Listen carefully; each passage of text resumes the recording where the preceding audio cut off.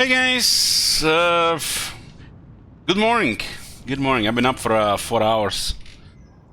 Before we get into the game here, I just wanna have a little bit chat here first. Kinda started with chat messing with the certain emote, about Rome. And yesterday watching the Warhammer 3 Siege video. If you guys missed it, you can watch the VOD on Twitch, and you can watch a YouTube video later today, towards the end of the day. And all this Rome stuff and seeing that Siege video kinda brought some Rome 2 feelings in me, again. Because, now that I slept on it, on that Warhammer 3 Siege video, the Corn vs. Kate, whatever, it kinda looks like they've just taken the AI from Rome 2. If not, some mix of Rome 2 and Thrones of Britannia Siege AI. Maybe there have been slight modification improvements, who knows, it's too early to tell. We haven't seen enough, I guess, but that's how it looks like initially. And this kind of got me, like with the guy spamming this Phil's Rome man and Hyperclap emote, where the Pepe is wearing Roman helmet and is clapping.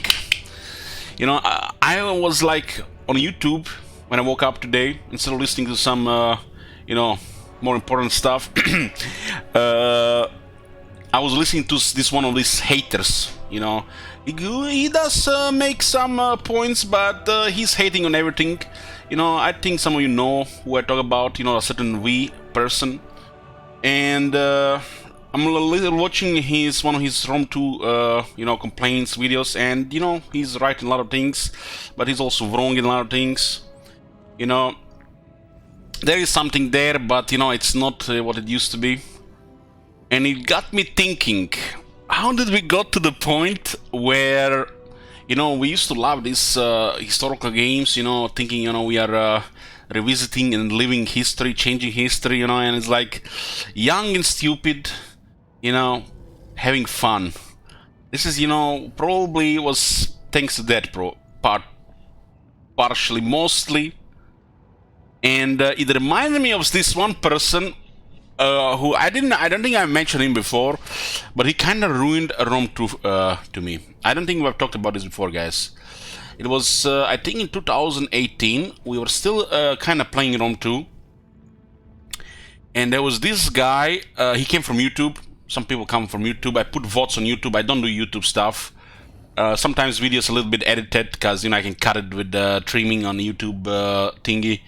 And we put some of these jibber jabber that look like YouTube videos, but they're not really YouTube videos.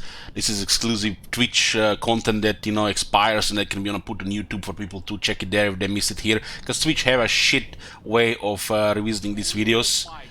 YouTube is way more convenient to watch these things. And anyways, some of these YouTube people, YouTube is the biggest Total War crowd. YouTube and then the Reddit, I would say. And still, I think Reddit is a minority compared to YouTube, while the Twitch is, compared to YouTube, is almost dead when it comes to, the amount of people checking this shit. And there was this person that came from YouTube. Sometimes, these people find me on Steam and they add me. And this person has noticed that I'm no longer really doing much Rome 2. And we engaged in a conversation. He added me on Steam and we engaged in a conversation. And he said that he loved my Rome 2 videos on YouTube, and he wished I would do more of them.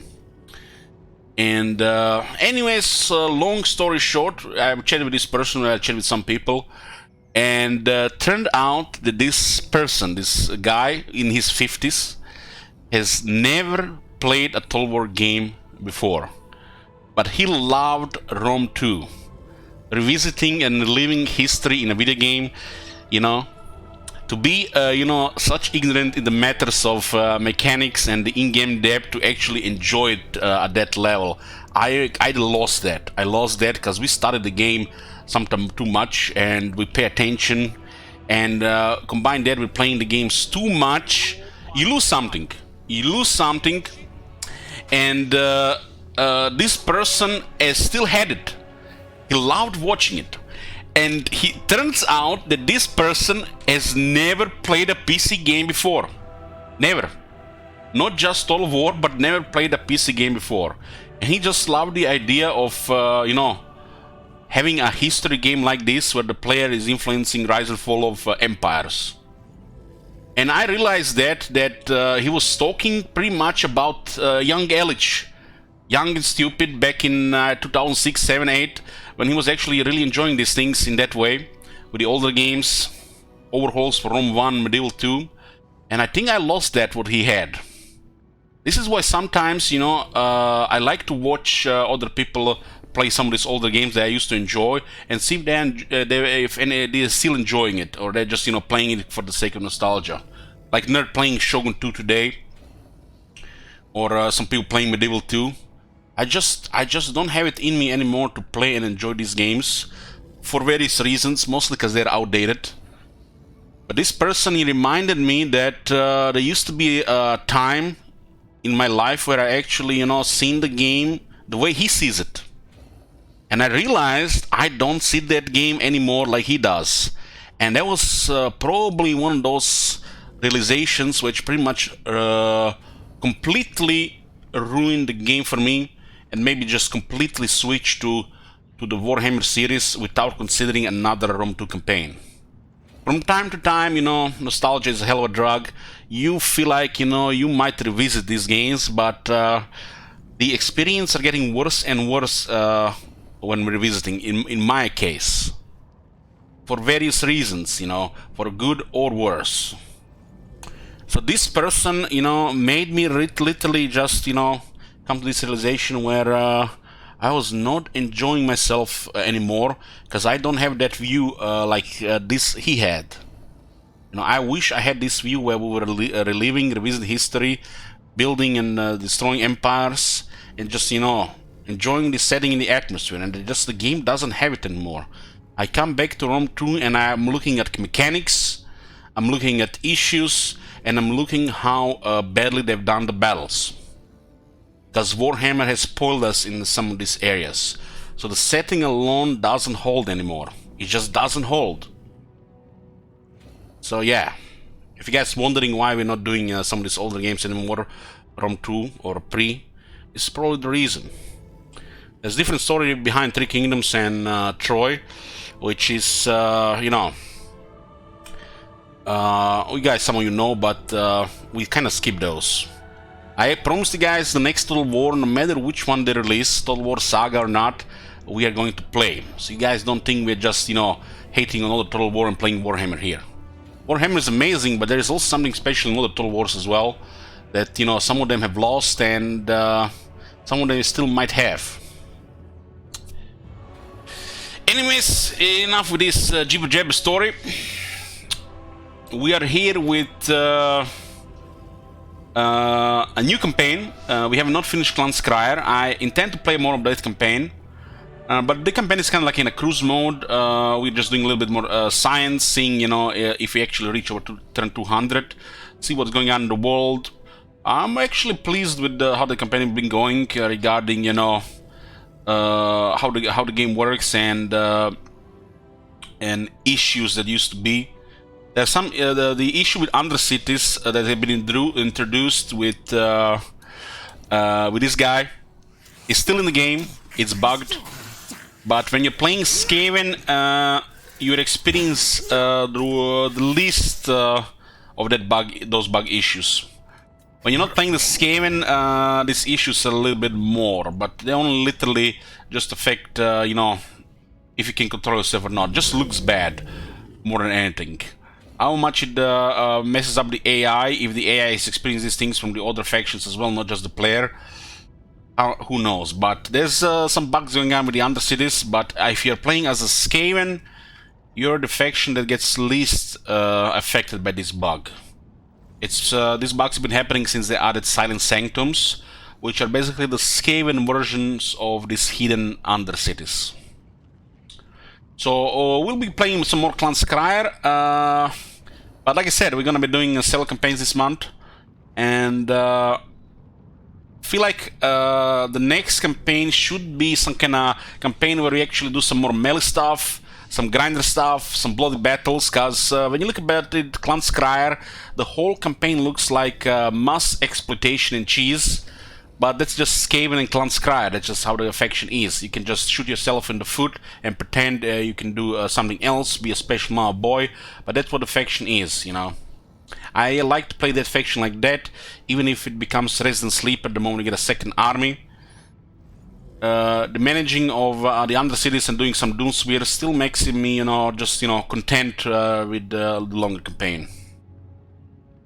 What does bug do? It reveals the Undercities when they're supposed to be revealed, and even gives you access to the Undercity buildings, even if you're not a Skaven faction. So this campaign, we're gonna be doing Morgor, the Shadowgave, for the first time since they split the Beastmen factions, like we hoped they would. This faction is now called Warherd of the Shadowgave, and you have this Beastman head on like a white background. So it's a new factions of the Beastmen, and the Beastmen work has been excellent. We enjoy with Aurochs, but we haven't played the other guys. And I said we would play more Beastmen before Warhammer 3, and here it is. This one will investigate everything he has as a faction himself, without being unlocked by another faction. His position and what to do, and we're gonna be trying to do some bloody battles. Like I said, some bloody battles for better or worse. So some battles might not go our way because of it. But, you know, we'll see. We'll see how it goes. So they changed some things here. It says Hearthstones at Bloodgrounds. We're gonna be... This is a second look on the Beastmen rework, so we're gonna do this in depth. Hearthstone Bloodstone Grounds raises Hearthstone settlements to create blood grounds to ravage, thus enhancing and Warherd in the name of the Dark Gods. It's been a very nice mechanic. I'm liking it. It's not perfect, and there's some minor issues with how they placed, but it's been good. It's been good. Can you imagine back in 2000, was it 16? Might have been 16. They released this barebone faction called Beastmen. They charged like $17 for it, just because of some mini campaign that barely anybody played. Nowadays we actually got a proper Beastmen faction. It's, you know, it could be more, but everything could be more. Heck, everything could be more, but I think it's considering Taurox, I've been satisfied with the work so far, but we have to see some other Beastmen, see you know, how they affect as well. Dread, winning battles and completing objectives earns Dread to spend an expanding unit and hero capacities, accruing Legend Lords on ordinary upgrades. So the Beastmen have their currency, this mechanic, Dread. So we now have Hearthstones and Bloodgrounds. We got Dread. This is like 2 new mechanics. And they tell about their roster, aggressive unit roster with a variety of fast-moving beasts and monsters. So basically a melee faction. The range is kind of optional. I did compare Beastmen to some regarding their ranged strength to old Total Wars, Rome 2 and 3, where, you know, range was just basically a secondary thing, an optional. And this is like what the Beastman has, you know, optional and secondary thing range, you know, with the Ungo Raiders and throwing axes and Centigors, I mean, and Cygors. Cygor range is solid, but it's not really something you should rely on. I find Cygors fun more than anything sometimes. Wouldn't really call them a very effective unit. So what does this faction have? They have specialty and flavor with the Chaos Spawn. When you look at the Morgor himself, he has some kind of stave, or a, you know, club on a long stave, and he's one of his hand looks like a claw. It's kind of, I think he's considered axe infantry. He's not a wizard. He's a fighter with some nasty abilities. So he's not like Malagor, which is like a pure wizard, and he's not like Kaz, which is like a pure fighter. He is a fighter that has some nasty abilities, because, you know, he's supposed to be like extra with corruption when it comes to the Beastmen. This is why he looks like this, like he's been kind of like an abomination thingy, right? And then his flavor is about Chaos Spawn. Chaos Spawn, which are monsters infantry. Not great, but they're also not terrible. You know, they're the better Beastman units, but you know, with Morgur, they're you know, more than usable if you ask me. So he gets extra 4 capacity for Chaos Spawn. Yes, this is another thing that is mentioned here. The Beastmen have capacity now for the units, similar to that of the Tomb Kings. This is unlocked with Dread. I guess expanding unit and hero capacity is mentioned here in the Dread. So yeah, Chaos Spawn. His armies have more replenishment, which is, you know, feels strange, man. 8% replenishment is a base replenishment in a regular climate for a faction in their lands. This is kind of doubled when they're in the cities. So I'm not sure how does even this affect him, because he's a horde. There are different type of replenishment. There's a replenishment, you know, for your province-wide stuff, and there's a replenishment in encamp stance, which is capped depending. Cap for a standard camp is 10%, so you can never replenish about 10% no matter how much replenishment you have. Some factions have higher cap on this, like I think Norska can replenish more with their camp. And then there is the what we call horde replenishment, which is not really affected by the regular replenishment. There is more types of replenishment.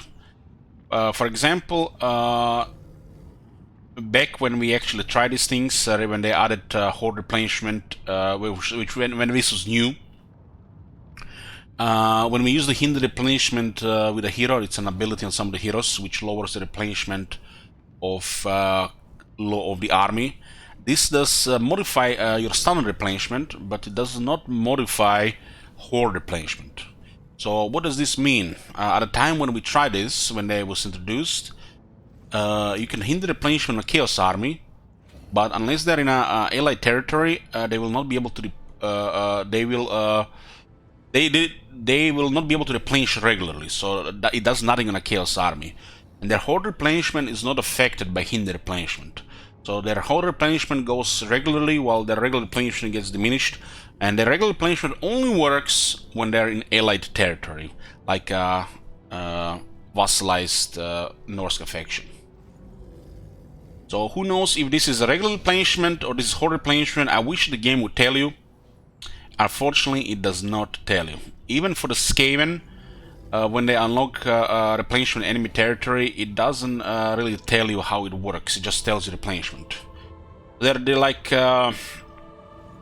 I guess you could say even put them in 3 types of replenishment, and there are various caps. So yeah, it's a little bit weird.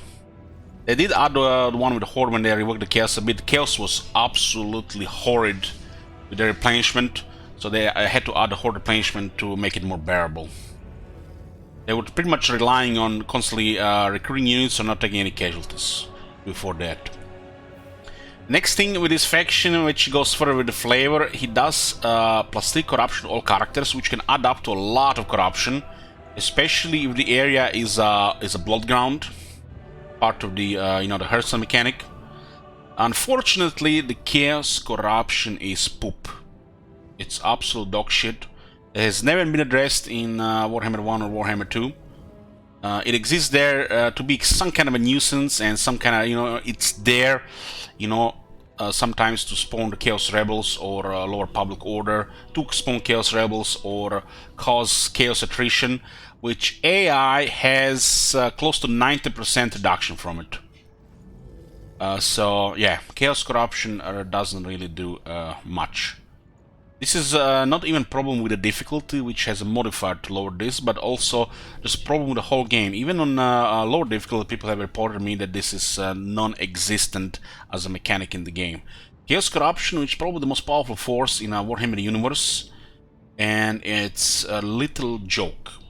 So I'm looking forward to see what they do about it in Warhammer 3. Apparently, they've created separate versions of Chaos Corruptions, the you know, Slaanesh, Tzeentch, Nurgle, and Khorne, and they have some other effects now attached to it. So looking forward to see that. As it is, the Chaos Corruption is just a complete joke right now, and never really to be considered something that you know, should be relied on or give you any benefits. It's just situational and random, even in the best of scenarios. This faction now also has, this is I think new, fort building construction costs minus 15% for all armies. So they will be building stuff cheaper. This actually does have some effect. There is, I think, still a Magister, which I guess puts to 23%. I guess you still need to pay for some stuff. On to his lore effects, which have been also upgraded. Lore effects, raiding stance is upgraded to the spoiler raiding stance. So basically he gets a strong raiding stance, which also now has I love unique stances. I think a lot of factions should have unique stances. This should be a thing for a lot of factions. Like, the first that comes to mind is Night Goblin Warboss and Skarsnik. They should have a unique stance. If a Lord is Skarsnik or a Night Goblin Warboss, they should have a unique stance. It should not be something brain dead like Stalking Stance, but it should be something similar to that. Something that buffs the Night Goblins when they're attacking, and that is not really directed to ambushes, but it can be an ambush as well. So yeah, I think unique stances are a nice way to promote and increase variety between the factions, especially the factions which require this flavor. And I'm looking at you, Night Goblins. Night Goblins suck. You know, no matter what kind of use can get with them, compared to the other goblins and the orcs, the Night Goblins suck. They lost their special thing when the Greenskins were shit. When Greenskins were shit, they, you know, felt like there was something there when the Fanatics worked with some poison. But, you know, I feel like they lost almost like their identity. They lost their identity and, you know, flavor when they reworked the Greenskins. That's one reason I'm really frustrated to even think about Crooked Moon or Skarsnik, because that faction is a fucking fail. It's probably been more fucking fail than Golden Order. Anyways, moving on from this. So, extra corruption and attrition. He has an ability. This Lord used to have a very powerful ability in Warhammer 1, but due to multiplayer balance and I don't know, I guess they forgot, the Morgur has completely lost this ability in the campaign. And for the longest time, Morgur didn't have his main ability in the campaign. And guys, we got to patch notes. I don't remember reading a patch notes they would disable this ability for Morgur. And the fact they've just done a blanket change which affected both multiplayer and single player at the same time was the wrong way to go about it.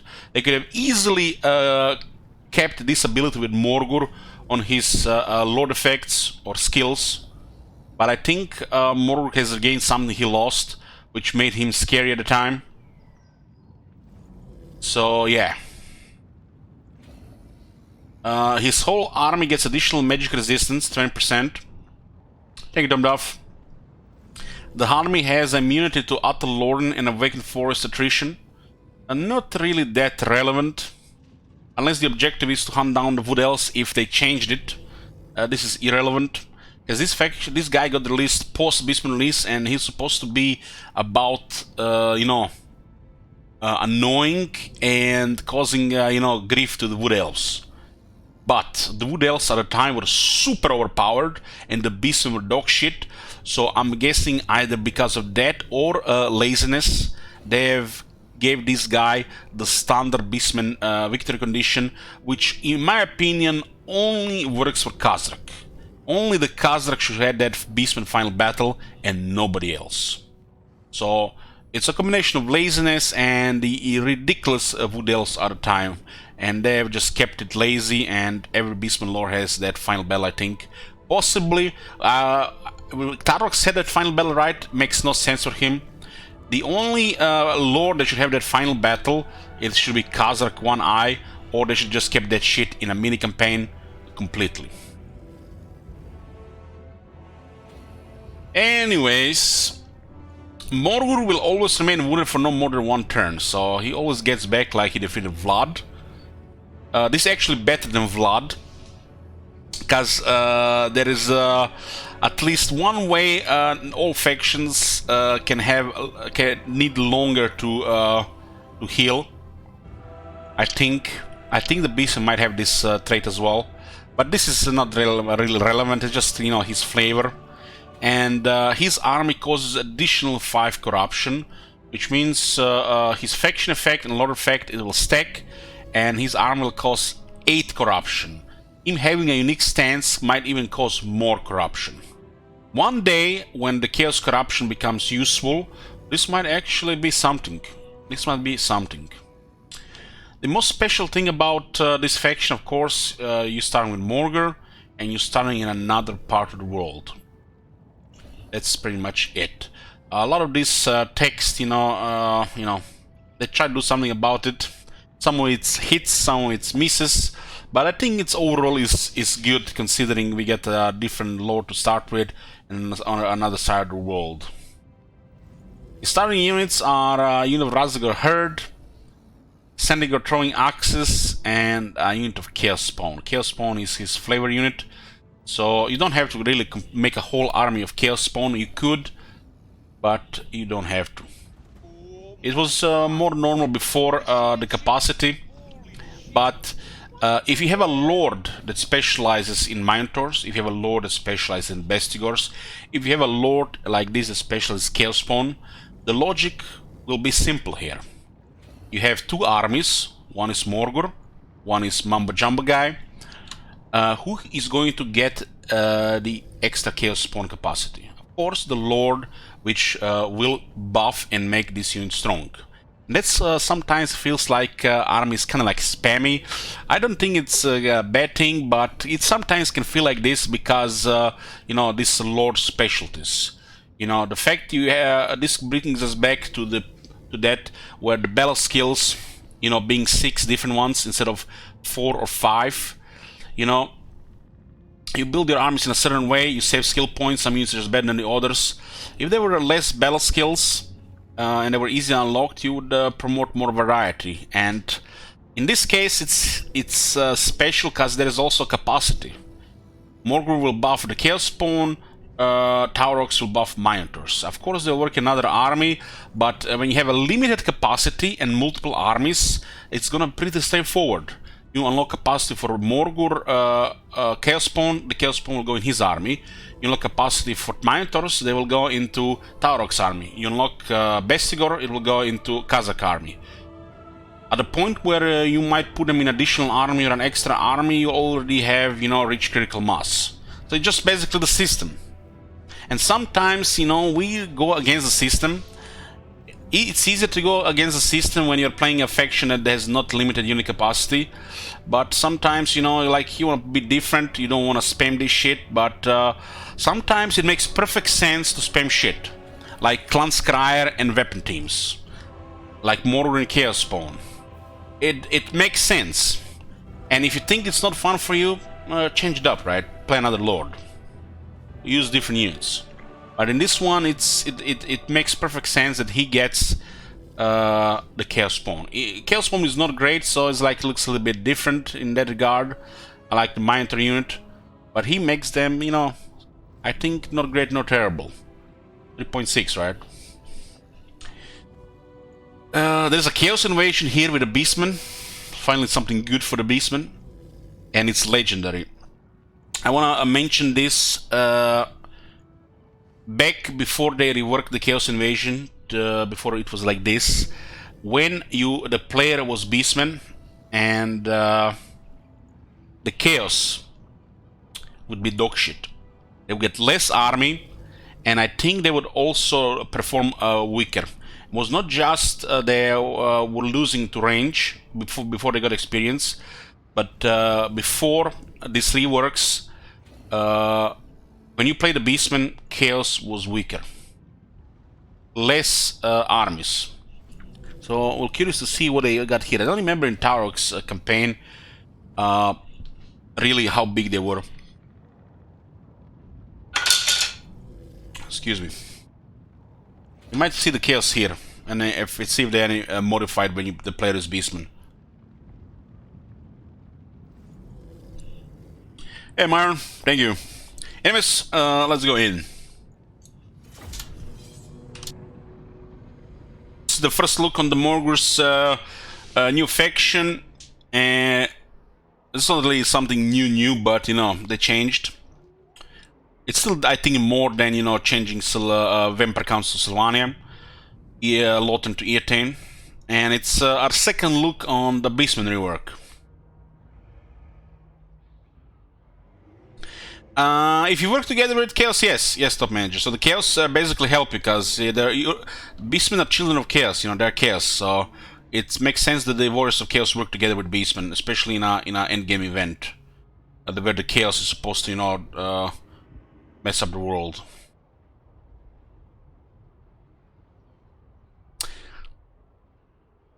Psycho Seal says, I hate the old Beastman campaign. Every time I raise something, scare and build a settlement in one turn there. Greetings to you, Morga, eternal agent of change.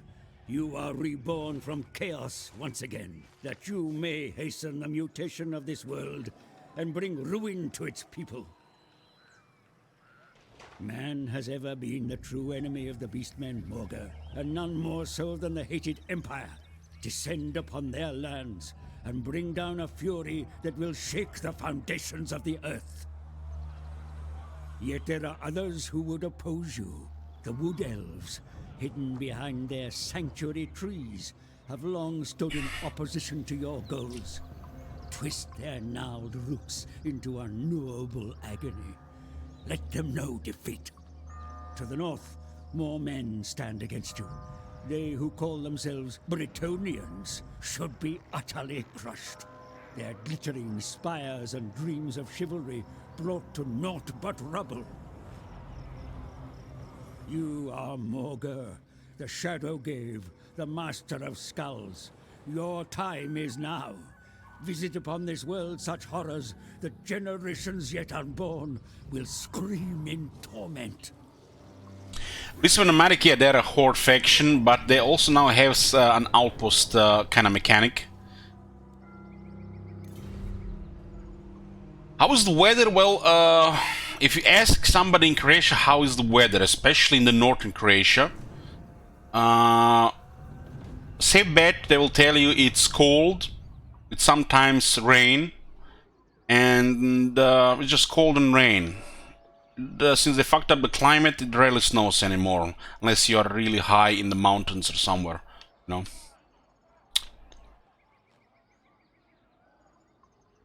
So, let's go over this again. Hordes, Beastmen can only form limited settlements, instead roaming the map as hordes, continually fighting and raiding keeps their bestial rage high and maintaining the growth required to build horde buildings and raise new armies. So, bestial rage goes up, we get reinforced. What the hell? Ceterum senseo altdor facet dealing. Oh, Jesus. Roma Invicta. Hi, you're pushing a little bit this too far, but thank you for $50. Appreciate it. Hey, Dick, bro. Yoo-hoo. Feel strong, man. Okay, anyways, let's get ready to this. Bloodgrounds are created wherever the Beastmen raise Hearthstones in settlements they have conquered. This is the Hearthstone Shard, which is required to raise a Hearthstone. Once created, a Hearthstone region and others adjacent to it become a part of a Bloodground, so this is why the Hearthstone Bloodgrounds are, you know, in the same sentence. The Hearthstone basically mark a region of the map into a Bloodground. Sometimes settlements raised within Bloodgrounds provide devastation, which is converted to marks of ruination by performing rituals of ruin. This is basically this bar here. This is another currency. I guess you need to collect. Is it currency? I guess I can call it a value or a goal, objective. I guess a value. It's not really a currency. In turn, this enables the Beastmen to progress to ruination levels to advance their campaign. These guys, the Bloodgrounds.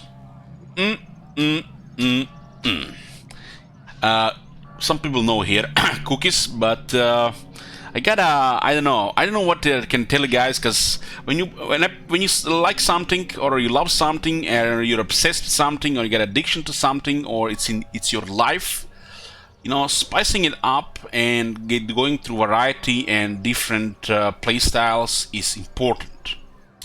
And when you play factions like Dwarves, Vampire Counts, the Empire, you need factions like the Beastmen.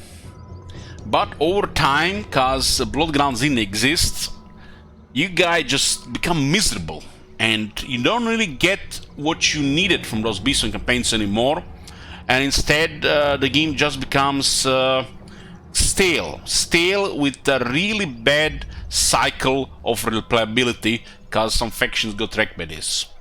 And this Bloodgrounds mechanic is what the Beastmen needed. Not only to make them, you know, actually a faction that is comparable to other stuff in Warhammer 2, but actually enjoyable. Enjoyable! When sometimes you get this dangerous feeling when you're smiling and enjoying yourself too much and you're having fun. This is what they needed.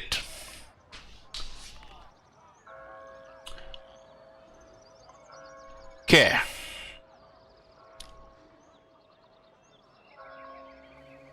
In turn, this enables the beast to progress through nation levels to advance their campaign. Okay. Second line elements will display the extent the potential Bloodgrounds if a Hearthstone is built there. Oh my god. Thank you, Sami Prime, appreciate tier 2. The number displayed above each settlement presents the potential maximum nation earned after raising them and performing original loan. This all might something like complicated or, you know, complex, but it's pretty straightforward. You basically decide where you're going to mess up shit for the civilized people, like this area here. If you decide this area here, and this means this is gonna be a blood ground. You start messing up shit in this area, and eventually you decide, you know, when enough is enough, and you complete the ritual, you get marks, and you get your shard back, and then you can move on. You don't even have to stay in this area, but it could be just an extension of your next blood ground as well. Okay. Dread, it says here, using Dread, Beastmen can invoke the Dark Gods to grant them upgrades to improve their faction. Dread is basically a resource.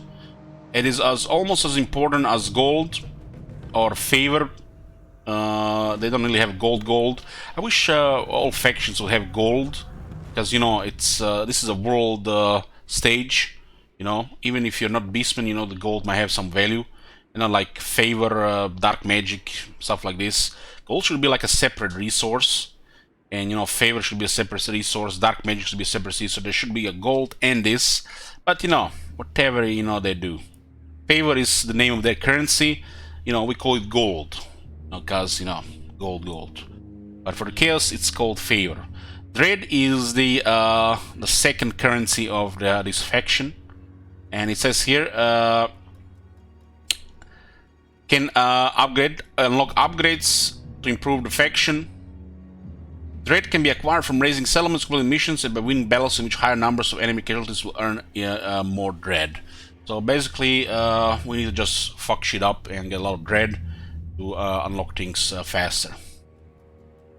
Access the rewards of dread panel to purchase improvements such as increasing the capacity of specific units and heroes, upgrading new Hearthstones and hordes, and even to summon other legendary lords. This dread mechanic, on top of the Bloodgrounds mechanic, I guess I don't really can explain this feeling, but it's almost, you know, I'm not gonna go there, but, you know, it's almost like developers done a good job here. Over that enthusiastic guy from CA that just talks too much and he's way too happy. He's done a good job about this shit. So yeah, they've done a good job about this shit, guys, and this is good. This is what we need. More shit like this. So not only we got a good mechanic with the Bloodgrounds, with the Hearthstones, but we also get this dreading. And this is how you, you know, put a campaign pack. Where it has campaign mechanics, which do shit. I'm looking at you, Lizardman. What the fuck are your mechanics? One day. One day the Geomantic Web will do something more instead of being some boring ass buff, and one day you'll be able to cook some blessed units instead of, you know, relying on some RNG. Okay, and you have the Beast Pets, which is basically just an underway stance. Okay, let's see this. So this is the Beast Pet, pretty straightforward. This is their hidden encampment, 10% required. Beastmen, along with some other factions now, they have the highest chance to stay hidden. When you are ambushing or hiding, there's multiple factors here. There's a factor of staying hidden, being discovered, and there is a factor if it comes to an ambush, if you're going to ambush them or not. It's not the same thing. If this area says 70% ambush chance, this does not mean you are going to stay hidden because you're in the forest. There are factors in the area, some random factors which the game doesn't really explain, but you learn over time. Usually it comes down to the proximity of the forces and heroes in the area, and I think rogue heroes have this a little bit better. The problem with these things nowadays, when it comes to this, is your line of sight is fucked. So kind of lost some of the perspective of this, because you used to be able to see further with heroes and even lords and even the cities, but now you see less. So it's this one is a little bit messed up to what we learned until that point. While the AI has really no fog of war, so they don't really behave in that way.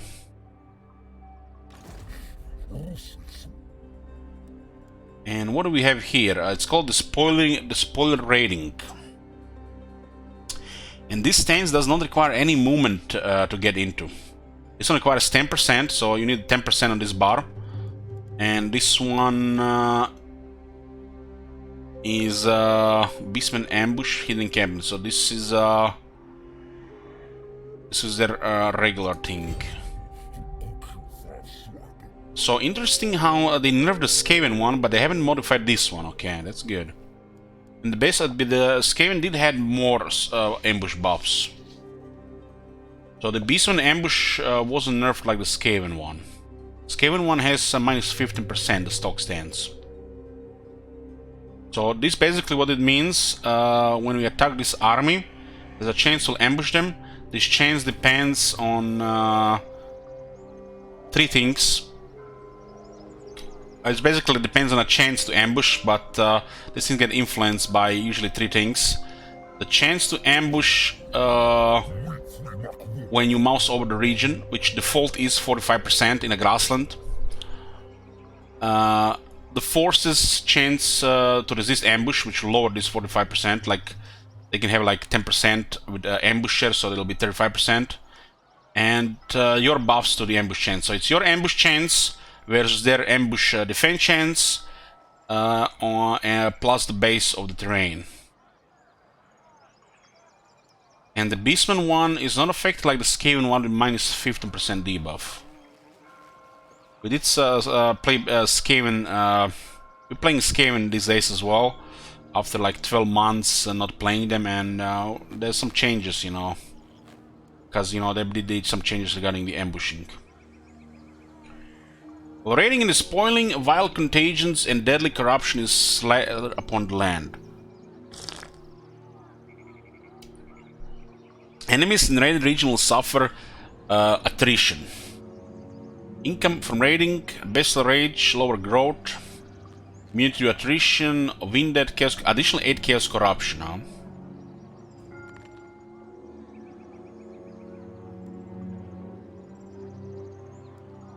So there's a bestial rage here. Let's see, read what it says. Bestial rage is a beast and primary means of achieving growth. Positivity in suffering battle casualty will cause bestial rage to drop. Will make it difficult to expand the horde.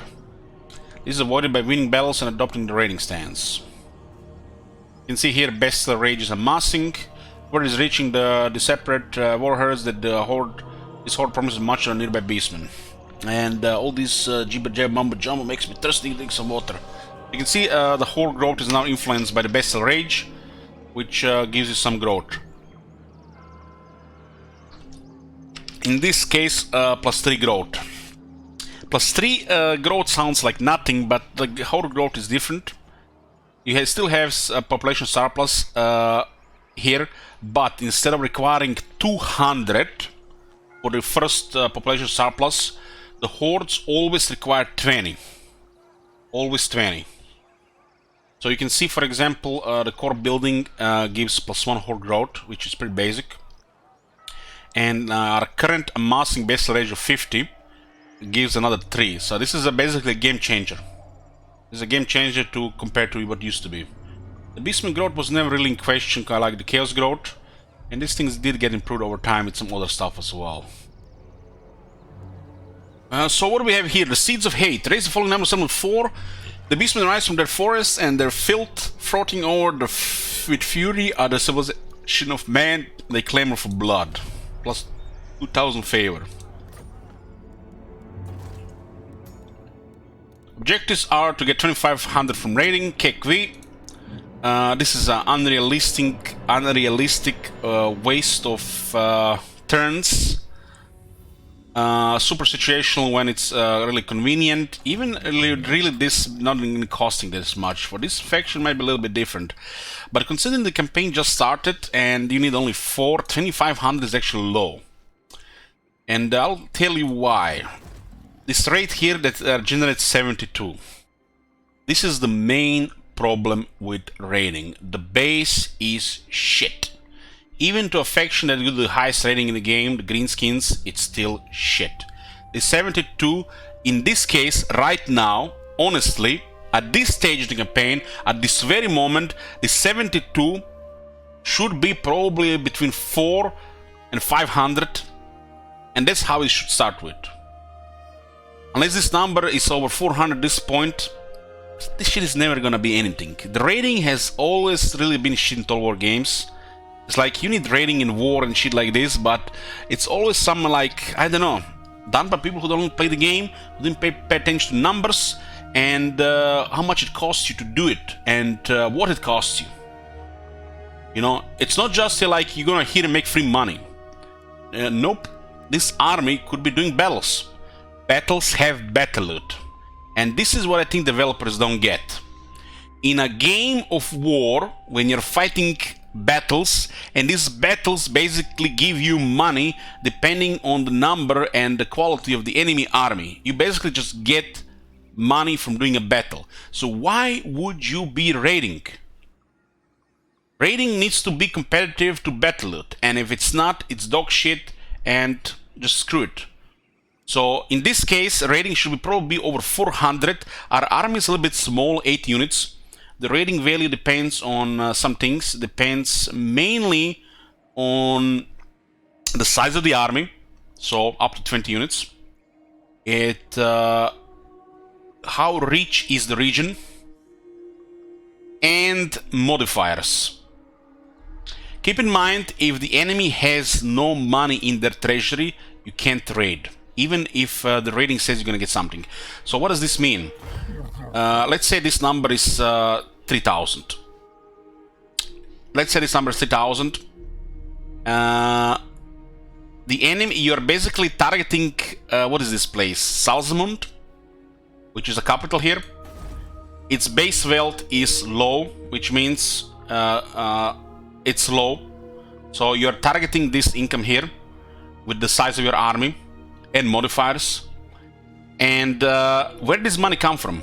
This money does not come from thin air. This money comes out of the treasury. You can bankrupt an enemy faction by raiding them. But yeah, this investment. Why raid somebody we can just do battle loot? Battle loot exists, raiding is shit because of it. And raiding has very low modifiers and poor values, and it has to be rewarded completely. Completely, really. Raiding should probably not only enable you to get some money, but give you some capped replenishment, maybe like 4%. So yeah, this will also make the AI look better. I'm looking at you, dwarves, raiding a settlement under siege for 0, when your army is not 100%. 6 turns later could have been fully replenished in a camp with minimal replenishment. So by giving raiding, let's say horde replenishment of 4% kept, it not only would make the rating better, but would make the AI look better. Without even improving the AI, by changing how the rating works, would make the AI better. Because AI does like to do a lot of raid. They have extra armies over you, and they just looks bad when it does really nothing. So yeah, there's that. So where were we? Rating 2500. This is a waste of time. Unless you're doing some kind of, you know, I don't know, personal goal challenge campaign, where sometimes I did this in Rome 2, where I would play campaigns via chapters. So if you're completely new to the game, you have never played Total War in your life, and you start the campaign on easy difficulty and you want to learn, well, just read everything, pay attention, and if you don't know what to do, open this button here called Objectives, and go into Chapter Objectives, and if you're that fresh, just follow the chapters. So this is the goal of the chapter, and every chapter will have bonus objectives. Some of these make sense, some of these are badly designed, and 2500 rating before you do 4 settlements is unrealistic. So don't try to complete every one of them. Use your brain a bit. If you see the rating is very poor and your enemies are amassing, of course you're not gonna do it. But you could make it a personal goal or you know, challenge where you complete all of these objectives before you progress with the chapter objectives, and you know, just you could play a campaign that way. So if you're really new to the game, just stick to the objectives. You don't know what to do, and try to sort the whole game around these objectives. So you actually have a goal, these objectives, which you know, will get you some extra resources. Some of them are not really needed, but you know, if you embrace the sandbox part of the game, and you know what to do, because you know you have experience, you can totally disregard this, and this will randomly pop up and just give you some money. This income is nothing to need to be relied upon, but sometimes, you know, it's just a nice boost, especially if you're playing a faction which will have 9 settlements by turn 20. They will require money. Sometimes you put money into growth and not into money, and you know, it's good to get money. But you also get money from battles. Just do more battles, more battle loot, and also get away from that with that. See, recruit 1 heroes. This might be realistic since the rework. Usually, when an early objective it is telling you to recruit a hero early on, it's unrealistic unless that hero is a tier 2. Maintain 20 units, that's fine, because as a beastman you want to have 20 units at all times in the army. The units, as you can see, have no upkeep.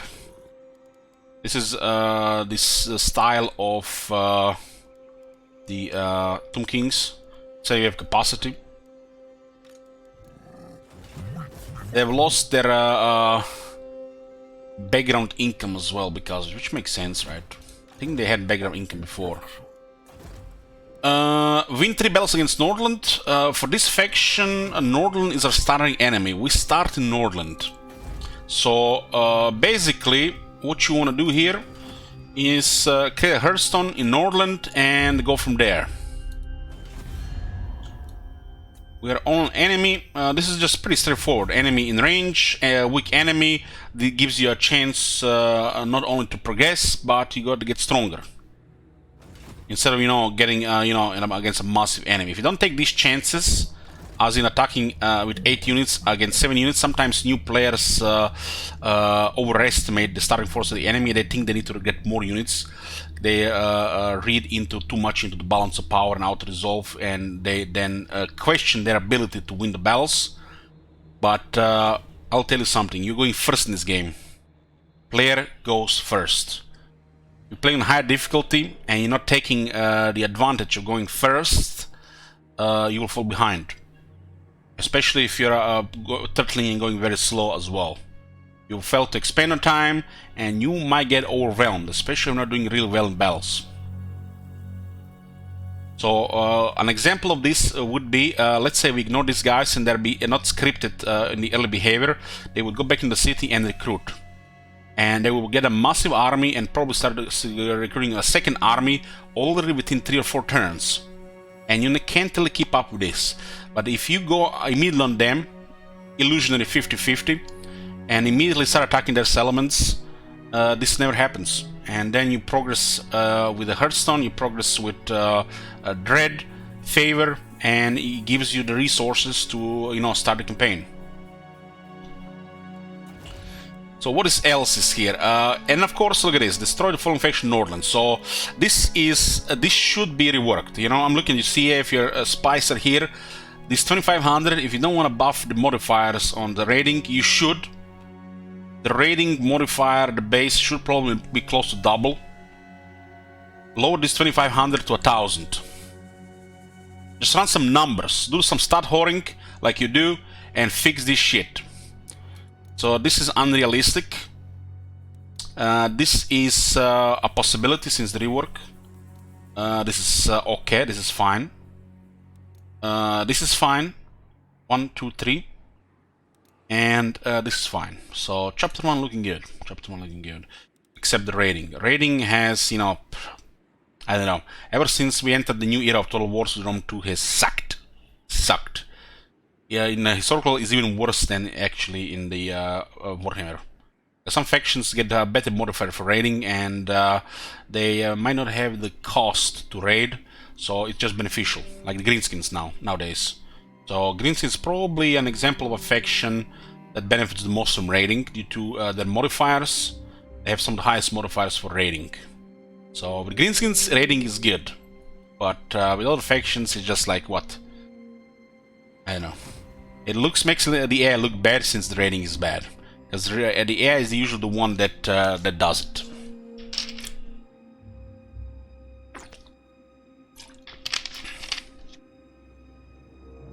Okay, let's go. What's next?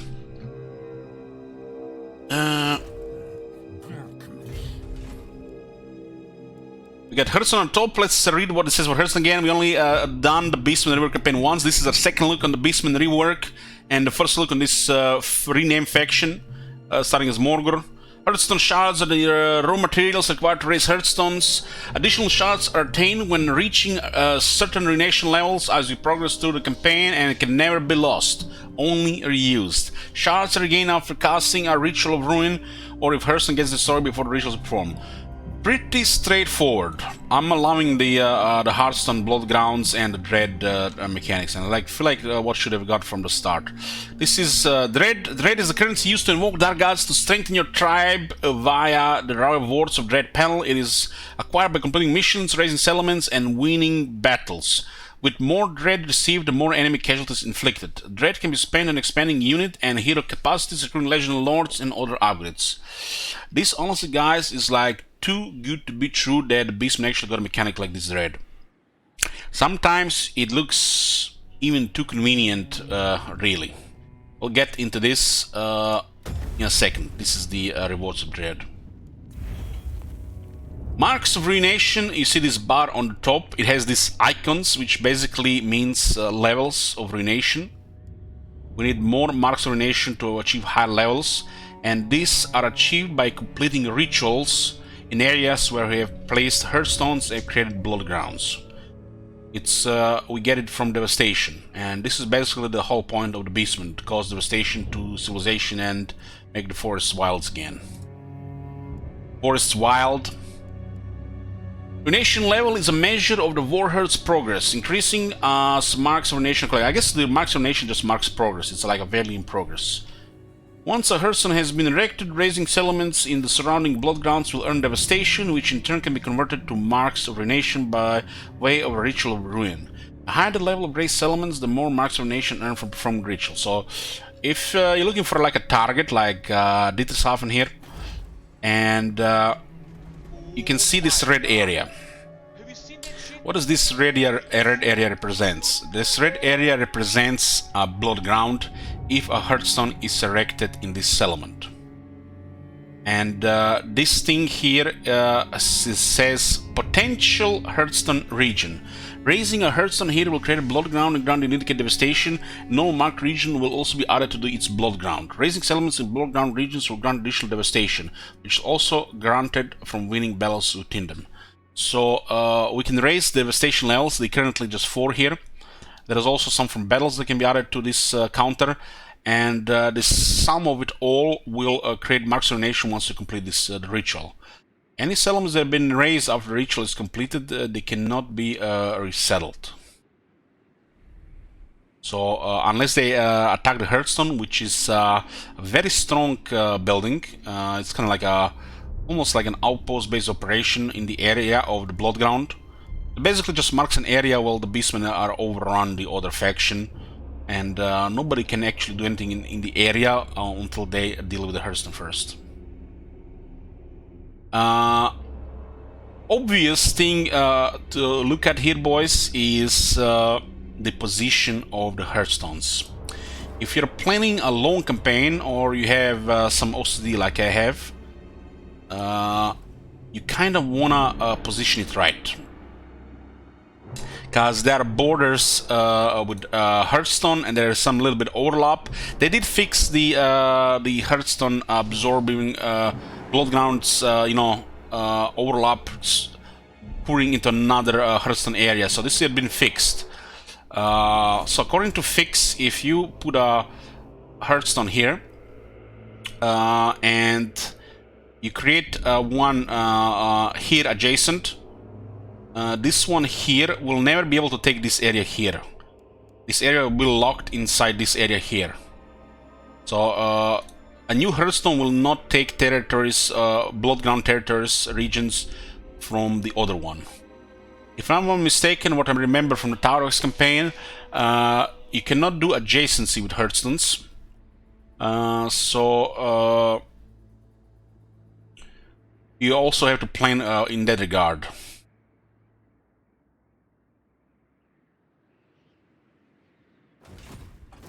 Like, for example, this is a good example here. You see Middenheim here?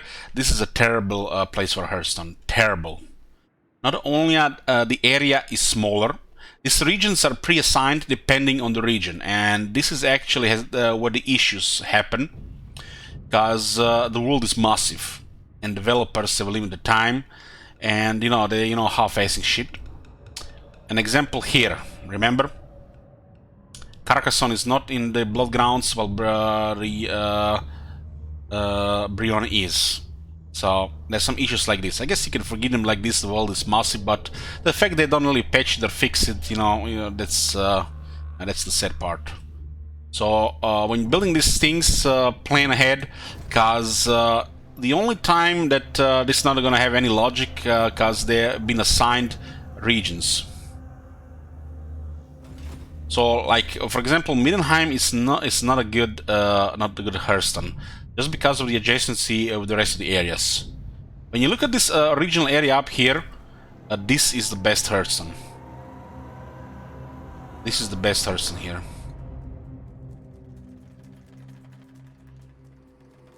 Of course, having more information about this rest of the region here, depending how much you want to progress in the area. But for the animation we have, this is the best Hearthstone here. It covers the coast, and it looks like almost the whole northern side. But we don't have information about this area here, and like I said, we could have the case of Bilbali. The Bilbali case is what the ruins planning, because sometimes there's not just bad logic to it, but I guess the region is better designed due to proximity here. There's another thing about the Hearthstone. Some cities are special. We learned this in the Tauros campaign. Nagaroth had a special Hearthstone, so consider these things. I would say Middenheim doesn't have anything special. I wish it would tell you. Does it tell you? I don't think it tells you. But Aldorf probably has something special. Okay.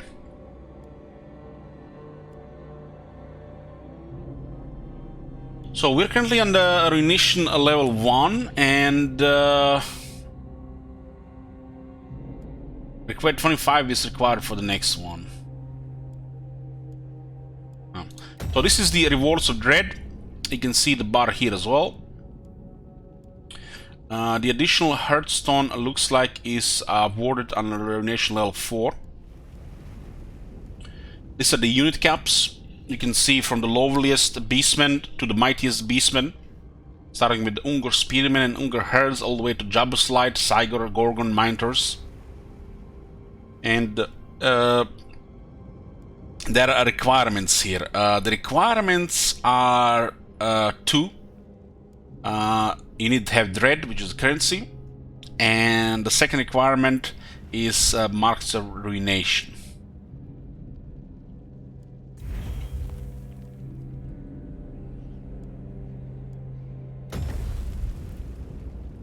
Okay. Pretty straightforward. It's a Lords and Heroes. You can unlock the Legendary Lords. One thing I don't like about this is that these Legendary Lords can be present in the world, messing up their skill trees. Please, Warhammer 3 have a reset on the skill trees. Please. This is probably one of my most desired thing to happen in Warhammer 3. Reset on the skill trees and more variety to the siege elements. But you can see them here: Khazrak, Malagor, and Taurox. And you can unlock them with 1200 Dread. When you unlock these guys, you should have an option, one-time option to respect their skill tree. It's not rocket science. This is probably the most sought after feature in Total War. Respect on the characters. Region trading, probably not that far from either. Because there are situations where I want to transfer regions to another faction. You know, that makes sense. So provinces, like we had a Skaven campaign where I wanted to give this region to Rakard for a trade agreement or something. You know, I want to have a diplomacy like this. Shit like this should be possible. They can make it on a cooldown. They can make it like 15 or 20 turns cooldown. If they're worried people are gonna abuse this shit. Because in Medieval 2, it was highly abusable. Like, you start with Venice, and at the start of the campaign, you buy that German city next to it from Holy Roman Empire for just like 3 grand. So it was quite abusable. So they call it abusable, and they didn't like how it was used. So instead of, you know, putting a little bit effort, like 3 days to a basement dweller in mom's basement, they just basically disable it completely.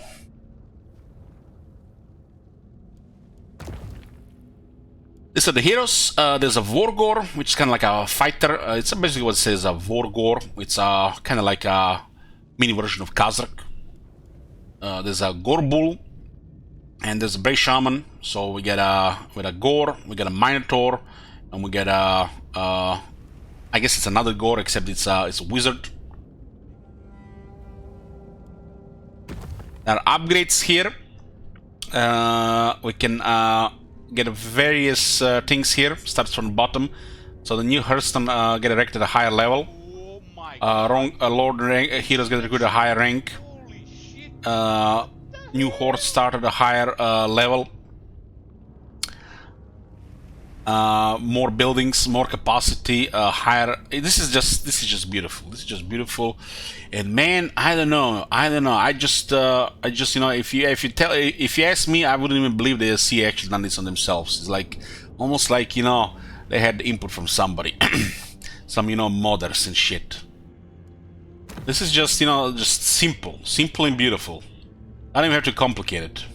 This shit can be extended, you know, to even more stuff. They can create rights and shit, you know, further.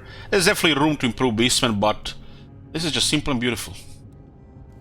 And their items. This is pretty much going to be your main way spending favor. Unlocking certain items, like the Battle Scarred Ungor Raider. Look at this. You get a follower, which basically give you exacting a trait from Tic Tac Toe gives you.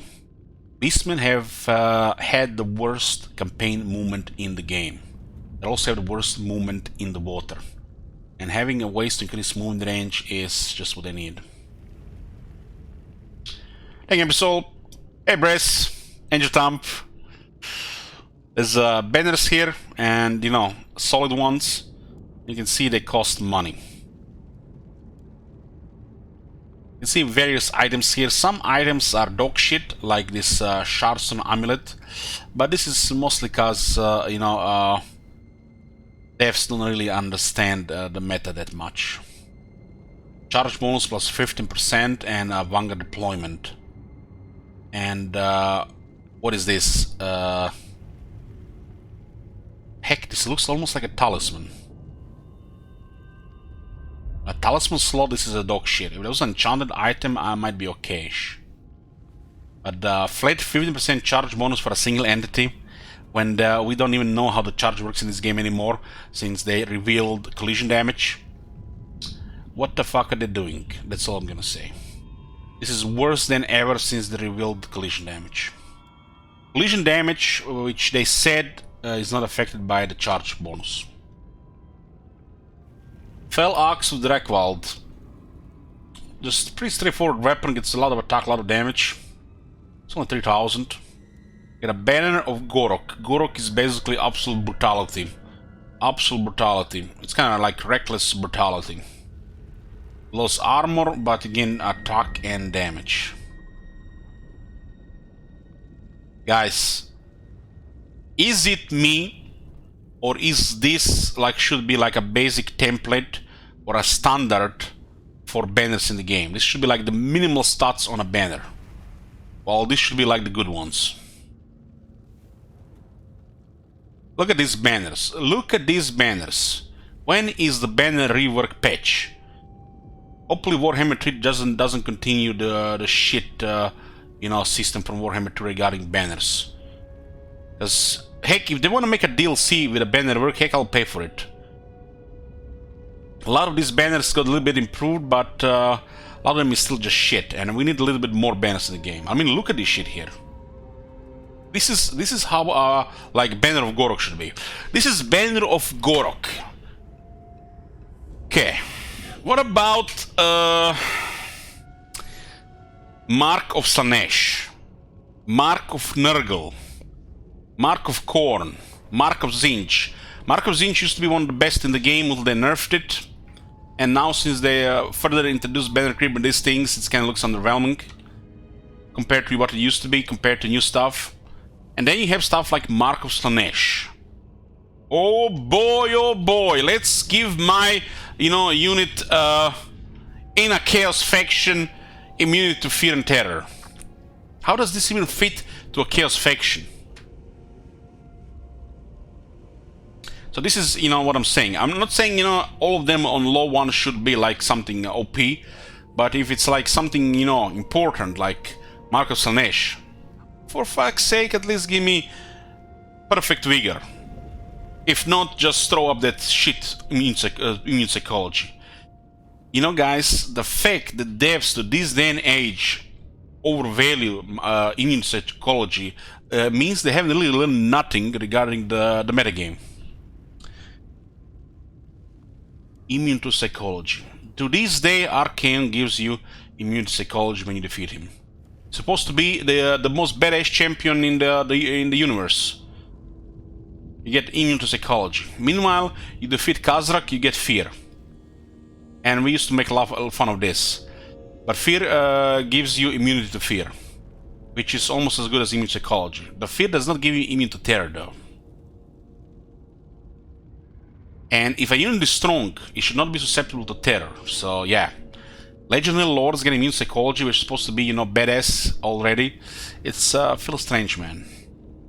Usually, when a powerful lord or a powerful unit gets terrified, is to the point where they're nearly dead or the army losses have triggered in. So it's kind of pointless.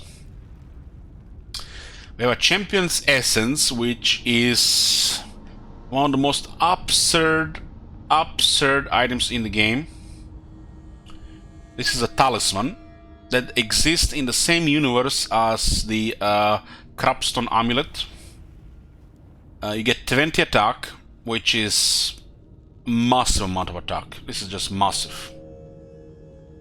The base attack is 35, base chance. Plus your melee skill, and a cup is 90%. So 20, that's just like huge amount. If there was an item that existed in a talisman slot that just gives you 20 attack alone, that would be a strong item. Usually characters do need resistances more than they need attack. So in a death slot you would go with something that has ward save or physical resistance, Dawnstone or Talisman Preservation. But this item not only has a 20 attack, 10% ward save, which reduces all damage, but it grants you an ability which is active in battle the moment the battle starts. As long as the unit is not wavering, it will receive regeneration, extra leadership, and perfect vigor. Yeah, this is like it's the most powerful talisman in the Beastman slot. It's this is probably where most of your favor is gonna go. You put this thing on a legendary lord, heck, a regular lord, if you're into that, Wargor or a Gorbull, heck, any character in the Beastman, and that character will just become more powerful just by using this item without anything else. It's that powerful. But the fact it costs 10,000, I think that's fair. I think that's fair. But we live in a world where people design Shadowstone Amulet and then design Champion Essence. So without, shitting on this item here, Vanguard deployment, I guess, it's usable. But 15% charge bonus, we have no idea how this works anymore. The devs have started throwing hidden stats, almost like a mechanic regarding charging, that we never heard before. When a certain YouTuber has, said the cavalry should be stronger in a direct charge against heavy infantry. There was a cavalry patch in the game, and I'll tell you guys, I'm not sure charge bonus does much anymore. Without even taking this into account for a large unit, the charge bonus, in my opinion, has always been one of the worst stats on a single entity. And the fact it's 15%, and we don't even know if it works, which makes it even worse. This item, honestly, what should have been, not to get much attention, from me, would have just been charge bonus plus 50. 3,000, you get 50 charge bonus and Vanguard deployment. But now, since they start throwing off stuff like collision damage and charge bonus not really affecting this in a way where we don't know if charge bonus works at all anymore on large units, percentages have become worse than ever. So yeah, so somebody creates a Champion Essence and somebody creates a Shadowstone Amulet. The only thing I'll say here, guys, the devs not always, into the meta game. Maybe they don't care. Maybe they are just, trying to trigger people, or they are to promote variety.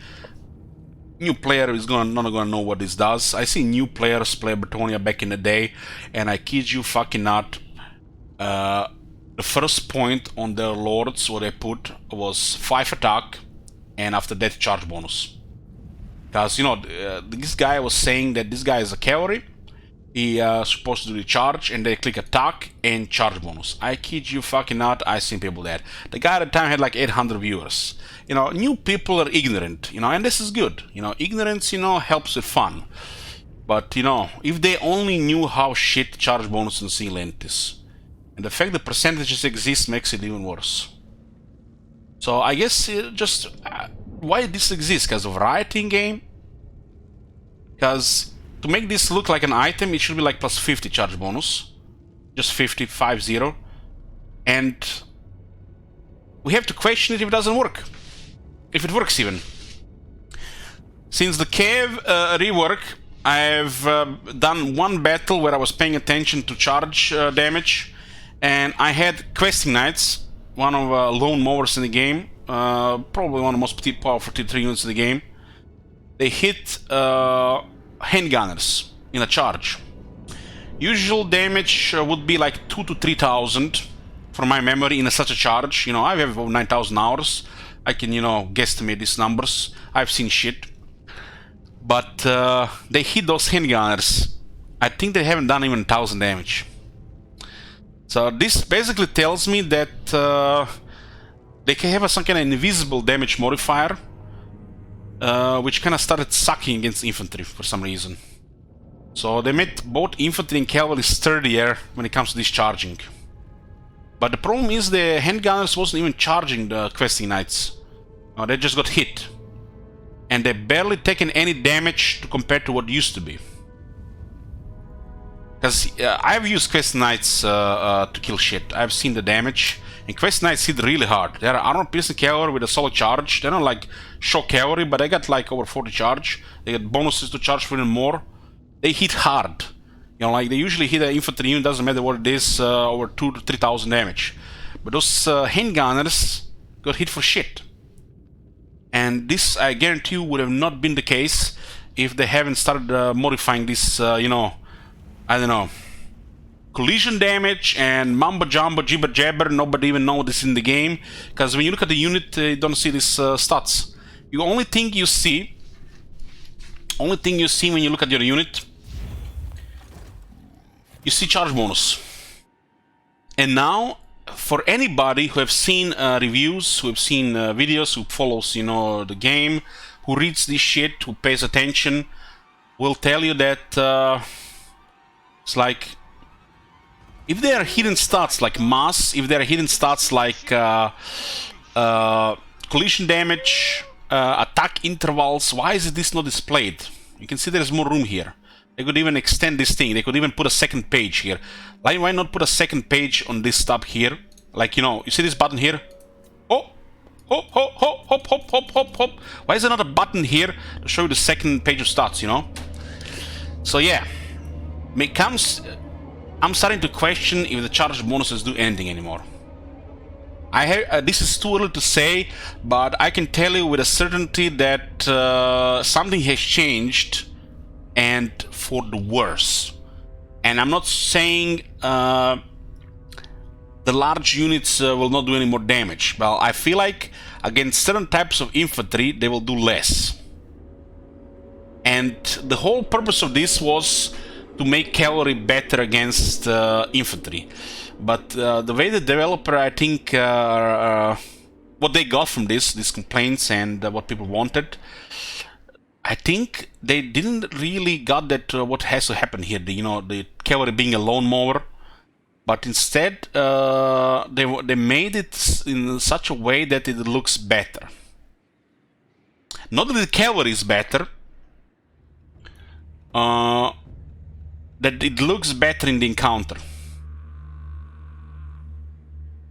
If that makes any sense to you guys when they're fighting, because mass does affect, how the game will look on the battlefield, because it's a difference when you have 3 units, 500 soldiers that can push through a unit of longbeards, or if they can't push through a unit of longbeards. Like in Rome 2 or Troy, you click on these 3 units, and depending on their mass, they might be able to push through the enemy unit, and then you right-click the enemy unit and you kill half of them in a single click. But in this game, the longbeards have assigned such a high mass that you can't push them with Ungers. And if these values are assigned to a point where the large unit just gets stopped dead on after dealing some damage, it does not look better to me. It just looks worse. Because the cavalry is supposed to just hit like a truck, destroy infantry. But we live in a world, we are in a world of Warhammer, where not all races are the same. Some will make a fun out of a horse, and the rider won't be able to do much against infantrymen, like a Black Orc or a Chaos Warrior or a Chosen. So you have to take this into account as well. So these values have to be properly assigned and not just a blanket change across all these units. And the fact there is a stat which we can see, and with mass and collision damage, so we can't even understand it unless we pay attention through hundreds of hours. I think it's a little bad for the game. And they did this at the end of the game, which makes no sense. We might not even be... this might not even be in Warhammer 3. This might not even be in Warhammer 3. Okay, so what was the last thing? The Cloak of Unreality. This is an armor which gives us missile resistance, magic resistance, and a constant debuff. I mean, it's solid. Nothing really special. Solid. I wish missile resistance was physical, but I guess it's fine. The best items here are obvious. The Battle Scarred Ungar Raider. 3000 follower for a character that grants you movement range. Banner of Madness. You cannot mouse over it, unfortunately, but if I'm not mistaken, it causes damage over time. And the Champion Essence here. So these three are the best items here. While others are some usable, they're not that really important. The Banner of Gorok looks absolutely ridiculous. This is like, I don't know. It's like adding more barrels to minigun, and they will still shoot.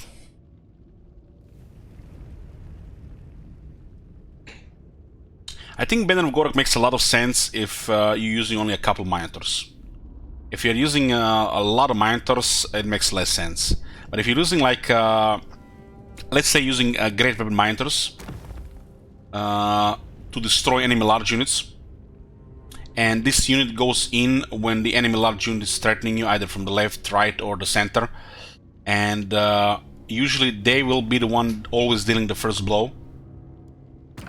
So if you have just one, if you're just gonna have like a few Minotaurs in the army, or just one, you're gonna have great weapons, obviously, and then it makes sense to put this thing here on. But if your army consists of light Minotaurs, this doesn't really anything. You're just gonna murder them anyways.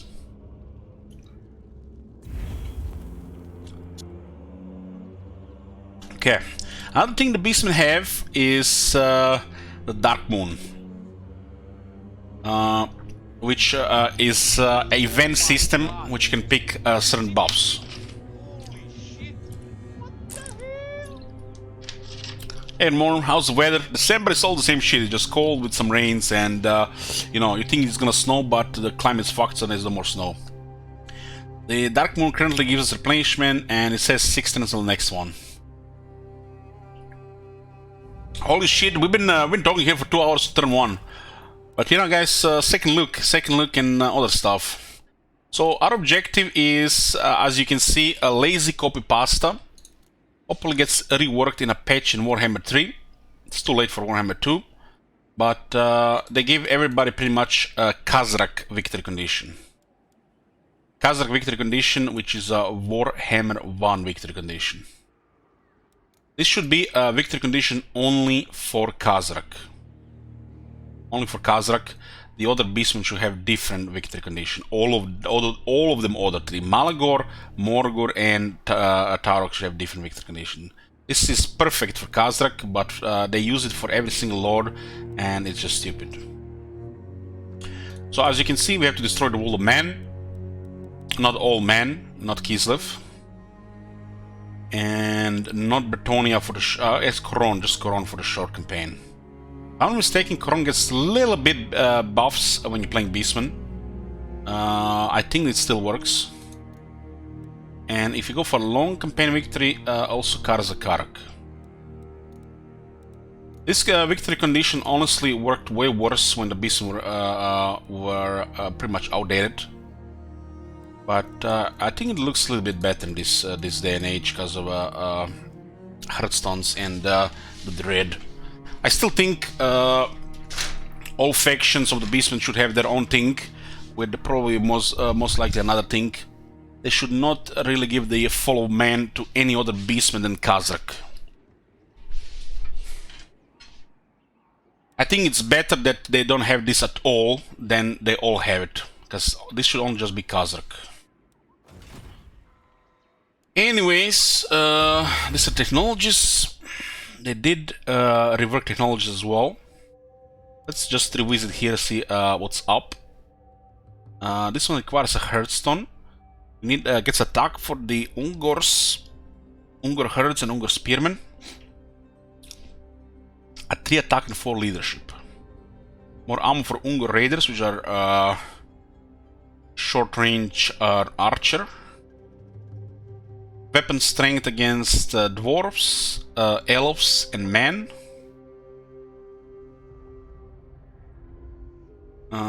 Larger aura size and bigger bonus on the blue circle. The leadership buff on the characters. And speed for all units. Pretty straightforward. What's also very straightforward is what you need to unlock these things. And how many turns they need to unlock. Beastmen, because you know they're beastmen, they're giving them, you know, flavor-wise shit technology, which just gets worse the more you get it on the research. Some of the technologies from before were strong, but they did a new thing here. I think this is the part of the beastmen thing that can be further improved. This says definitely room for improvement for further stuff later. It looks like there's a little bit of stuff missing. What's missing? Slanesh, Horn, Nurgle, and the Zinch. Specialties. That's probably what's missing with the Beastman the most. And I feel like at some point in Warhammer 3 we might get these things. You know, these different flavors, and you know, so you can actually build armies around this. It doesn't have to be big. It can be just a couple of units. It's not really like we're asking for another massive rework, but like I said, you know, specifics, you know, they're missing. Win 5 ambush battles for charge percentage for Gore, Herds, and Centigors. They get 10% bonus. Was that Gores and Centigors? Gore and Centigors, okay.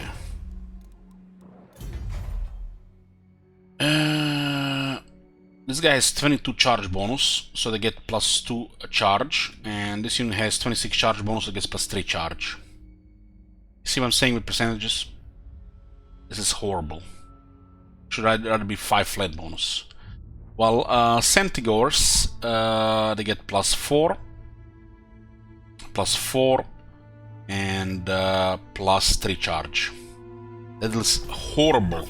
No, they're not even gonna notice this. That is horrible. This 10% should be 10 flat. 10 flat and nothing else. 10 flat. It will be help the infantry more than the Centigors, but it should be 10 flat. Why even a technology exists that does next to nothing? This is not even an average buff. This is like 2 buffs below average. 10 armor for the Gores and the Bestigors, that's good. Literally any technology that gives +10 armor to infantry is good. Doesn't matter if the infantry is only armored or is not armored. Armor helps. Higher chance to ambush, 10% for all armies, it's very good. Skaven have +5. 5 attack for Centigors, 5 defense. Having technologies that add 5 attack, 5 defense to units, that's, you know, nice things. These things actually matter, especially if you use those units. And all armies get fear when ambushing, so the enemy will have less 8 ace leadership if they don't have fear themselves or are immune psychology. Empire of Beasts, win 5 siege battles. 10 missile resistance is okay here. The siege holder time is a joke, it only is relevant to the AI. Bestial resilience, 10 physical resistance for this unit. This is actually nice. 10 physical resistance for melee units. They're gonna need to go into melee. It's solid. This helps on all of these units, all of it. This is just good technology. 5 attack and 5 anti-infantry for the Razorgore and Tazgore units. Solid. it further gives these units an advantage against the infantry. The chariots are overkill units against infantry, then struggle against large. Defense kinda helps in both situations, but anti-infantry just makes it further absurd against infantry. Main cleavers buff damage on Razagor herds, and it buffs armor piercing damage, chaos warhounds, and harpies. This is beautiful for these units. You can always fit some harpies and chaos warhounds in the armies. More than ever since capacity, right? Gaze of the Dark Gods. It grants regeneration of Chaos Spawn and Jobber's Light. This is just like this is you know, this is the shit. This is the shit. Stuff like this not only makes sense, but this is a technology. It gives you more reasons to consider these units. God damn. Chair. What are bloody battles? Battles with lots of casualties.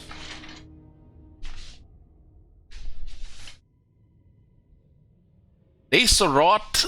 Perform Ritual of Ruin. Mines get 10 more armor. That's good. Mines do need more armor. They get 10% more damage. There used to be a technology back in old 3 that gave Miners 20% more damage. Miners have massive damage without any buffs to damage. This also helps Cygors, Giants, and Gorgons, so this is a pretty sweet technology. Didn't forget about the other units. Missile resistance for Gorgon and Giant. This is a nice start, but honestly, this should be 20, if not 30%. 20 or 30%. I remember once a situation in my Tarox campaign when I set Gorgon to attack the door. The dark shards on the wall deleted it. Literally killed it. I think they taking so much damage to the slits that started routing and they just killed it. 10% missile resistance against elves is nothing. Nothing. 20 or 30 would have made way more sense. Let's just make it balanced, put it 25%. So this should be a much higher missile resistance. Roaming Torment, Cygors get better at range. That's fine. And the Kalkangan Larder, Miners get Vanguard and Charge bonus. Look at that 10 flat charge. That's how you do it. So Miners have 3 sweet technologies, not great nor terrible. They already have a very strong base unit. Autumn here has Horns of War. Win a battle with at least 4 heroes in your army. And all heroes get Guardian. Guardian is pretty much, this technology is pretty much the main reason why to use Wargors in the army. Because they will get Guardian then. The Strong survive, 3 characters range check 15, more Dread 20%. Messenger of the Bray, look at this. This is an amazing technology. Makes actions dirt cheap. Its special is 90% off. If you defeat Morati, you'll have free actions. More line of sight for the heroes. Heroes do need line of sight. There should be more technologies on every single faction that improve line of sight on 2 or 3 technologies for both characters and the settlements. And less harassment here. 10% less for the enemy. Primal Fury gets upgraded. From the looks of it, it doesn't have a downside anymore, right? Yeah, you no longer lose it if your leadership goes down. 5 to 10 immune. Yeah, so there's no more downside to the loss of leadership, so it's constant. So yeah, this is okay technology as well.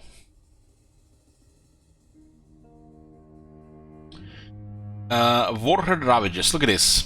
This is a second way to buff campaign movement range. So the Beastmen actually got proper movement range, so having a really dogshit movement like they had before the rework. Relied mostly on hiding and getting closer into position. Callan Unleashed, summon 10 units in battle. can do more transformation of Cardon, and Savage Dominion gets +1. These are summoning of Manticores and Cygors.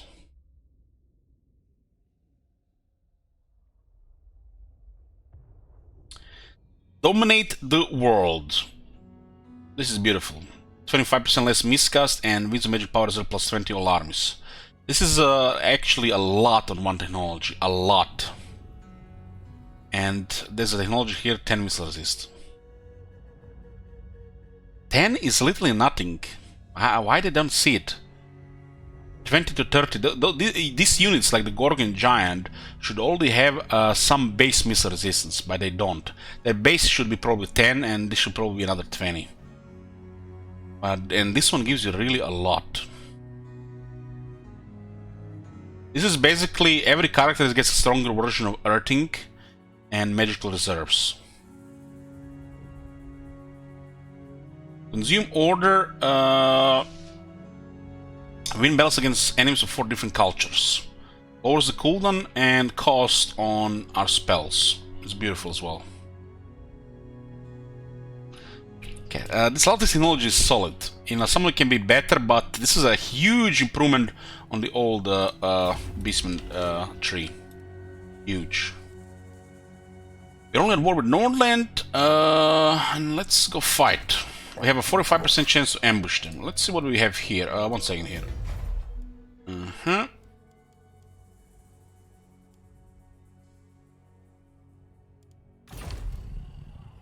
So, the Ungor Spearman Herd, Ungor Raiders, and Chaos Warhounds are our units that have no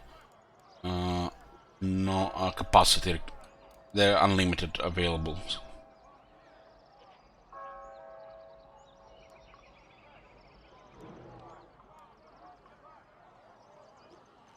This gives 3 Horde recruitment capacity.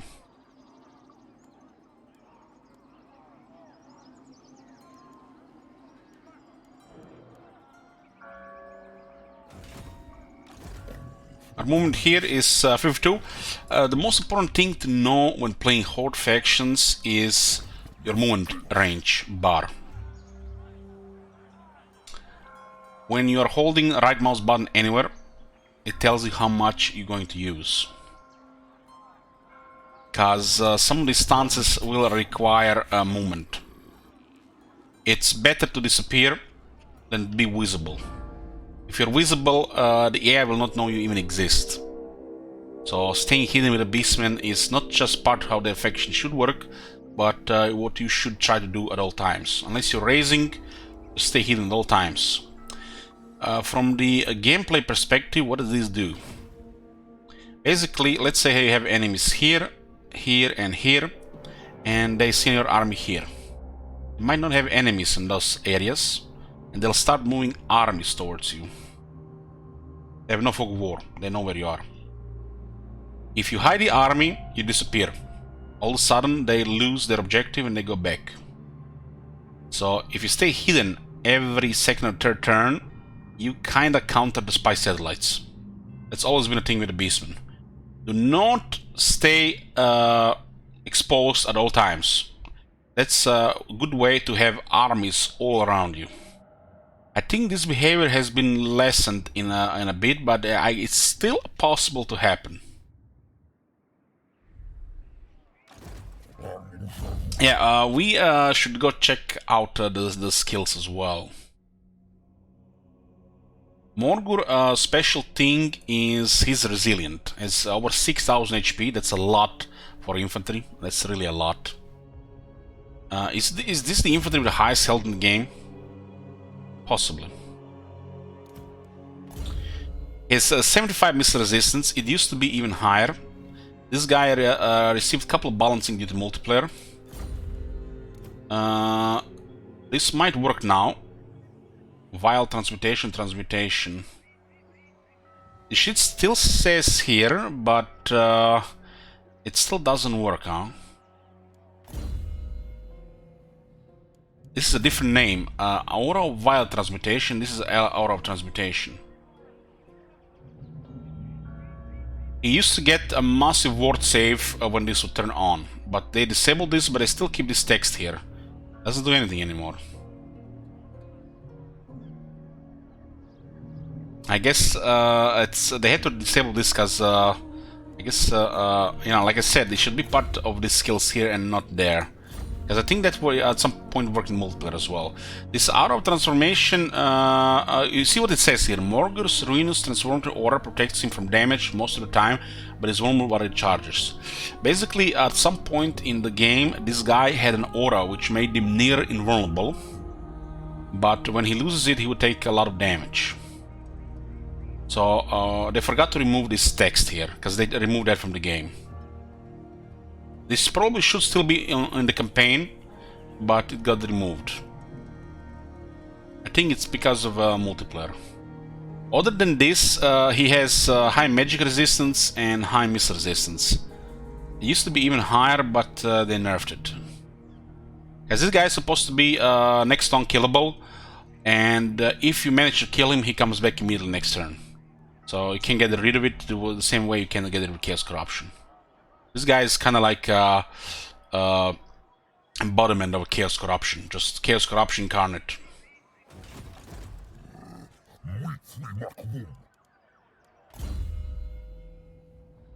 He did had his skills reworked. His stave, I guess he gives capacity of Chaos Spawn, but honestly, as a weapon, it's pretty bad. His ability might not be able to be cast. He might be automatic. I'm still really. It's a little bizarre that still he doesn't cause fear here. It's still bizarre. Okay, I've got Fueled by Blood here, which is excellent. This is one of the best versions of this ability in the entire game. 25 reduction, and you get speed on top of it. He has two versions of this ability here. A lot of factions have this skill. This skill is pretty bad, and it doesn't really have a room in campaign. I'll tell you why. Morgur can access such high leadership levels that he can have some of the highest leadership in the game. And his main troops in the army are unbreakable. So him having stuff like this makes no sense. The Bloodlust is okay for 1 point. The why the Bloodlust is good because it's 60-second cooldown and it lasts 33 seconds. It has a big buff for armor-piercing weapon damage. It's not good on Morgur, but it's good to cast on another unit. Morgur damage is not very good. It has poor damage. You can get additional magic resistance and missile resistance. Morgur damage does not really come from his weapon strength. It comes from his aura of wild transmutation. This works at all times. Doesn't even have to be in melee. And he can get even further damage of this sort to stack with this. This is where his damage comes from. And when it comes to attacking, he's like, I don't know, Emperor Captain, you know, when it comes to his melee damage. Which means he'll have trouble with dueling and really tough stuff like giants in melee. Giants might get the lead by range, but when you have Morgur that needs to kill the giant, it's a problem. A giant will smack him. That's why you need to avoid stuff like, you know, giant. Giant is like an extreme example, a very strong high health duelist. But yeah, that's like probably the worst example that what Morgur shouldn't fight. I guess the best example in this case. He gets Arrow of Fury here, which gives him the Primal Fury. So basically gives him a 5 attack and 10% speed. He has a pretty good speed, 39. He's faster than a vampire. There's a skill here called Obstruction of Zinch. Yeah, if they have Ward Save or Magic Resistance, it gets mitigated. So look at this. In his army, the Jobber Slides get upgrades Aura of Madness for increased damage. Horrible Regeneration for Chaos Spawn. Horrible Regeneration. Oh my god, I love Horrible Regeneration. I love it. Centigore, Scale Spawn, and Jobber Slide units also get more defense and damage. Inclusion of Jobber Slide into the Beastman roster and his skills and the Centigores gives this guy just even more flavor. Horrible Regeneration is beautiful. I wonder if it will stack with the regular regeneration, as they get regular regeneration from technology. I mean, there's no reason why not. It doesn't replace anything, it just gives the ability. This unit should have two different type regeneration. It's called Horrible Regeneration. They should work. They should work because it doesn't replace anything. The unit does not have a regeneration originally. They should work.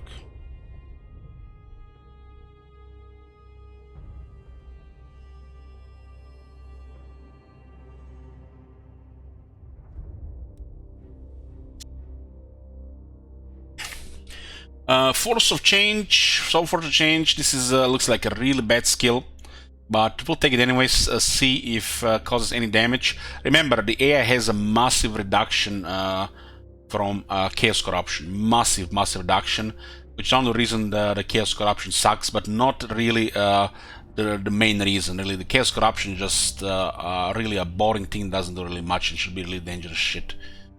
So this might do something or might not do anything, because you have to raid for this to work. This skill is probably best ignored. You need only 2 to unlock this one. Herald Corruption, beautiful, just beautiful. Campaign Moon Range plus 15% and Chaos Corruption adjacent provinces plus 3. This is 1 skill point. Like, look at this. This one is 10% here. This is just beautiful. And the Beastmen, like I said, they need Campaign Wound range.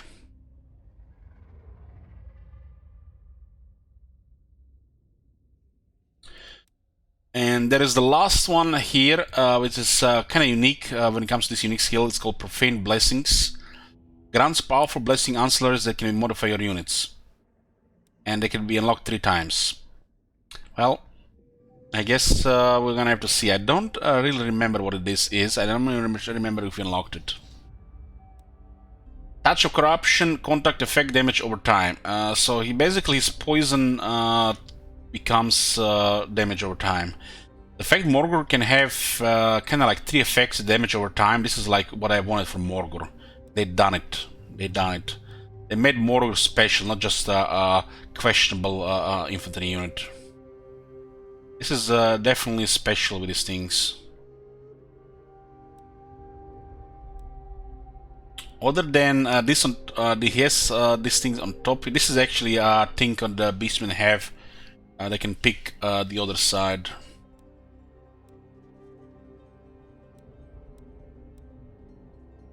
Slug Skin and Crown Horn. Slug Skin used to be 20% damage. Yeah, I like this this thing here. Primeval Rage used to be like, I think, +2. They made +5.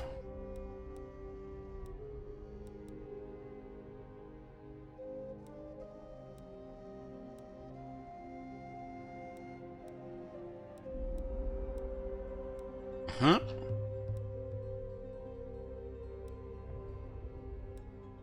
This is a faction that could also benefit if they only had 4 or 5 campaign skills, battle skills.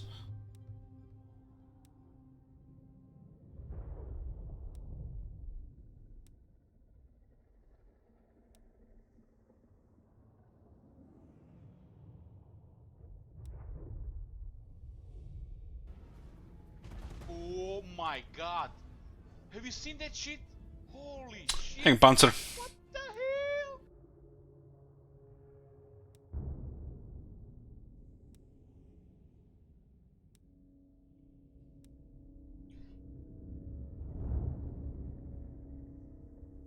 They buff replenishment, but it doesn't only. It's probably just the regular replenishment.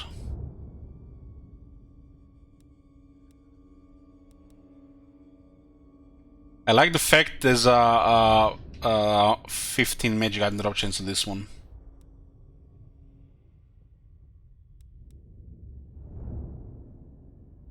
The campaign skills on the Beastmen are better than ever.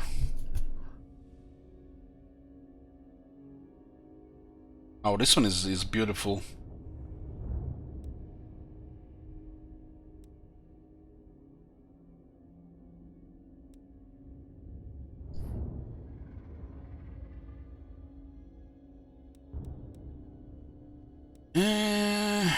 I guess if you get Primal Instinct, that's all he needs on this area here. He'll never really do any massive damage. This guy does not need any really bad.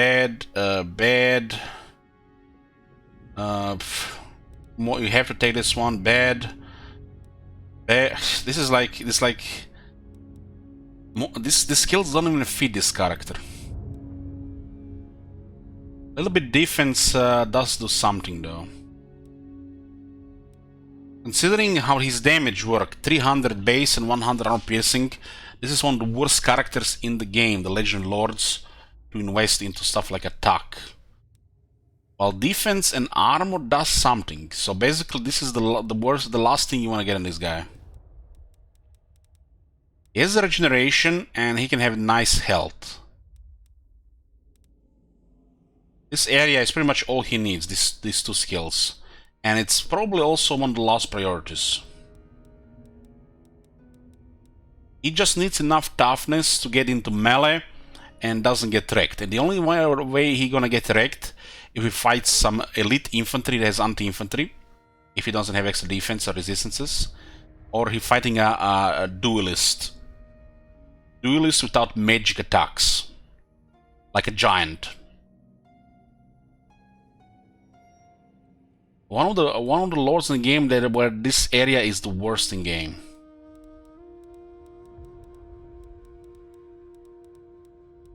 But he still wants to get into a crowd and swing his axe, his crawl. Oh my god!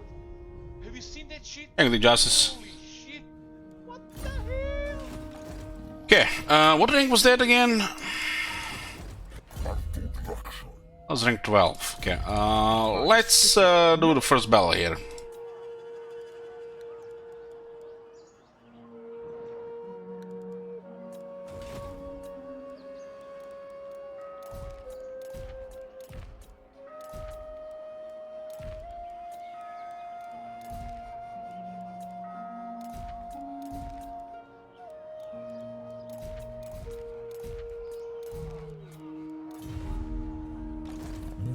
A 45% chance to ambush them here. Oh my Ambush might be bad because you want two battles here. shit! Holy shit! What the hell?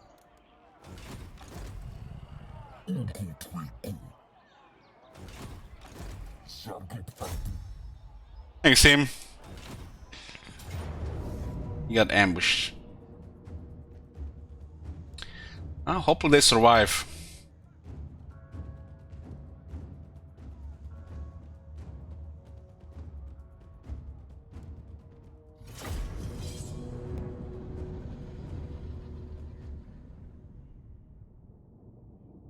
I think it might only happen if they end. Sometimes the ambush wipes them out. Might not be to the beast, might be also doing their turn.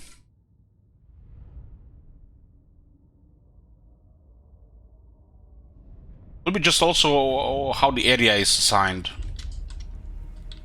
This battlefield is one of the largest battlefields in Warhammer 2, though. We were actually mentioning this today on Nerd Stream. We was playing Shogun 2, how big the battlefields are.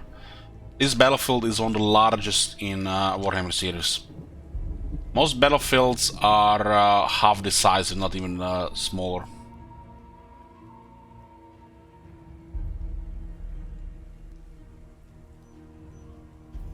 This is a good map as well.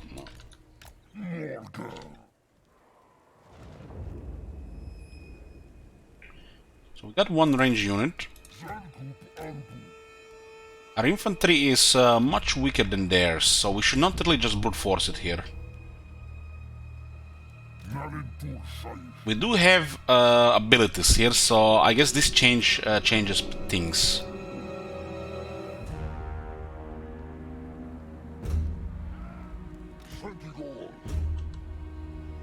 This unit has throwing weapons, halberdiers and their lord good targets.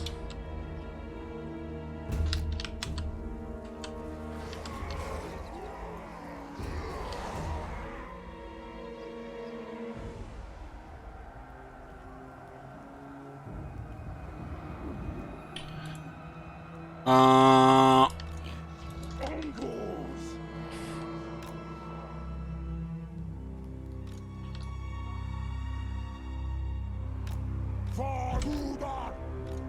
yeah, the beastmen started with 2 lords, so they could, you know, increase the chance of surviving.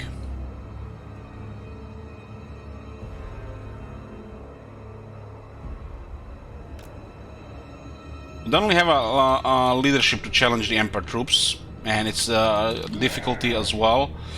But Morgur should be fine for this.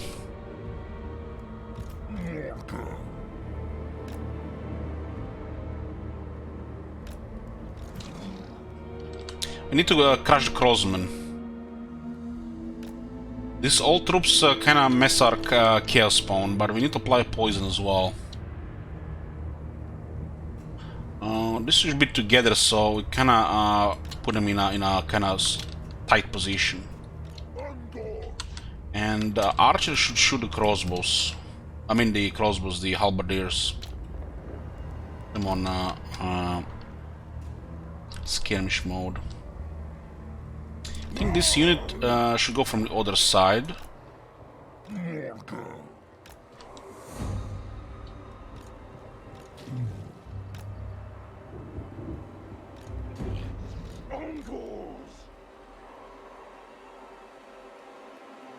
Okay, the best way to start is just give the attack order here.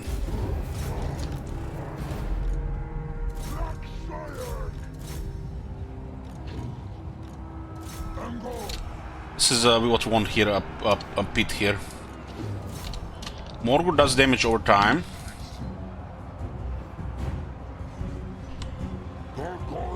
Okay, we got their lord ahead. This unit can skirmish.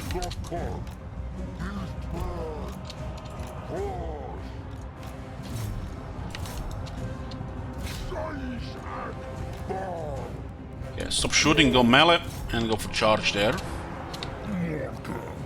Yeah, they got sandwiched nice here. They're slowly dying to Morgur. Morgur will build damage over time, as you can see. It's because of his aura of wild transmutation. Morgur's ruinous transformative aura turns outwards, tearing out the sanity and flesh of those who dare step close. Halberdiers are really weak to any projectiles, so they're just gonna melt to Ungors there. And Morgur ability is still automatic. As that unit was dying, he automatically used the Spirit Essence of Chaos and created a Chaos spawn out of that unit.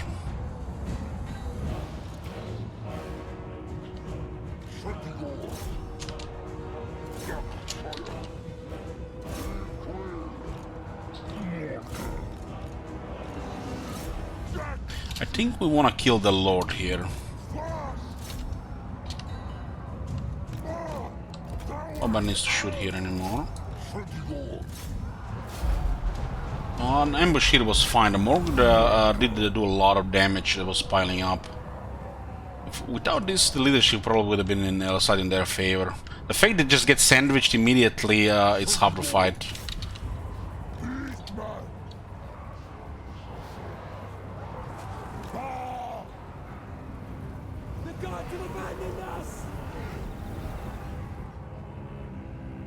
We don't want to kill everybody here, we want to follow a battle. It's experience, very important in the early game. Sometimes you can't really pick battles other than sieges with the beastmen factions. You're gonna have to sometimes be patient. I think the pigs can handle the Lord here for extra favor. You will survive, then you will survive. If they're over 10%, they'll survive.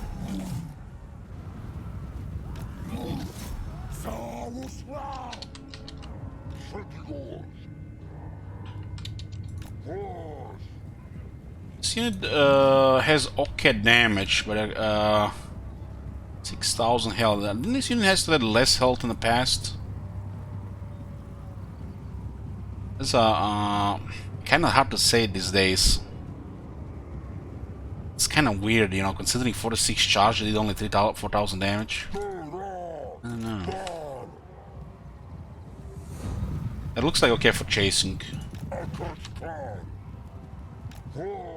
It might also have like a hidden thing for damage as well, since they're basically spiky pigs.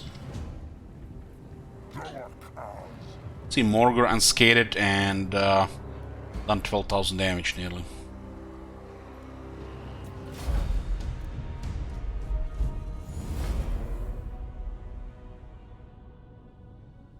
One of our worst infantries did get routed. The Ungar Spearman Herd. They're basically there just for bodies.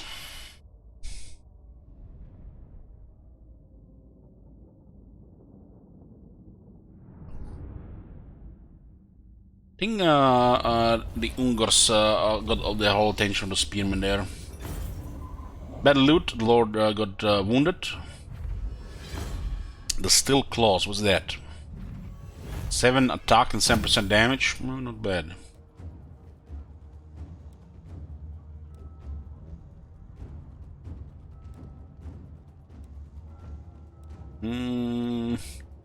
Slaughter the captives in the name of the Chaos Gods. You get 4 Bestial Rage.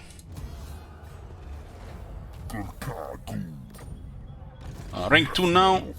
This is 10% more movement range. And we got a follow-up battle with 60 Spearmen, which will grant pretty much exact experience to the Lord as the battle before. This leaves us with 12% movement range left, so this is perfect.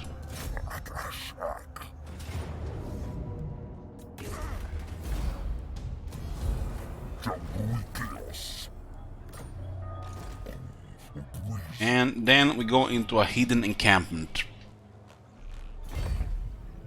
We'll activate replenishment, and it looks like this replenishment it's like a regular region owned by us.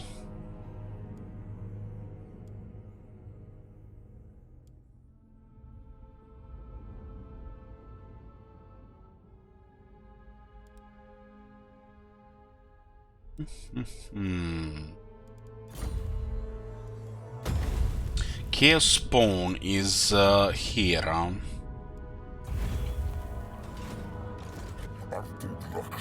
And what are we going to build here? We have only one building available here, and yeah. Heads on spikes, 3400 favor, and it gives us 20 dread per turn. So many heads, so few spikes. And we get extra 20 dread per turn. Got 150 dread this turn from those 2 bells. Money is okay, I guess, to get us heads and spikes. 1, 2, 3, 4, 5, 6, 7, 8, 9, 10. And we get access to some units. Of course, we can recruit the best we can here, which are not the Ungar Herds, but the Ungar Raiders. But like I said, we're gonna do a little bit bloody way of doing things. This is your best early game unit. You can pretty much do guerrilla fighting until you get better. This, you know, used to be like a viable thing before. But like I said, we're going towards the bloodier side of Beastmen, so instead of recruiting more Ungar Raiders, which are not really a unit that will just win battle on its own, it's just enough to give you that edge against some units. Like you see that Halberdier, well, this is one of the best units to kill Halberdiers on the early Beastmen roster. But like I said, we're going to blood these other things. We're going to get definitely Gore Drench and Morgor. So instead of getting some Ungar Raiders, we'll get Ungar Herds here. More numbers in melee. There's 8 leadership, 8 defense for these units. Since we have no really interest in these skills, we can totally consider extra bell skills. These campaign skills are a little bit too good. I guess since there is no quartermaster, this area is a little bit weaker. The lightning strike, you can play around it. This is basically what this is then, is less chance to get harassed, more bestial rage, more movement. What the best thing about this is less harassment and more movement range.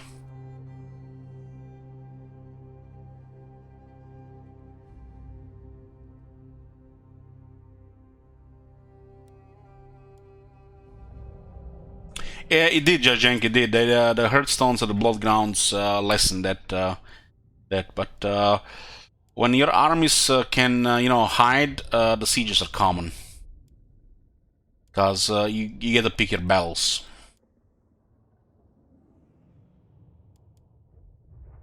50% more post-battle loot. 30% stealing is random. 3 of these skills are actually not bad. This one is good and this one is good.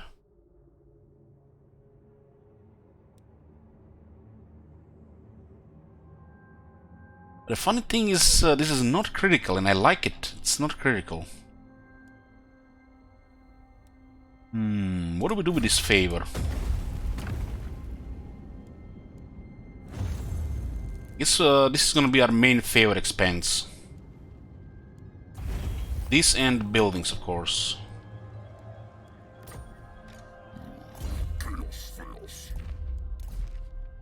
With unsurpassed knowledge, the Snowhorns know the ways to bring death to those who think themselves safe. Harp is loyal to the chieftain and will break through the tree canopy to fly high and spy out the land. This is more like a hero thingy, but with this one it's 80% more. Things to consider: Fury of the Herd. More leadership allows us to fight stronger units in a bloodier battle. Or we can get more battle loot. Battle loot is invaluable since the rewards of dread for those items. I think because this exists here.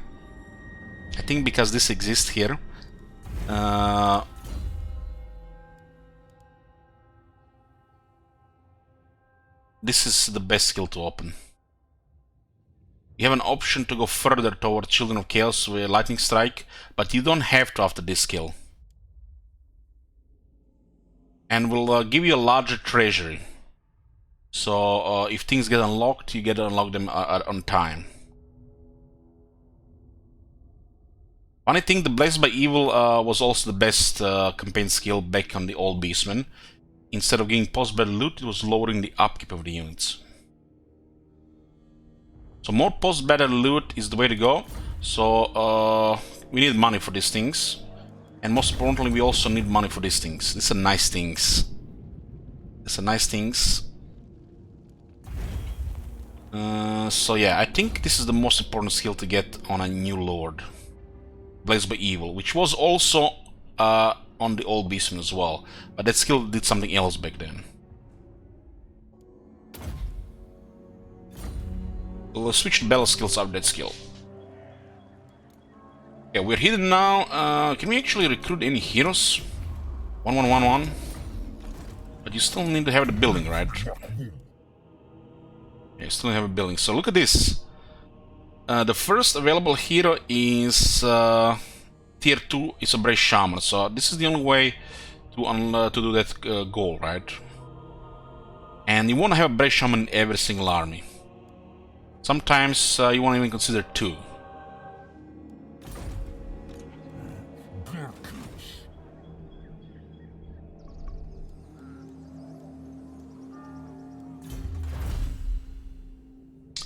Okay, we're gonna be creating Hearthstone in Didershafen. The Beastmen can trade. We've seen it in the Scamming campaign. And having a coastal settlement helps with that. Most of the factions will hate their guts, but the enemy of my enemy might be our friend if the Wood Elf rework isn't the bitch.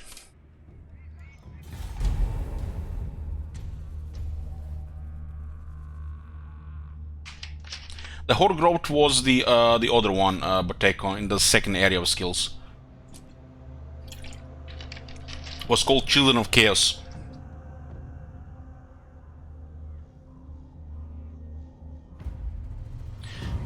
One thing with hordes that you might not know, if you encamp in an area, the horde gets the vision of the whole region.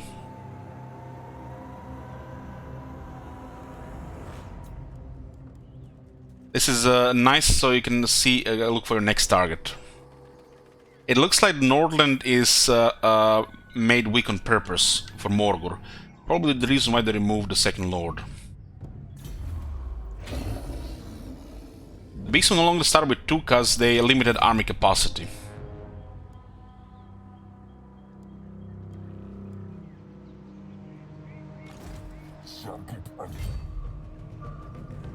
We have to attack from the south here, or we could attack from the east.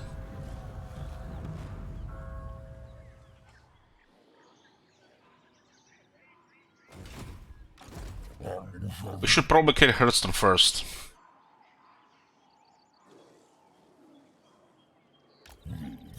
The lord might be outside this city.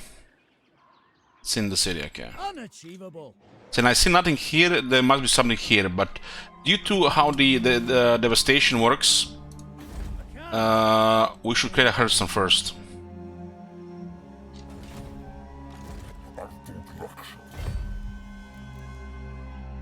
Okay, we'll go like this. We'll add 1 Ungor and 2 Chaos Warhounds. Chaos Warhounds are now to overwhelm the skirmishing troops. 1 works if they have some experience, but 2 is for the best.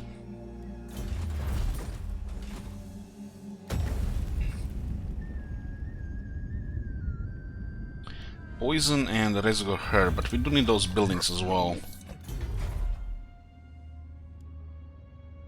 This requires a den. Our priority right now is to get the Shaman's Flame Pit with Hectric Ops and to unlock more capacity for the Chaos Spawn. We need Pits of Horror as well. Because we can only get several Chaos Spawn, right? Because Morgor. So we can get 4 Chaos Spawn right now. 5, I guess. 5 because 1 is the starting one.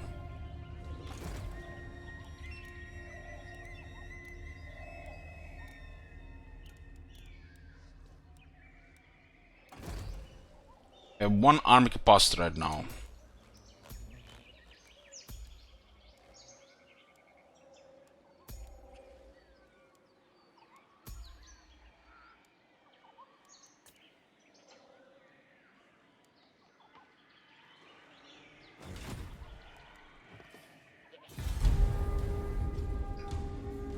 Hopefully they don't invite anybody to war, so we just have a chill here.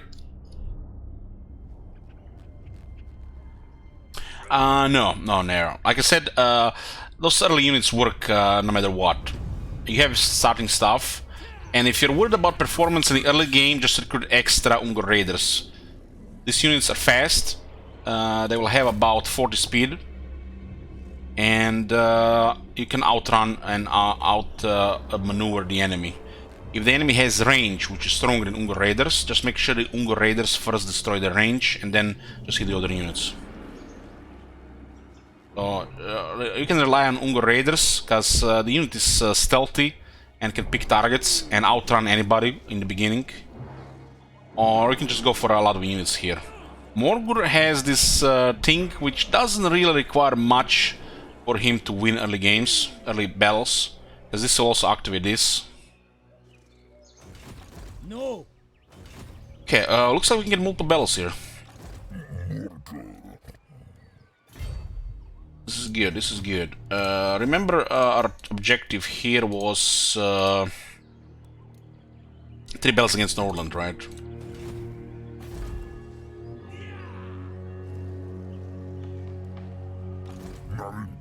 $170 red.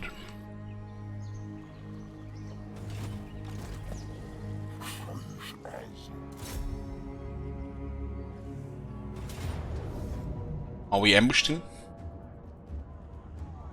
I think Outer is always fine here. He might get a lot of kills kinda stupid way.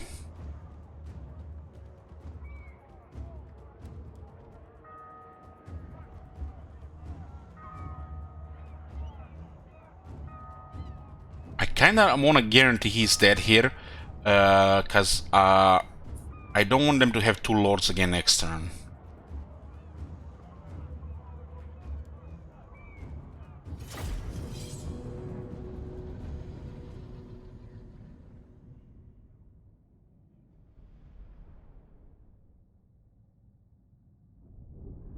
Imagine out-resolving that battle brass and we lose it. That clip would haunt us for the rest of our existence. At least they gave that this excellent battlefield to the beastmen regarding the ambushes. It's probably the best one to give them.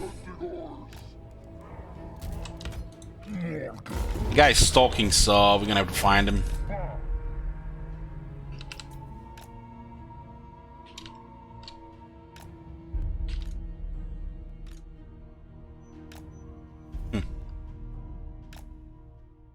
We have ambushed something we cannot see.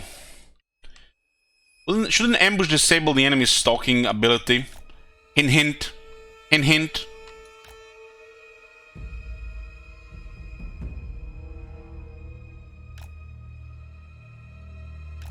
There he is.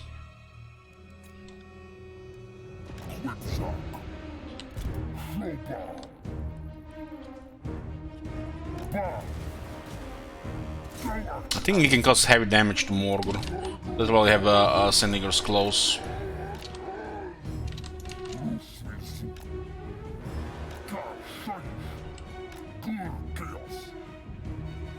We have poison regeneration.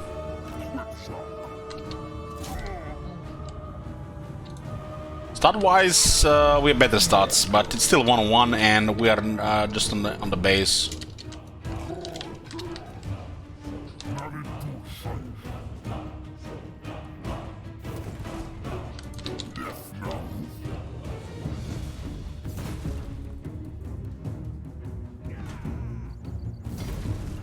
We have a much better attack, so I should be consistent here.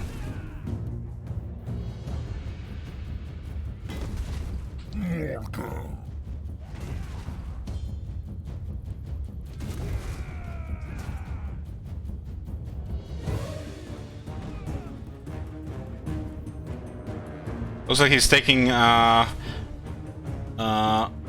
damage every half seconds from Aura Vault Transmutation. That's basically opposite of regeneration.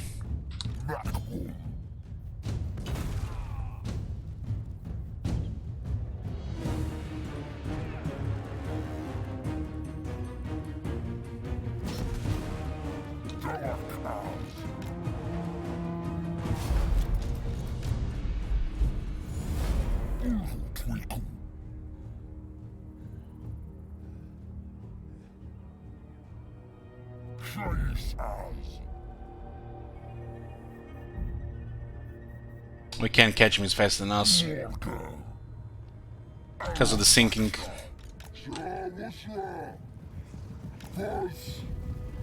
I wish I think that they make a shattered unit take double damage. If a unit is fleeing.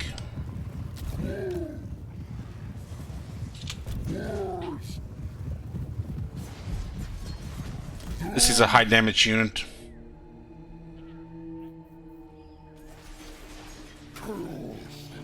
Hopefully their accuracy improves with higher rank.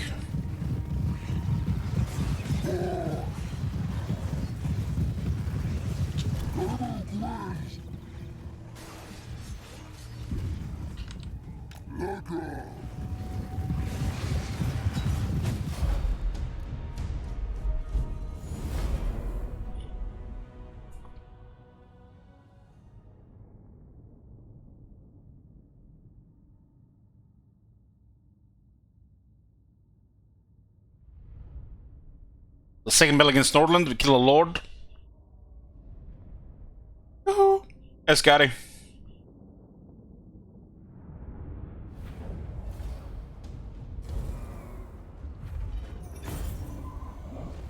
$1080 for this guy.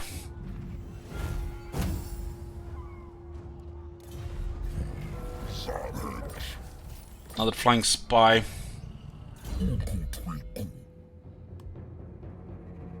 Blessed by evil. And we're dealing here with 11. It's another one of these guys.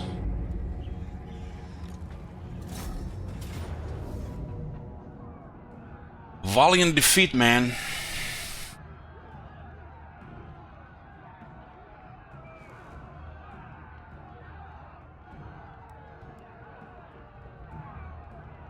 1218.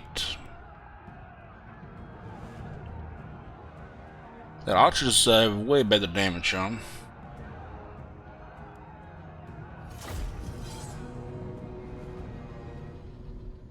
This should not be violent defeat, this should be a Pyrrhic victory on the bounce power. We have Morgar after all.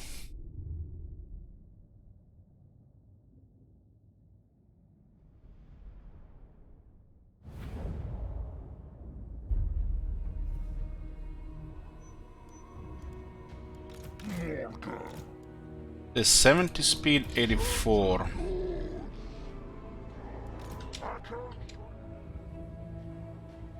Yes, Sandy got herself a penalty in the forests.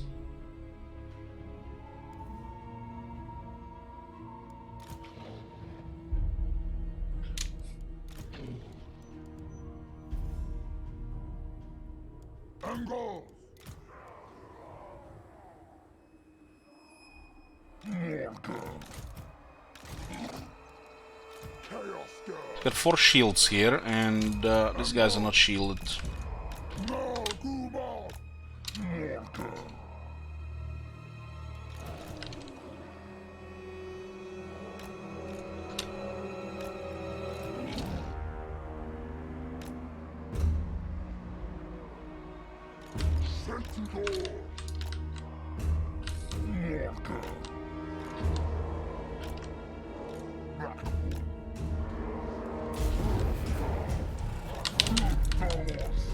Harass one of the sides.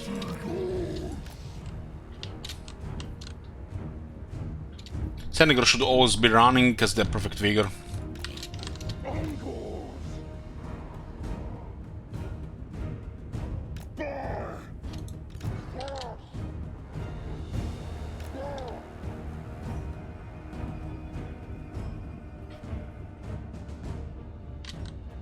Our vigor matters for a situation like this. Had like that ability that lowers it, we could have just run as well. We can harass the flank here. If they go after us, they're gonna get in the deep shit.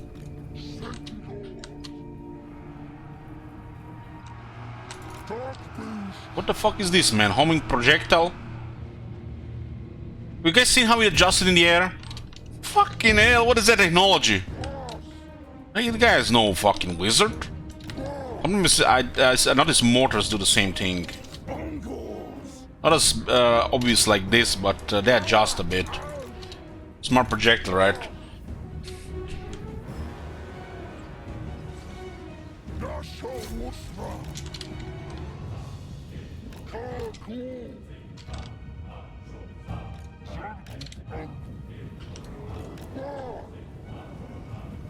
Sigmar was guiding it.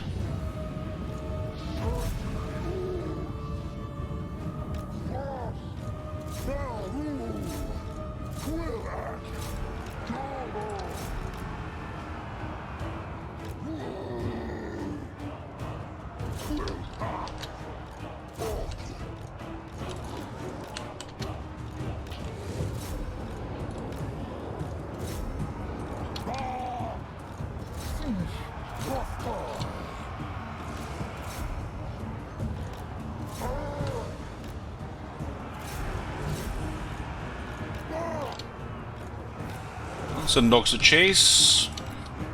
What do you guys charge on this unit, I think?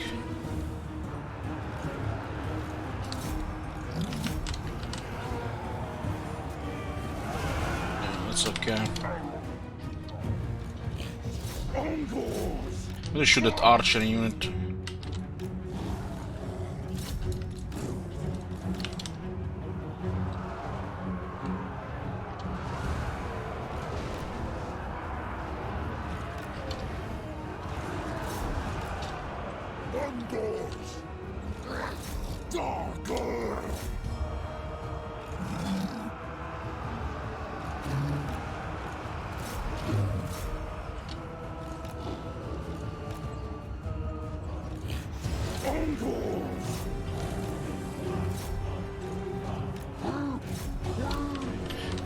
We'll put some skirmish mode here. It's like a okay, so we don't have to really worry about them.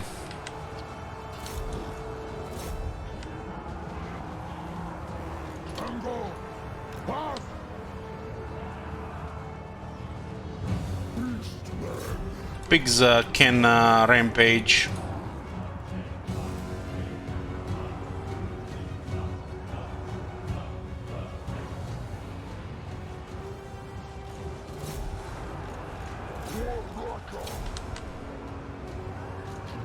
Should kill this guy. He's gonna die because the settlement defenders get automatically killed. The survivors automatically get killed. But I guess this could be a confirmation if you get the money for it or not.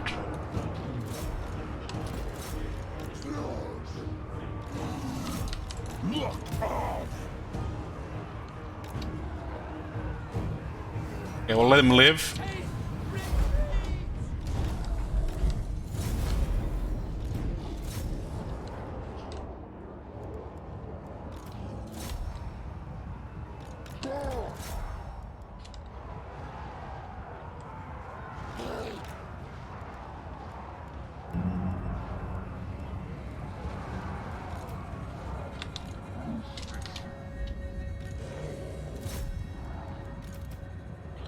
See how we use dogs in this battle? That's pretty much how they're supposed to be used. Their leadership is too fragile to take damage. You can take damage slowly over time, but not really all at once. They're just gonna rout.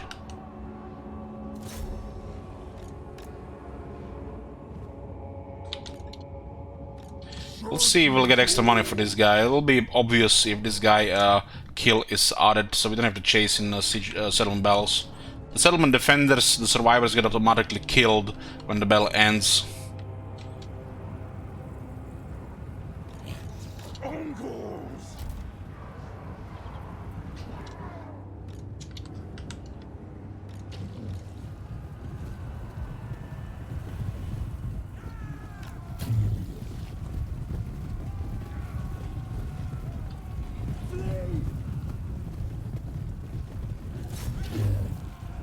Why they're running? I just want to hug them.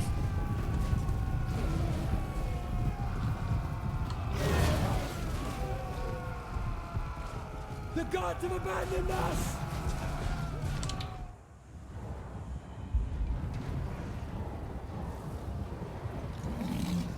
Multiple unit chasing a unit sometimes is worse than just one unit chasing it. Fast units like the war beasts are ideal for chasing. But more units are chasing the unit will just make it worse. There's not enough room that everybody can do the attack animation.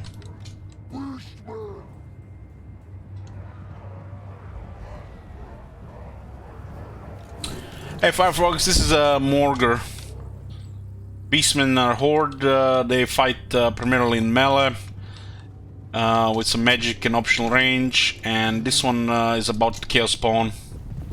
Chaos Spawn and Jabber's Lights, and the other units are optional. Use Sandigors as well.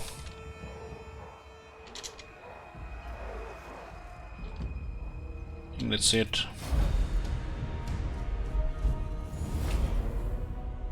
The battle should be over 1700 if this guy got killed.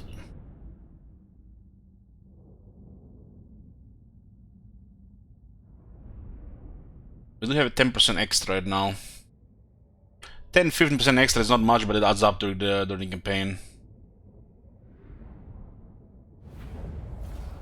You can see that all defenders are marked to kill at the end of the battle. It counted. Glittering Scales, that's great for Morgr. Get some armor defense, and enemies in radius lose 5 attack. His radius for AoE damage is also 40 meters, so goes well. You always want to have Morgr with at least 2 units in that radius.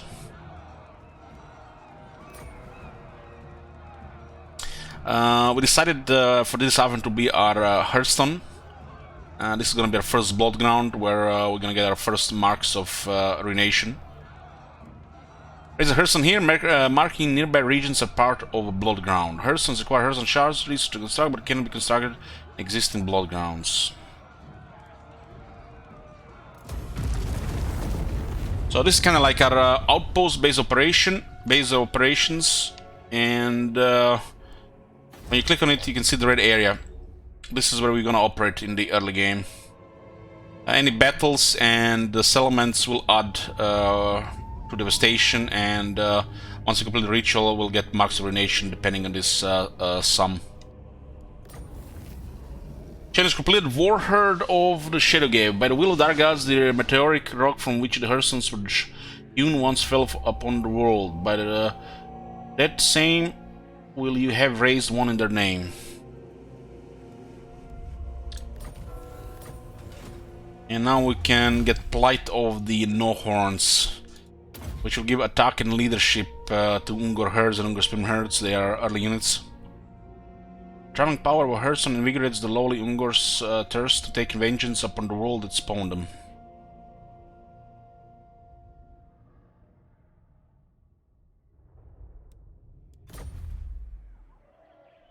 Because they're most likely just going to run towards Salzmund and recruit another lord. I think it makes sense to kill him. Because we can go for Salzman again. This one has a tricky position. This is not easy. This is not easy and probably to be ignored. This is just asking for trouble here. Well, the Mindenheim might not go after us. There's more battles here. This area is quite vulnerable to beastmen attacks. The coast especially. You could have let that one leave as well, FJK, but I chose to kill him. We can also go for this as well.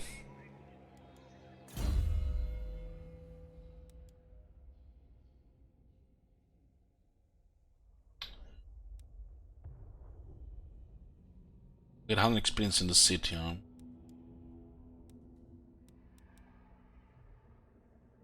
This one is kind of bad compared to this one. 10% damage with 10 missile resistance.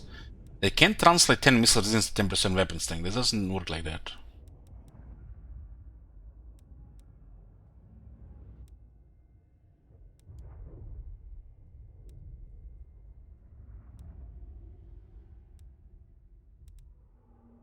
This one is just crazy good for one skill point. Look at this.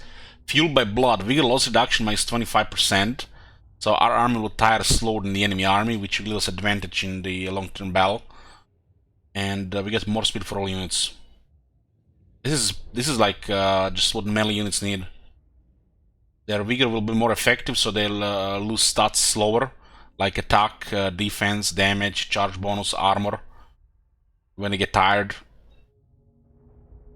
And they keep the higher states of vigor longer, and they regain them faster because yeah, it's just good. You usually don't have time to rest when you start grinding them.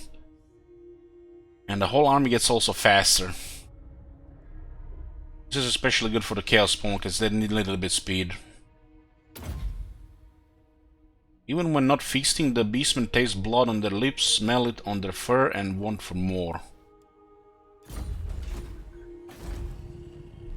So this is the Hearthstone. It starts on level 1. To get it higher, we will need to upgrade this 375. What you immediately can notice on a tier 1 Hearthstone, a large garrison. Truly large garrison.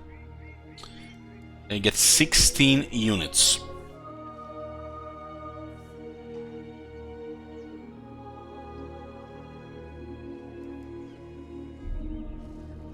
The port also gives its own garrison as well. Huh?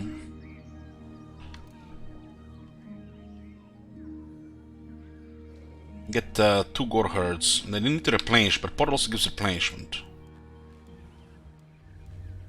We have 3900, so what do we have here? This is local region, local armies, Centigrade's corruption. Replenishment, corruption, and recruitment capacity. This is the garrison of faster units. Art heating. This one provides line of sight over all regions of Blood Ground. This is a no-brain. This is a no-brain. I have 4 buildings here. One is corruption, horde recruitment capacity, and replenishment. This only works in Didershafen though. And also gives you a fast hardening garrison. Well, it's for tier 1, it's actually one of the best in the game, Feast of Nature. So I'm not sure how you see shit there. The second building, this is the Hearthstone enhancement, Carrion Offerings. They're all Hearthstone enhancement, I guess we can go to the first, second, third, and fourth. The second building grants power. We don't have wizards right now. There's also Harpies and the Bray Shaman.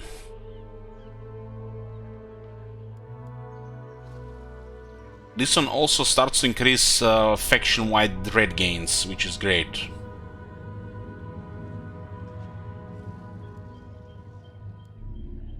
The fact this provides line of sight overall into the blood ground, this one is probably the most important first building.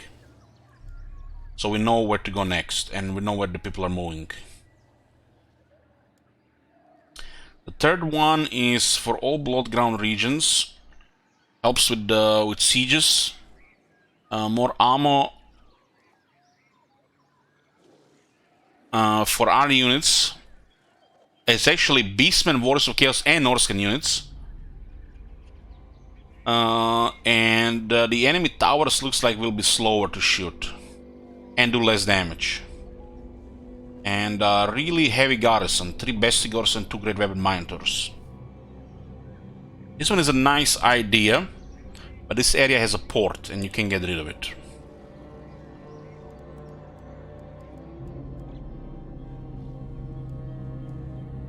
Wish you could just get rid of this and build, I don't know. This is just better, right? Port is not optional, so you just have to have it. The fourth one is a debuff. Local enemy armies, so in this often will be slower when the movement gets refreshed. There's a small chance for plague. It does not harm beasts, Warriors of Chaos, or Norskins.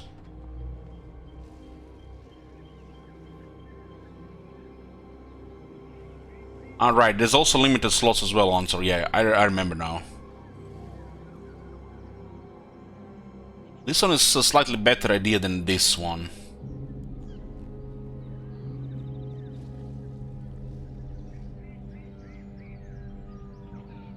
It's a Total War game, Stormbrain Cokes. It's a world. It's well, how are they gonna cross it, right? They still have to, you know, there's a Total War part of the game as well that we have to consider. So the Warhammer has to adjust to that.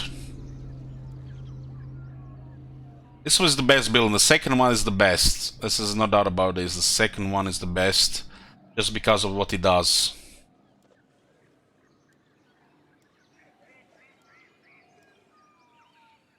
Third one has the best garrison, but these effects are just nice idea, nothing really important. There's the best garrison, but the worst properties. The fourth one is also decent.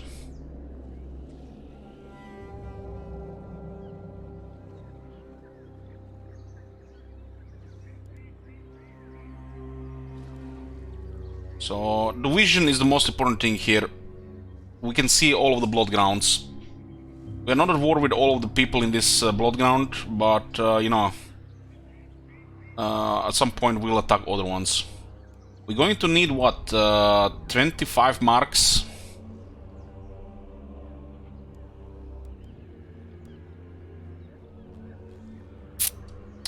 The ritual can be made once we get 10. Oh my god. Have you seen that shit? Holy shit. What the hell? Once devastation here reaches 10, ritual ruin can be performed to convert or again devastation into marks of ruination. More devastation leads to more marks of ruination earned, however. So we should try to get more. We need at least 10.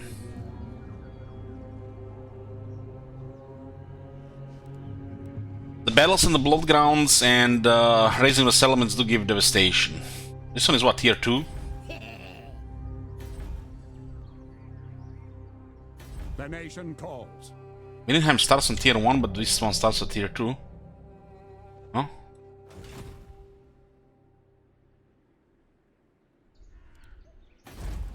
Okay, so we'll get a shamanic challenges.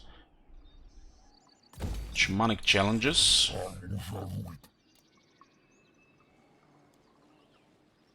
Wonder what happens if we leave the settlement here. In raid.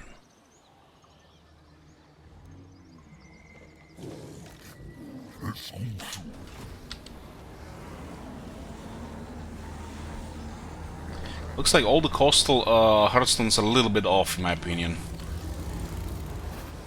Just a little bit off. Yeah, the Beastmen can trade now. You see Bjornlings and Woolwalkers. Your will. Doesn't mean they're gonna trade with us, though. We may also be puppets. What dark forests might be your blood grounds, but the whole world is mine. He was saying this before they even added Bloodgrounds to the game. Yes. Join us for We work together with Norscan, the Wars of Chaos, and of course all the Beastmen. Impossible.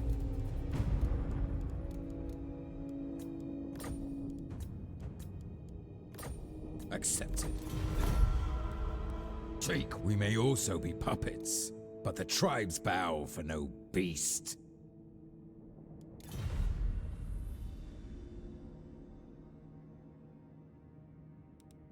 Don't mess with me! What's your message? We have minus 40 aversion with the Greenskins, and they're gonna go for that fighting Boris first. They have a conflict, which is good. We can use this to our advantage.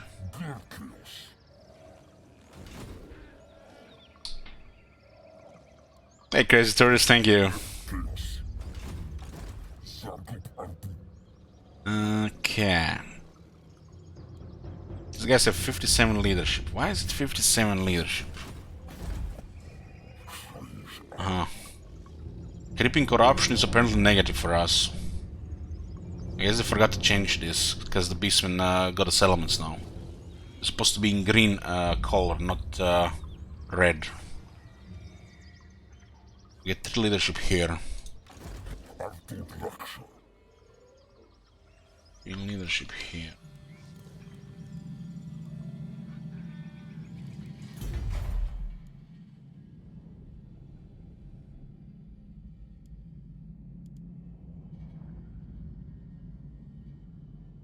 Looks like another bad thing with the Beastmen is they can see the base stats like other faction on their unit list here.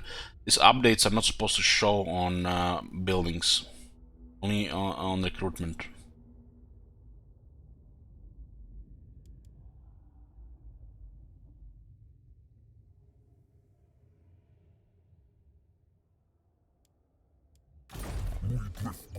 You can see the base stats on the building.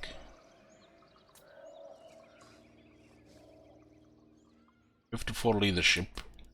We get 3 from the local corruption. 54,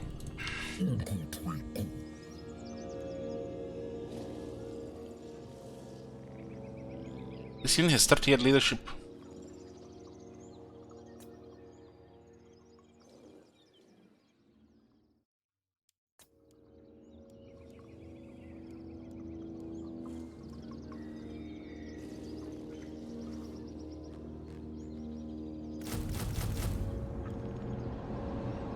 So local is this, huh?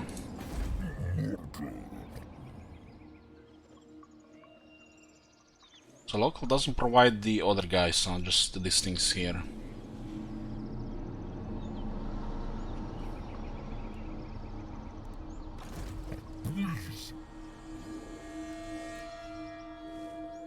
Okay.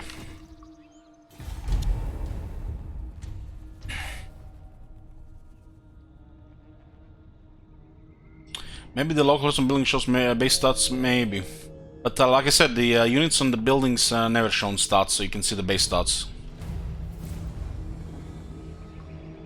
And this is our bullet ground, boys. You can see it all highlighted.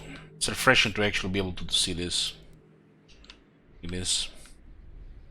Stave of Ruinous Corruption. Raise or sack 1 different settlements belonging to the following race Greenskins. Wherever Morgor treads, scales follows with him. A dark tide of ravening madness and mutagenic power swirls around Morgor, corrupting and changing all those around him, friend and foe alike. This power, however, is beyond the control of Morgor even.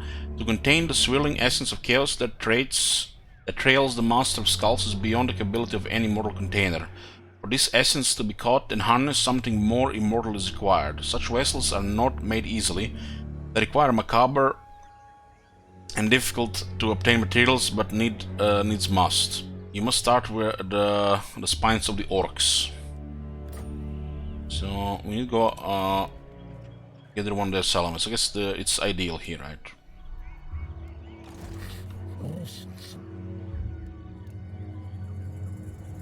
It's gonna be a second battle here, boys, but we're gonna do a short break here. I'm just gonna get a sandwich and a coffee, okay? And I'll see you guys in like 10 to 15 minutes. There are still more to come when I get back.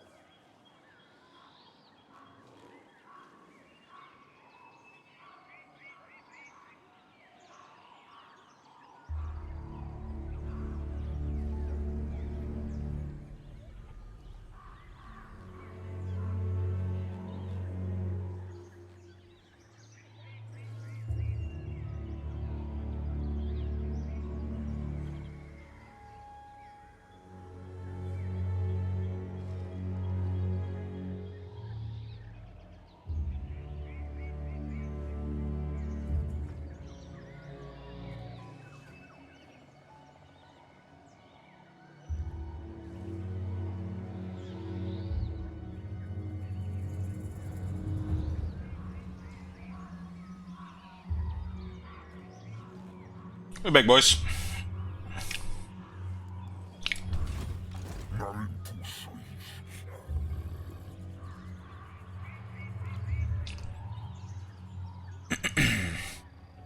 Got to the point where it's -2, and we got 8 growth, 8 replenishment, and 8 charge bonus. That's nice. Yeah, that growth is really nice. So from 1 growth to 9, instead of still being in 1. Thank you, huh? So time to end these guys here, huh? More units for that one. Let's give the first element raise as well.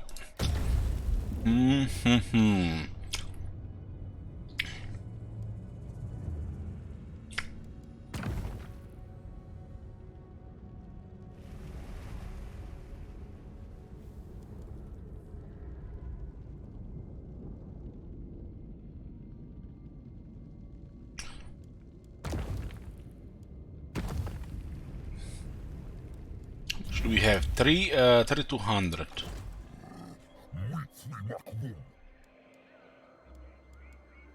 This is gonna cost 4,250. Otherwise, it's 5,000 down. This faction have it 15% cheaper.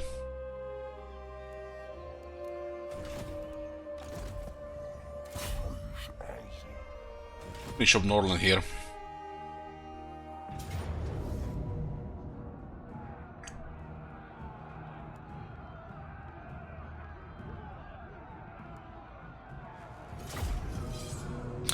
Guys, come on, don't be like that.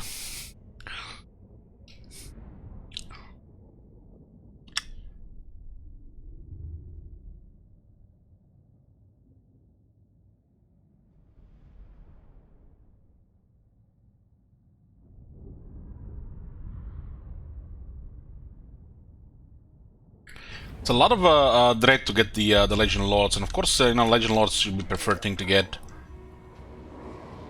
I feel like Taurok should be unlocked first, cause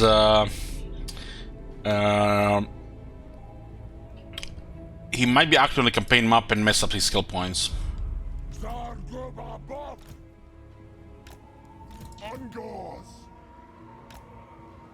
These guys are heavily outnumbered. Heavily outnumbered.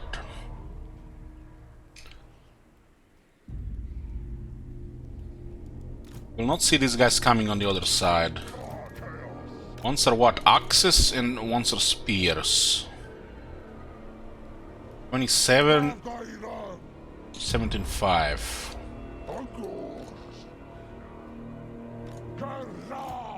Morgur will go on his door. This door. Dogs will attack the door first. They're the fastest.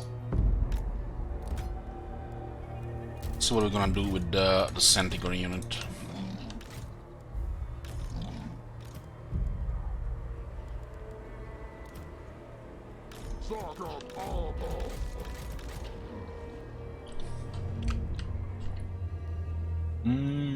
We have still 2 range and the pigs.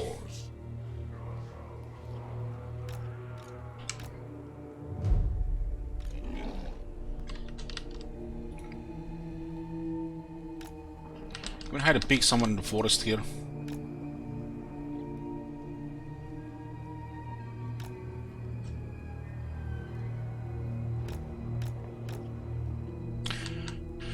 Okay, let's go. Dogs will attack the door. Don't have enough stuff to guard everything here, so we just overrun the city.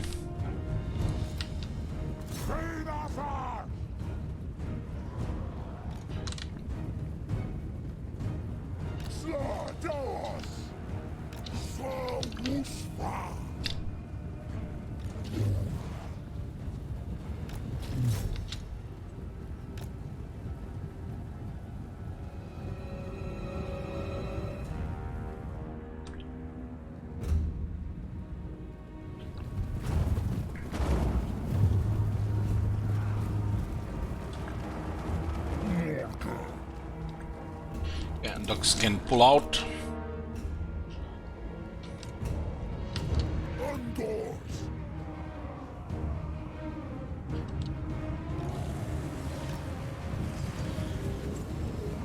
Chaos Spawn will destroy the orb much faster at that point. These guys are on the right side.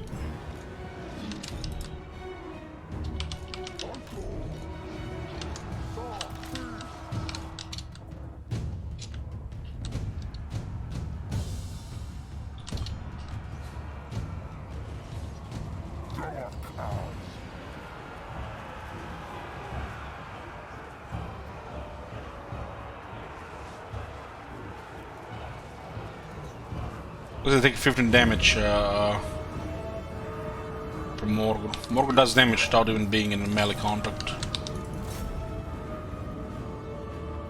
Chaos Spawn is about to enter the city, so you see how they are banning position. We were mentioning this yesterday in the battle. This happens in Warhammer 2 and still in Warhammer 3.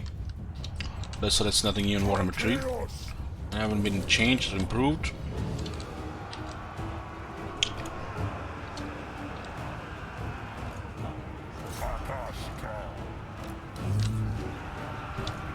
Now they engaged.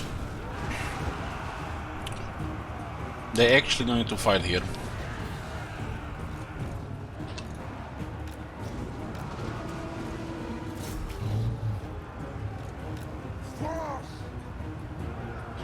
What with Chaos Spawn should be more than fine to kill this.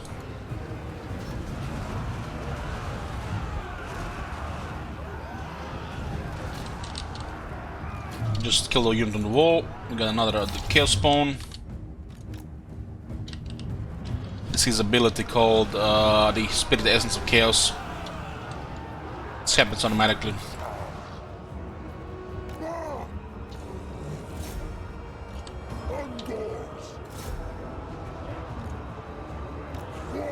Guys said okay angle here for damage.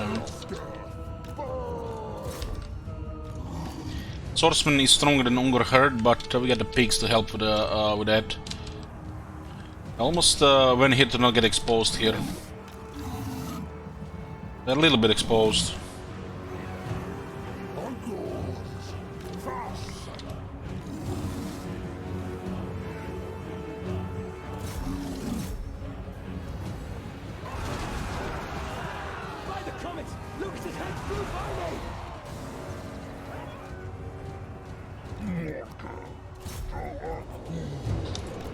Mogul should go on the wall here. This is still a lot of infantry to kill here.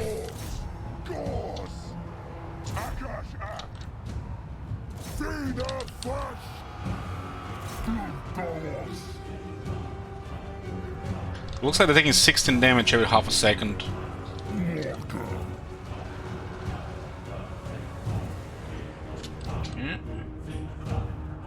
They're still climbing. There are a lot of units take a while to climb.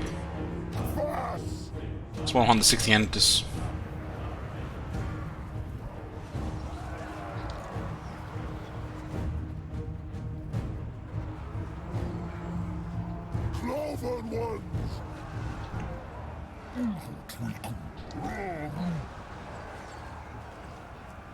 Morgul's presence there is killing stuff here. Just would have the. I wish there was like kind of miasma around him to actually show this properly. Wish a lot of things like this would be like Mortis engine, like dropping a nuke would just pollute the whole battlefield, make green clouds for the rest of the battle. A lot of stuff can be done like that to make the cool stuff look on the battlefields. Look regarding the looks.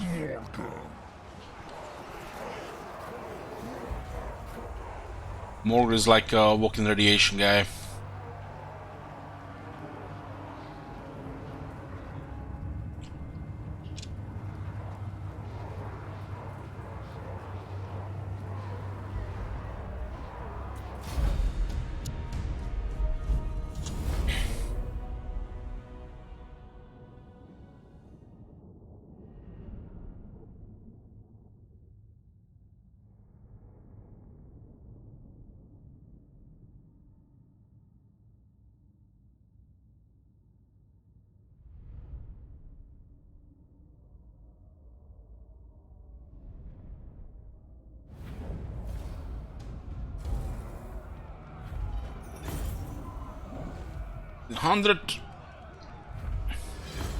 A standard of discipline, 7 leadership.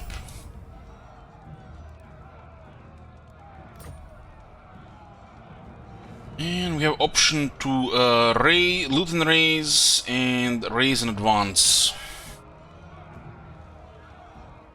This would allow us to hide the armor, but we have clearly no enemies. They both actually allow a moderate amount, small amount. 1000. Don't only need replenishment if we get the other amount to deploy. 10 Bestial Rage. Golden Rays, we get more favor.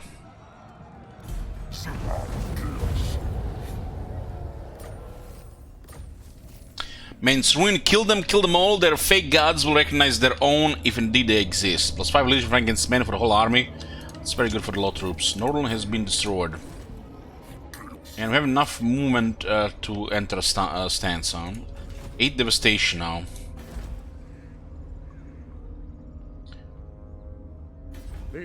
Inheim is not tier 2 yet. Wheels are dangerous.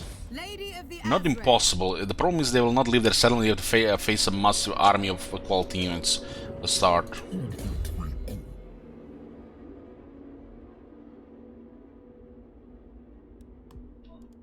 We'll complete Blazed by Evil. This will be nice if the enemy has Armor of Destiny or Talisman Preservation. Stealing of items is random, but you know, sometimes this delivers. Stuff like this.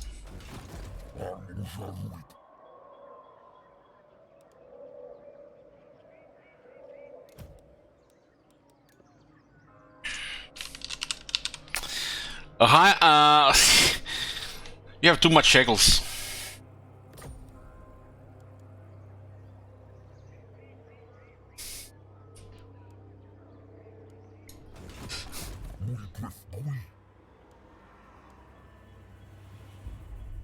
God damn it. Oh my god, guys, you're pushing it. I think we should go for this next before this gets the next tier.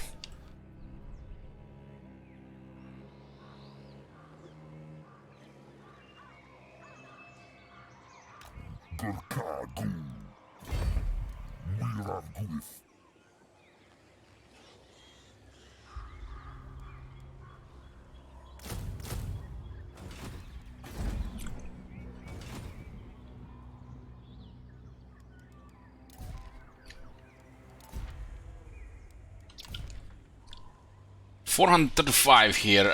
Okay, 435. Legion Lords at 1200. Hearthstones level 2.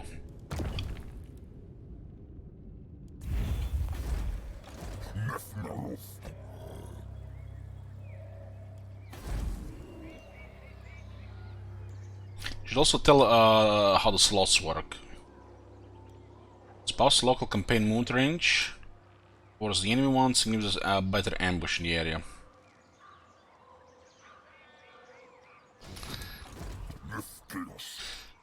Shielded Warherd to Hus. Okay.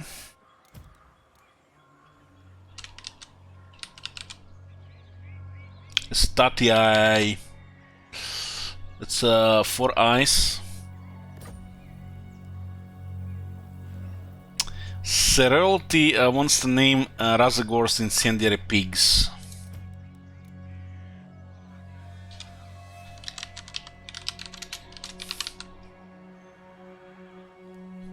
Well, it's their shekels. It's like 21,000 shekels spoof.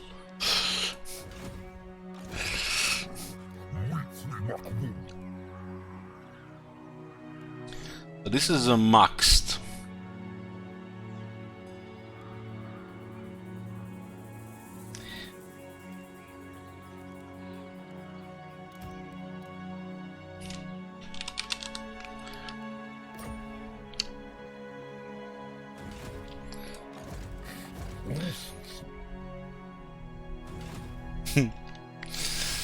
I need to stop talking about this so it just goes away.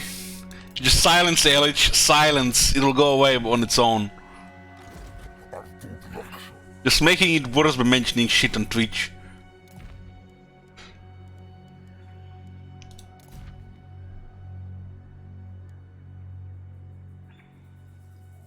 We sign a non-aggression pact, we get -1 vessel rage for all armies.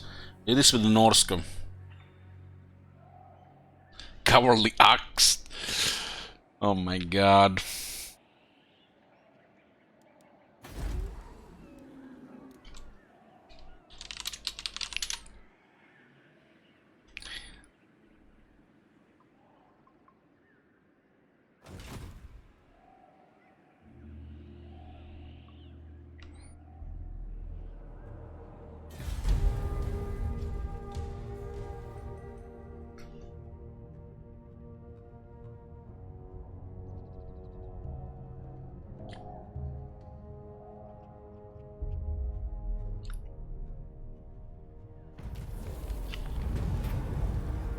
I'm gonna Gorbel Embrace Shaman. We can get a better Gorbel and Embrace Shaman on random. Dark Choice. The rune's powers take grim pleasure in your endeavors. In your Dark Mirth, they grant a boon. Which of their gifts will you choose? A Gorbel. Harnessing the Gorbel's destructive nature is the obvious choice. The Great Weird Moon, more sleep, hangs low, we are incensed. Oh my god. The worst trait possible. Holy shit. What? This one doesn't even do anything on a Gorbel. It's bugged on heroes, doesn't do anything.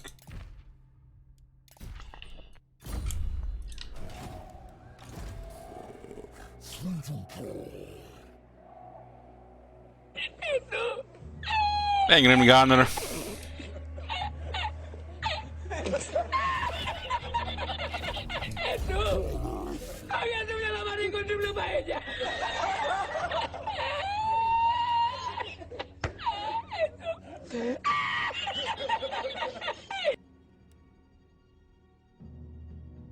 Gorbel is a strong fighter,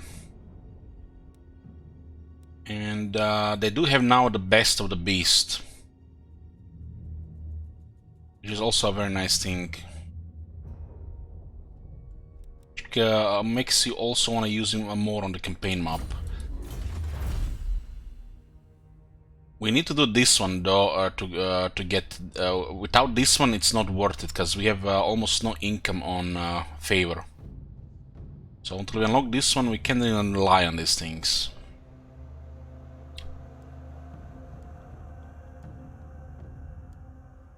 This is another 5% speed buff.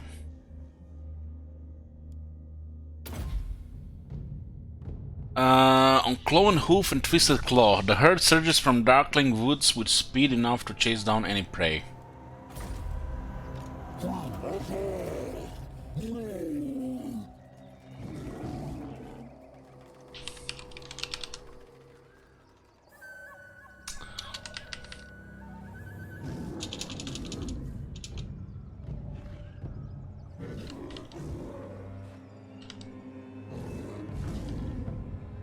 It's 4.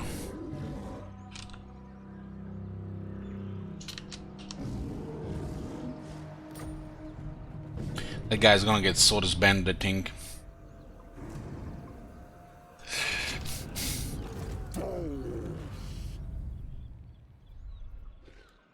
Five hero actions, huh? Is this at the best one? Check the settlement.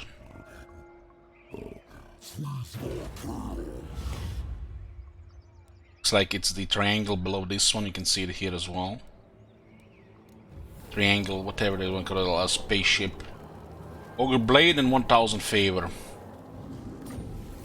That's the best way to get the this unlocked.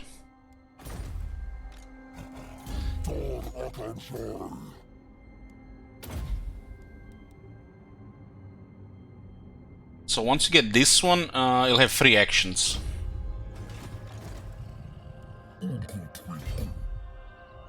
Should go for this.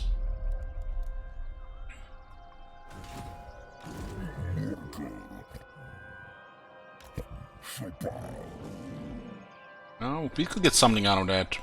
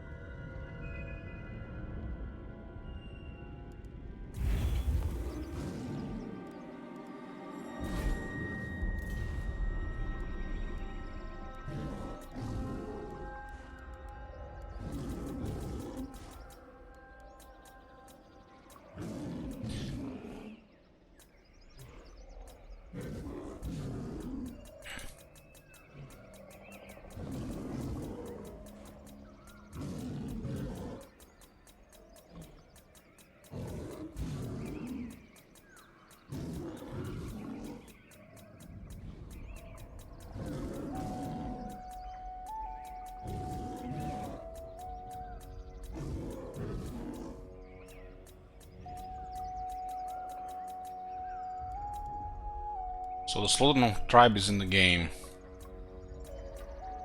Arbitrary Disaster is in the game as well, and the Warherd of the One Eye is in the game. Looks like when you start a Beastman campaign, all the Warherds are in the game. So they're ruining their skill trees right now.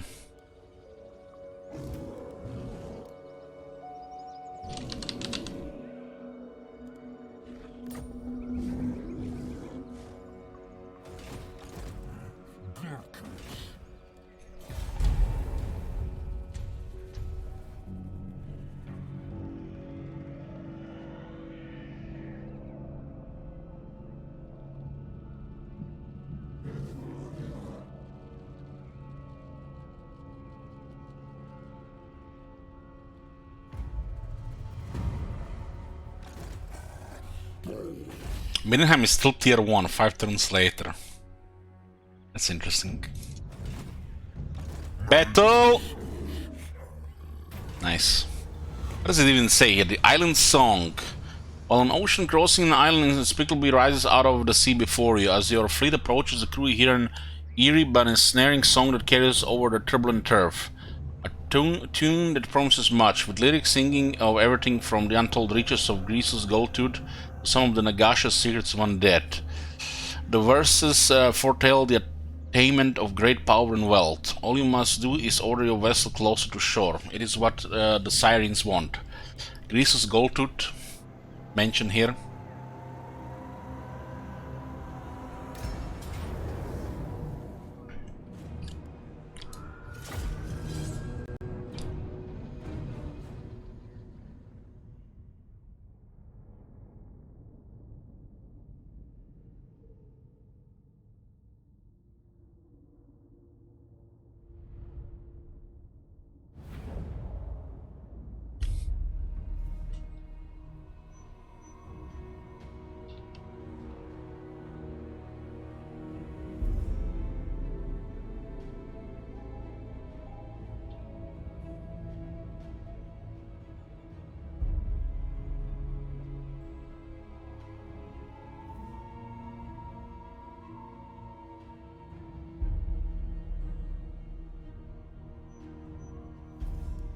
Nearly everybody in the army has vanguards except 3 units.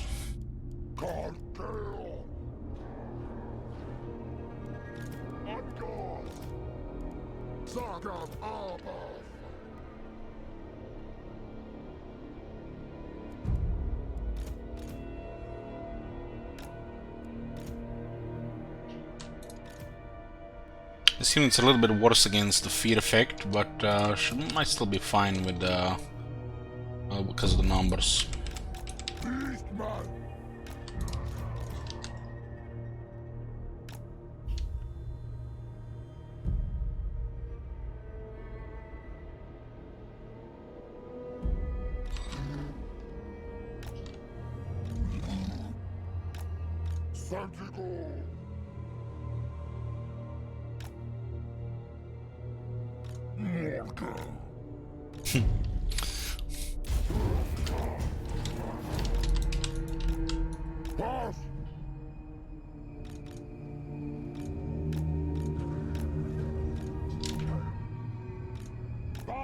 There's a lobster here.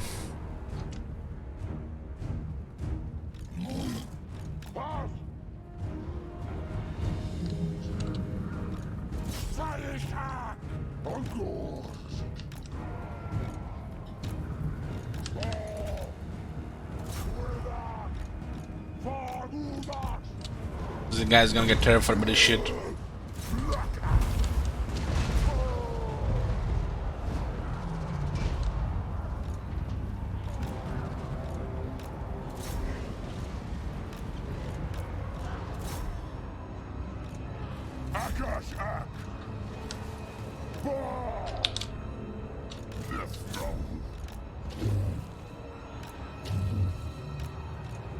So there are water pole arms. Go for the range here.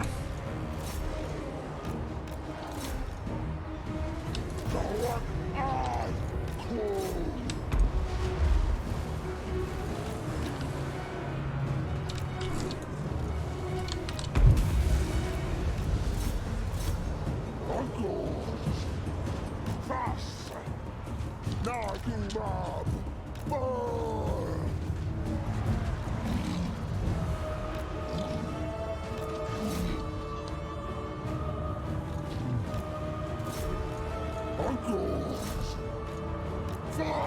surprised these guys didn't get terrified.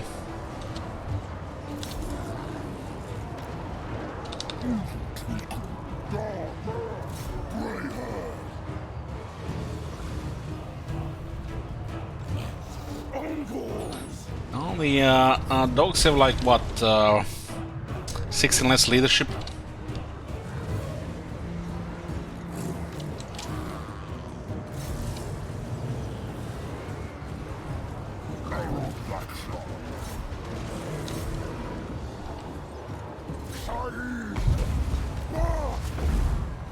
Guess you had enough here.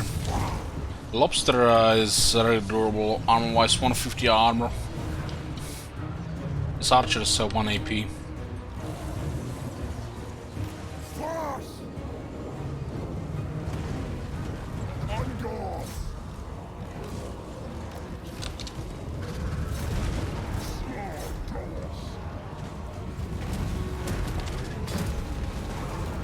Rotting Leviathan.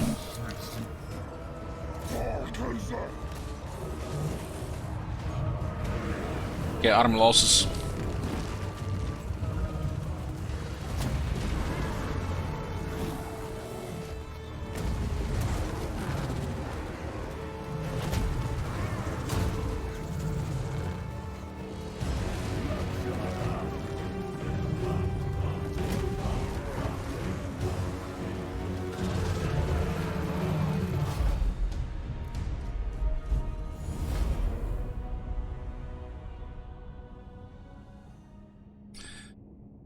Lording Leviathan needed 109 kills.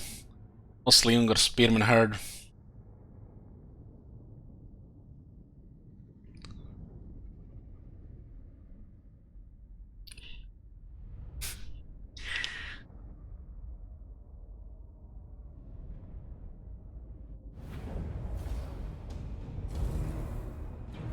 Not sure the summons from Morgor counts toward that technology.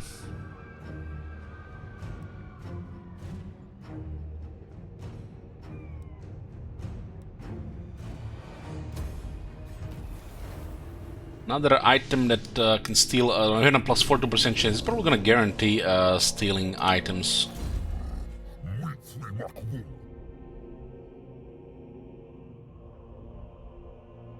Post-battle chance of stealing a magic item plus 12%, and this is 30, it's plus 42. Compelled by the eerie songs carried on the sea breeze, you order your crew to disembark onto the mysterious islet.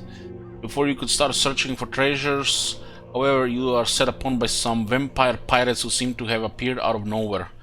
The songs of the cursed sirens were obviously a trap. After defeating the undead freebooters controlling them, you looted the vampire's moored galleon before claiming all the salvage on the island for yourself.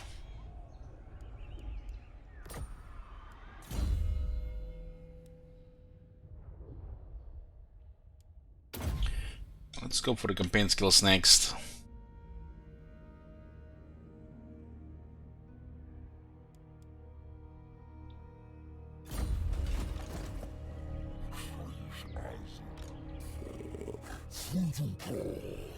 So, this technology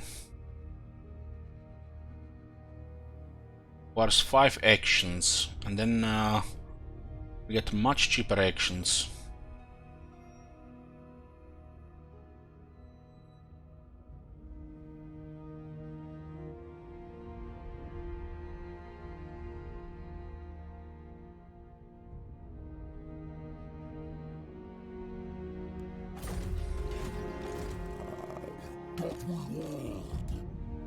Not making a move on Salzman yet, How much does it cost in more Mindenheim? 342.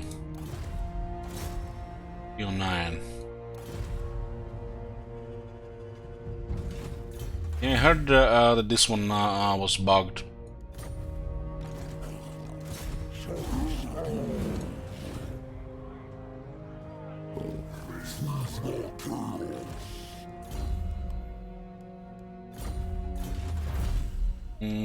This is great. Even helps with the lords for one side. We get actually also a lot of line of sight on the lord. Next, it makes sense is the Wrecker's Point. The greenskins are growing fast. The middle one is too big.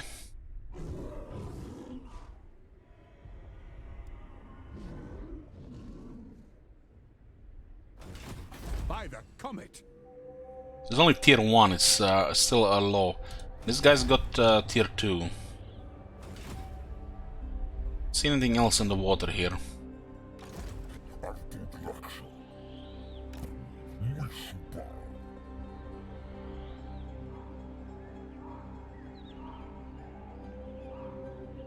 Mega replenishment on.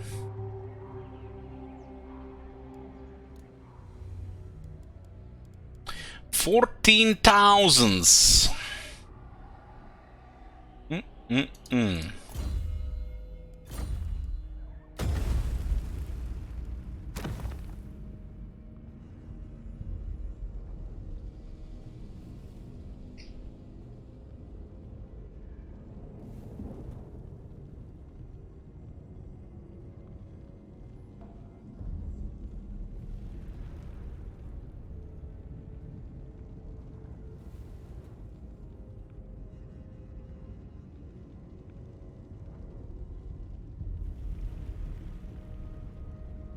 Blood Frenzy with 10 hour and 5 defense.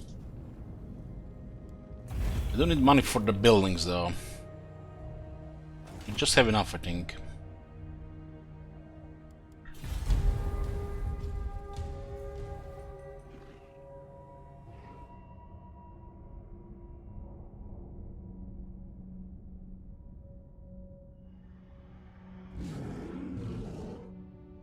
Looks like this guy is going off. I'm not even have sure where the hell they're going. So we got a Dark Moon, 6 turns later. More sleep is ascendant, usurping the sun, severe place in the firmament. Revolts awash with its sick and terrible hue. Such an event is almost unheard of. It is the call to the beastmen, a sign that the herd has an opportunity to dominate, lead them, beast lord sees glory.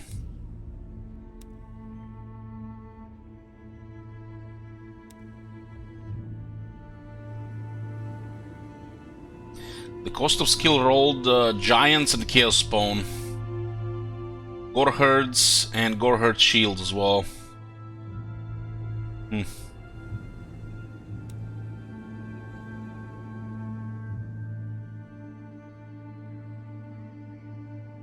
herd is incensed and ready for war, providing that is the war comes to them. They didn't change the text because they removed the movement range. But text still, you know, kinda hints at the movement range penalty. Herd is incensed, yeah. 3 turns we get the mega attack and damage. Deliver your missive. Ah, they're going after the orcs. Well, good thing we're gonna stack them first.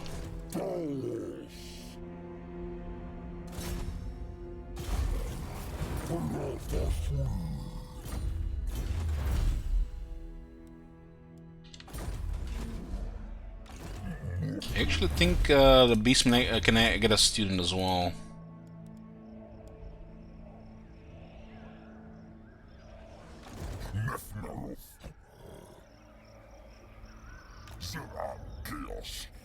This is one of the opportunity to raid 300, but we also need to build.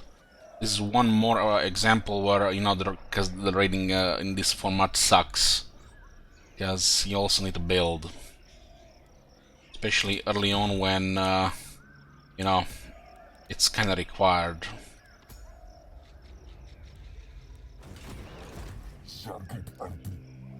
The tier 2 is important, so we build. These guys are moving in this direction here, so they might discover us.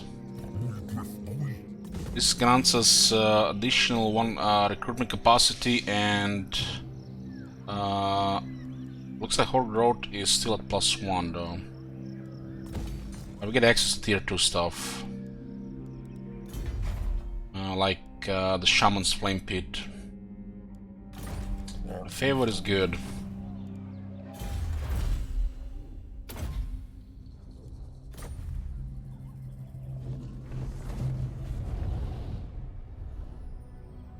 We do have a mission here to Razor Sec settlement against Greenskins.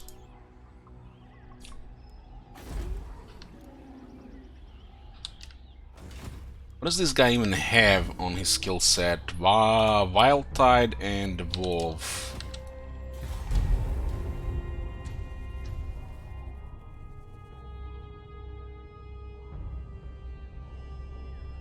Counter Reichland attacking the ruin there. Looks like the Orkan must have been there. Hochland attacked Midland. Good. The Empire also fighting each other. They would also declare war. They do hate beastmen. They don't usually move an army outside the city. But this army might stay just here forever.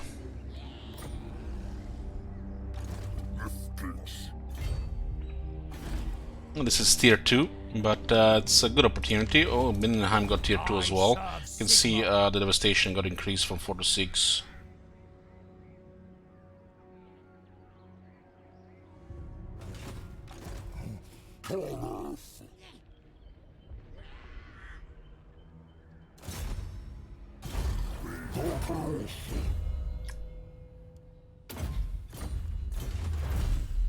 We need 5 for this. We're leveling that guy.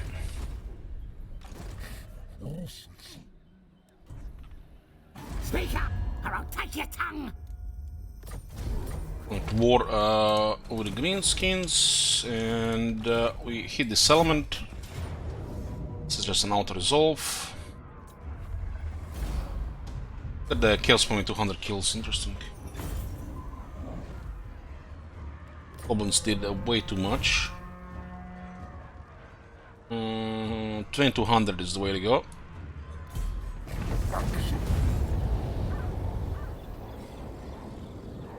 Warherd of the Shadowgave.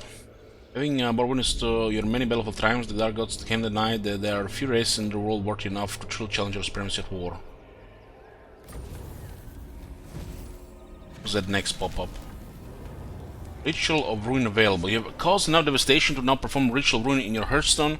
Performing the ritual will prevent others from colonizing ruins within the surrounding blood grounds and grant you Max of Ruination. You should elevate your Warherd status. Alternately, you may continue devastating the blood grounds as much as possible and perform the ritual later to gain Max of Ruination. Yeah, we want to get more Max of Ruination. Another flare.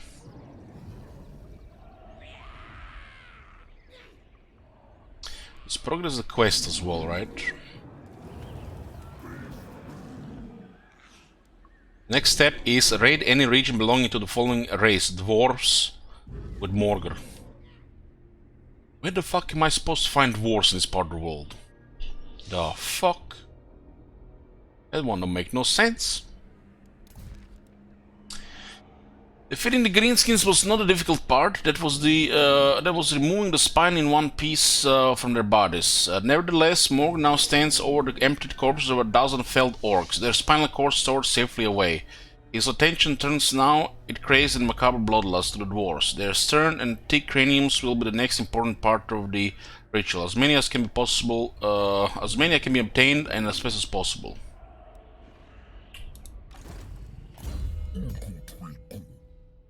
This weapon is nothing special until we get tier 3 as well. And this one is kinda bizarre. Kinda bizarre.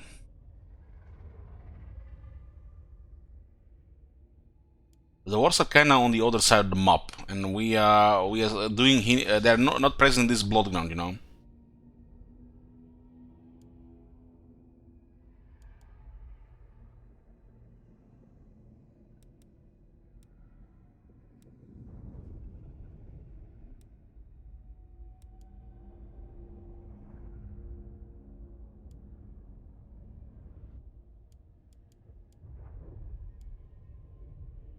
These units are performing well right now.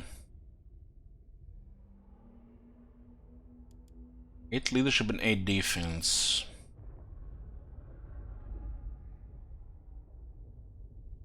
Sendigers get quite a buff here.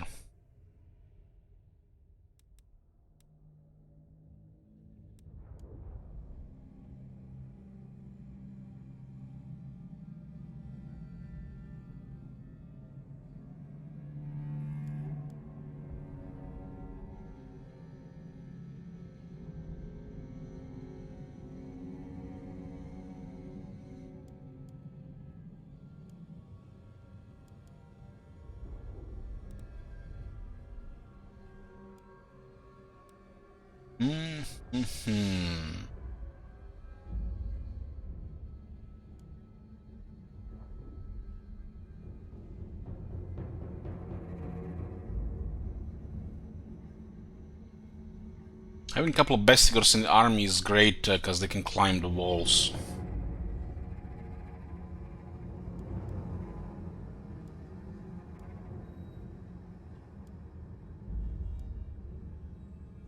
They forgot about Manticores, Joe. They need to put in the freakish mutations, right?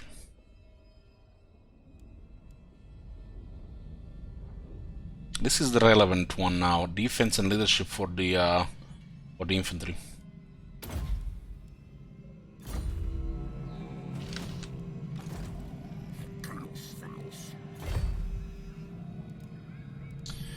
What's available in tier 2? We have access to Gores. This is just recruitment though. Creatures.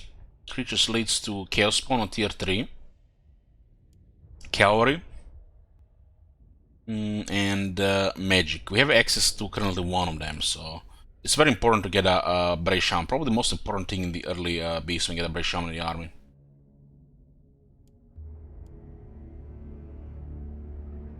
Word of a chieftain the Warherd is called, but few do so without the information of a Bray Shaman council. These buildings do not require population like they used to, instead they require limited favor, especially in the early game.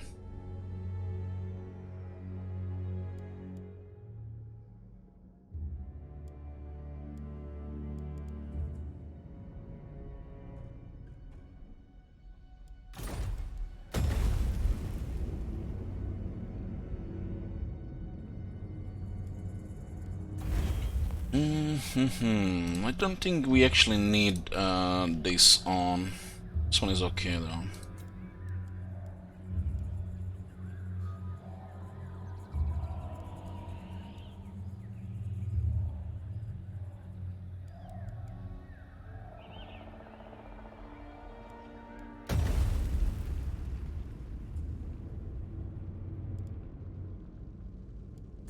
It's kind of sad I forgot about Feral Manticore on the skills. The unit needs everything, every help it can get. The Manticore should be added to freakish mutations and bestial butchers. They just forgot.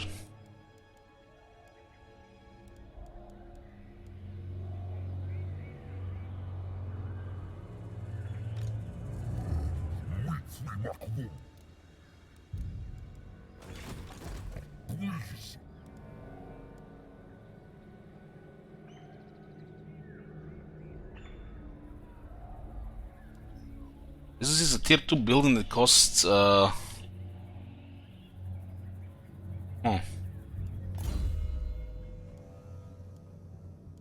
It's a very strange cost for that thingy.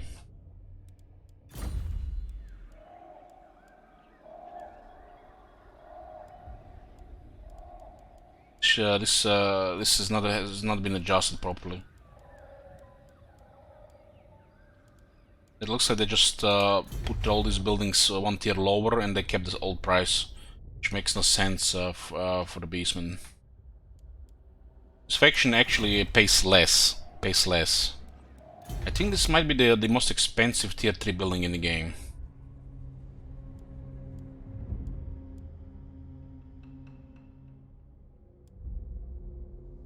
There's nothing really relevant right now until we get tier 3 though. Could save for that powerful item. I guess I wasn't thinking about landmarks, Captain Morn. But I guess you're right.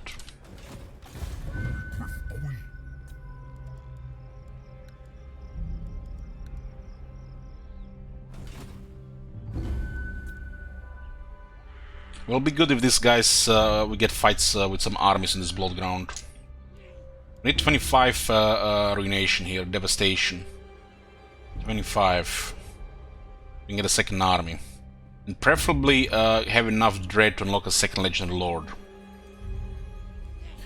For some reason, when you play one of the beastmen factions, all the beastmen are present in the world, which kind of messes up their skills Kinda rushing to unlock feels weird. But there's a chance some of them will have screwed up skills.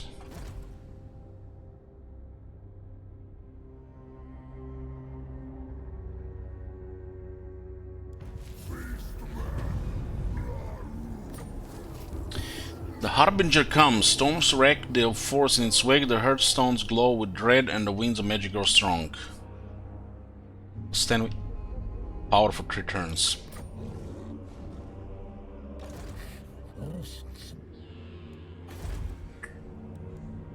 Raiding a settlement with no income and actually getting 38.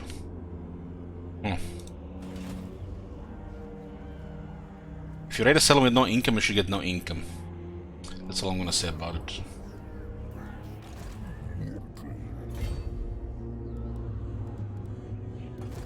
So we get access to a Brave Shaman, and oh my fucking god, they don't cost any favor to recruit.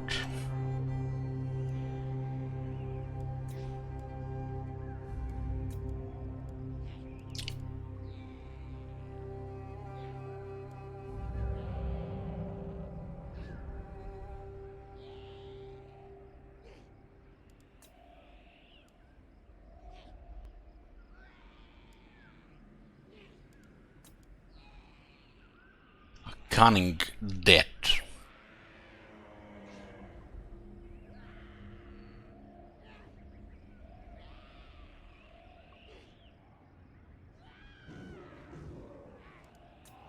The Soul Blight did get changed.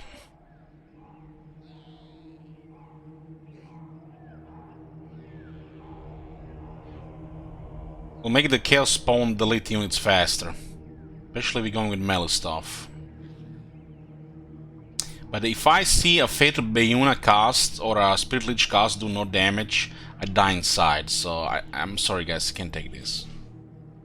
When you're playing Beastman, there is one obvious choice. The Lord of the Wild. That's unique to the Beastman, and I think they should be a like priority. Not just because they're flavor, because it's strong too.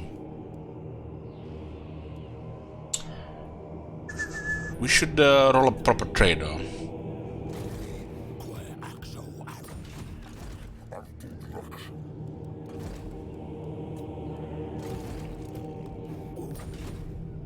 Affection, yeah, let's not go there.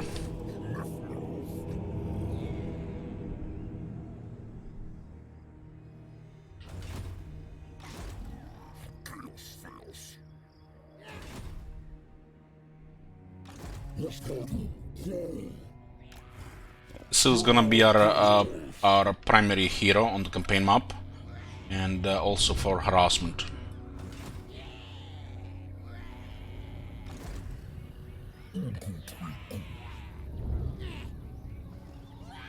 There's a 45% ambush here, 70 here. But look, when you look at their movement here, they might just go for the Breaker's Point.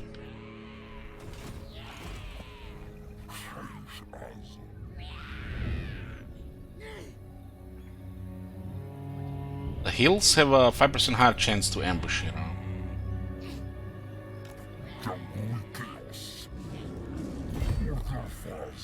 Should be enough zone of control for this.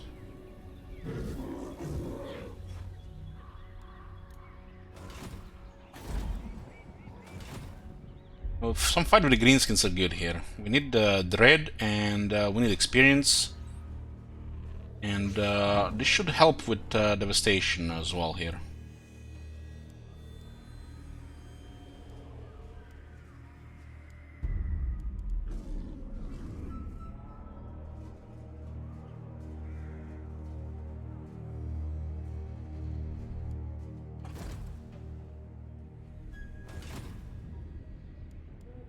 This is gonna be just a proper forest for the Beastmen Wood Elves, because we're gonna probably ignore these guys. These guys are unrealistic here. Not possible.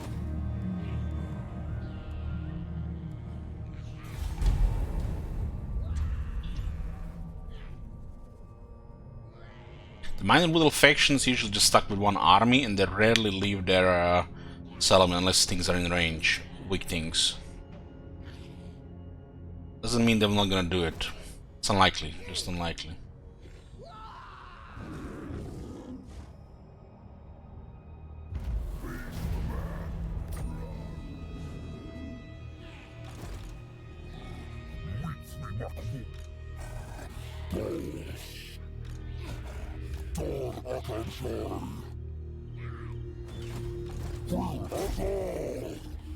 $295.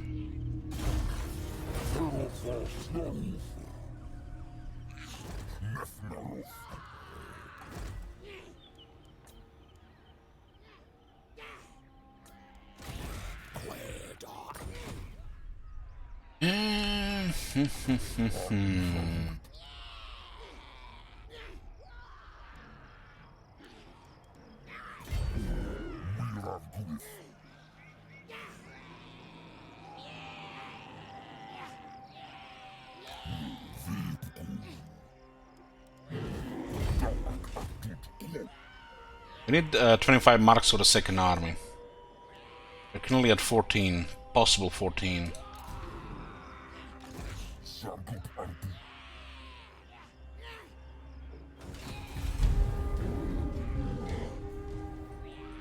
This is a definitely thing to destroy, but it's a little bit too many orc boys. Let's make us in a melee.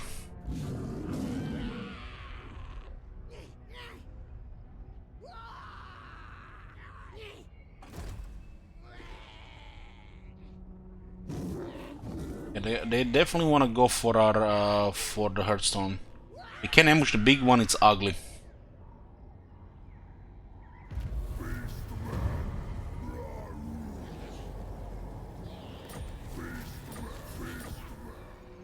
Now you get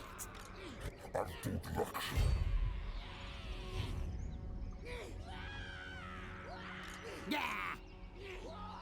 This is kind of unrealistic considering the stats on the orc boys.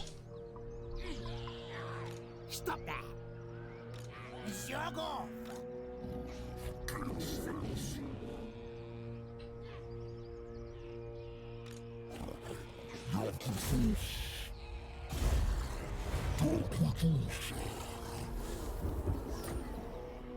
I ain't doing The Inskins are harder to ambush due to their raiding camps.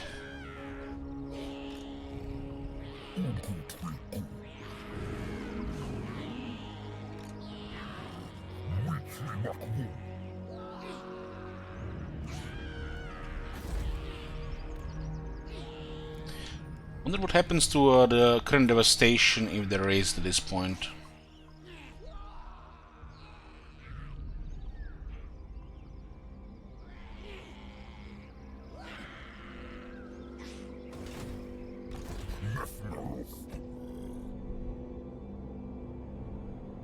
I wonder if they're just gonna send everything on New Rome, or they're gonna move a little bit back if they lose that settlement. Take my warband has its share of no.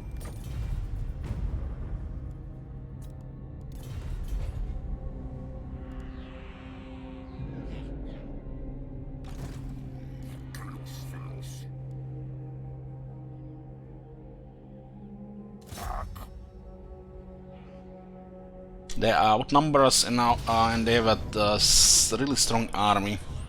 We could try to do something about Vile Transformation,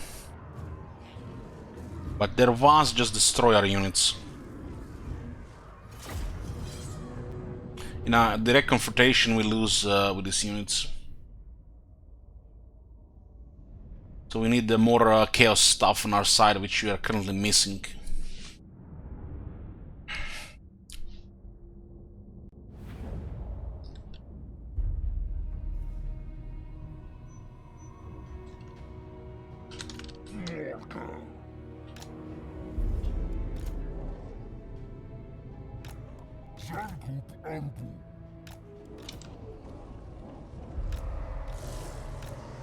We'll raise the city and see what they do. I think we're gonna perform ritual. I think it's instantaneous.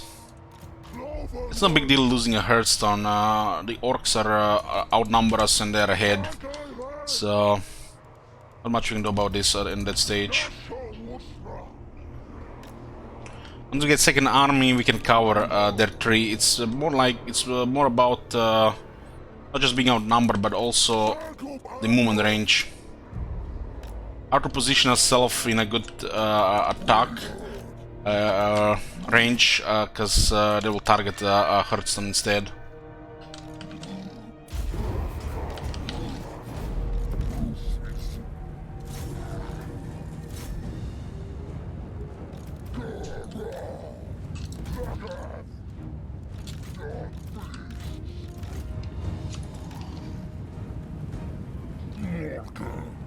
I think the best thing to do with Warherd here is to climb this wall here.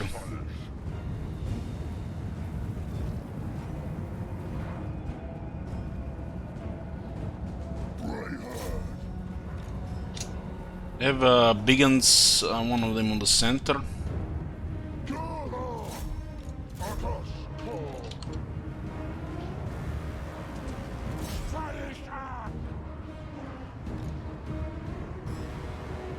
Three dogs are doing a little bit more damage there.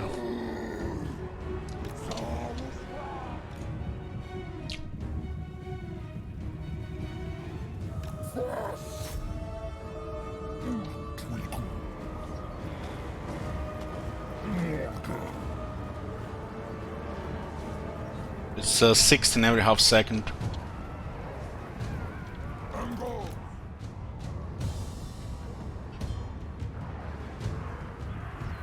Why is it so fucking bright here? Like there's a sun goes directly here.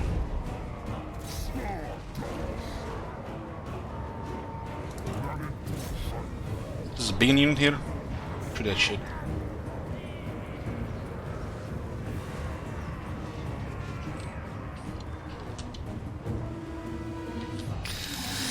Hey girl.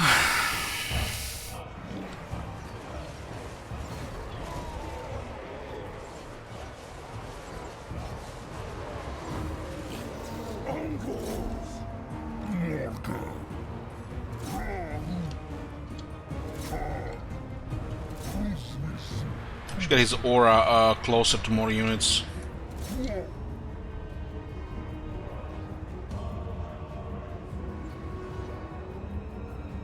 Hawkish Precision, only one works. You can only have a buff from one ability with the same name. If they do the same thing and they're differently named, then it stacks.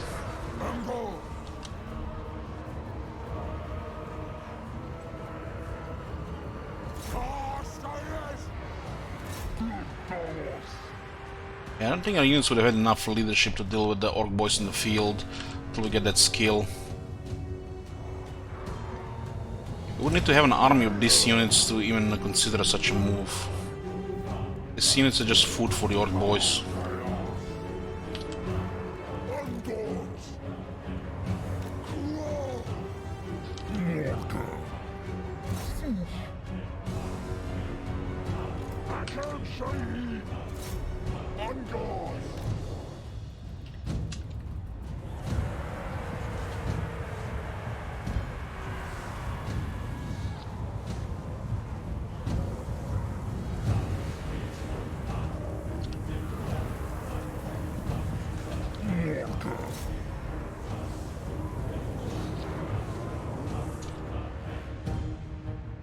It's Biggins and these are boys.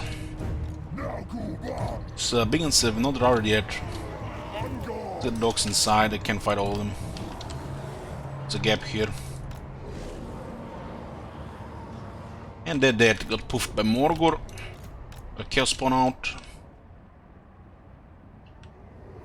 It's Biggins though.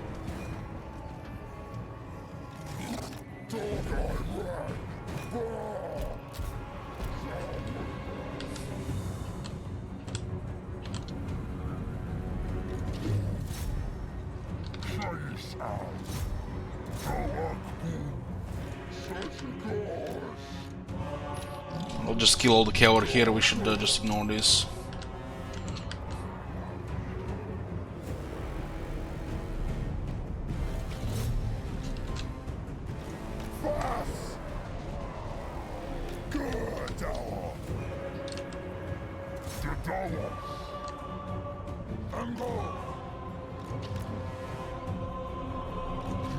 Looks like Chaos Spawn doing nice against the boys here. I think they had too much health with the damage reduction.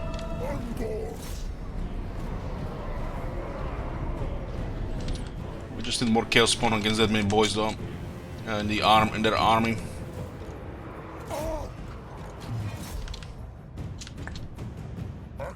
Managed to kill 17 of them just because they went around.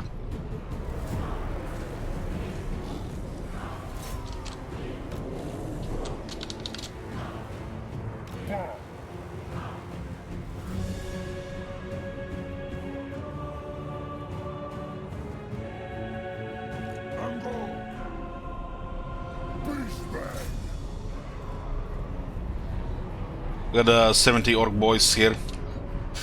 Man, they would have killed hundreds of these spears if those Chaos Spawn didn't hit them.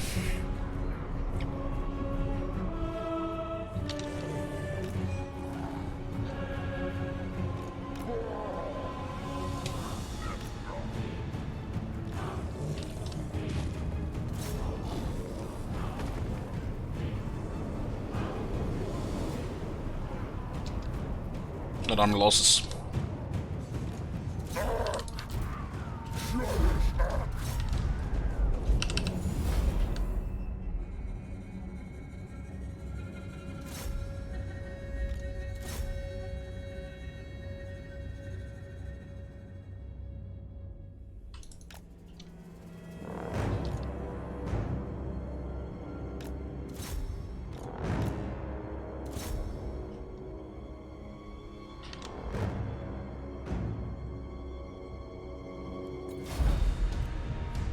We'll see what they do here. Our Hearthstone is on the thread, so we got forced to create a ritual. I think the ritual is instantaneous. Might take a turn, don't remember.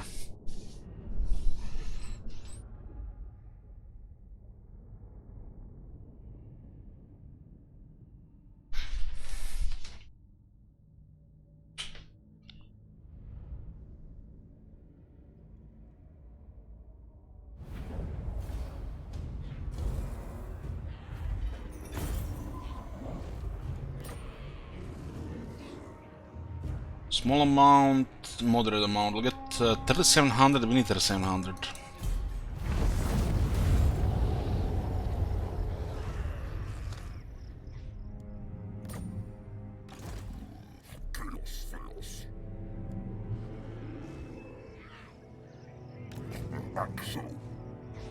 These guys have no settlements right now, and it's 14.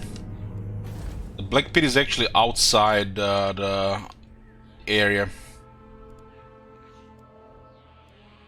They're threatening New Rome, so we gotta perform the ritual.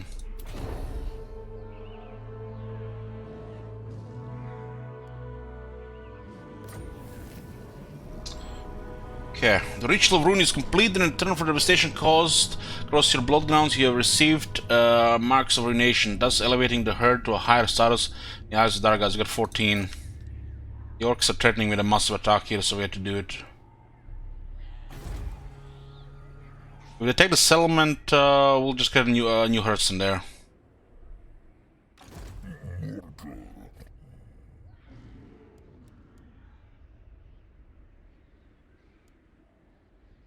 There's a possibility that they attack this as well.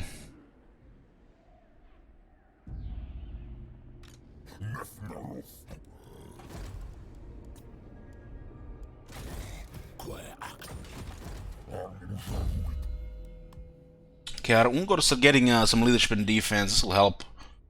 We're getting more durable than it's supposed to be.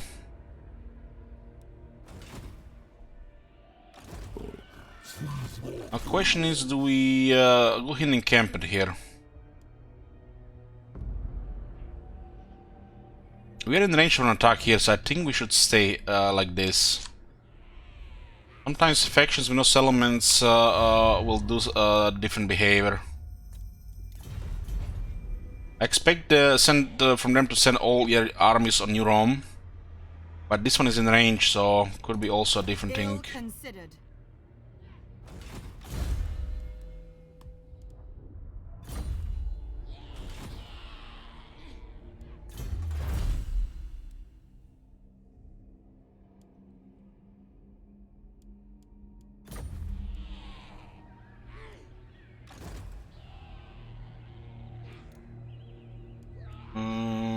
this growth is nice because of the Bestial Rage.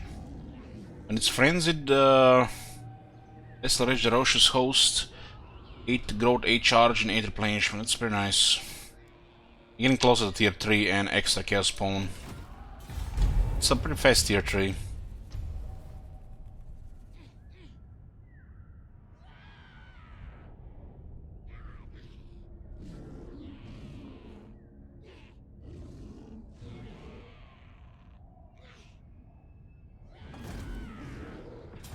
This is excellent. I would have, might have done different behavior if they had a settlement. Still a lot of orc boys with a Va. The lore could have been way worse though.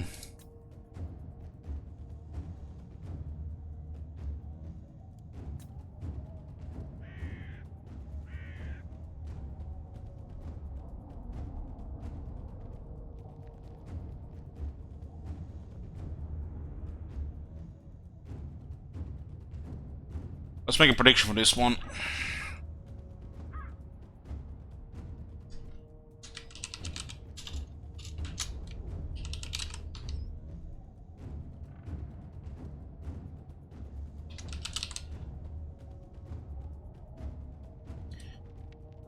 Outcome of battle: blue for Pyrrhic victor, red for order. 2 minutes. Place your shackles.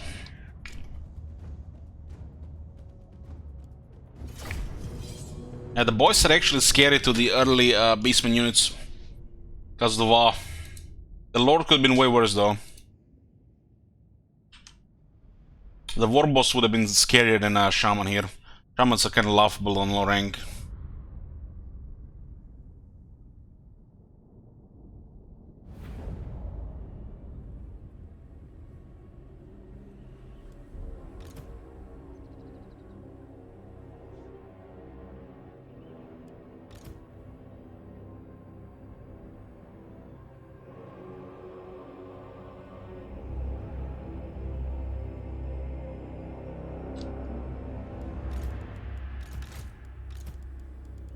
I have one harassment unit here.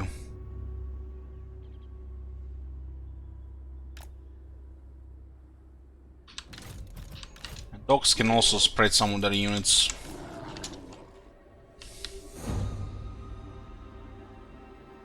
Won't see most of these units here. I'll see the Chaos Spawn. I don't want this Chaos Spawn getting charged.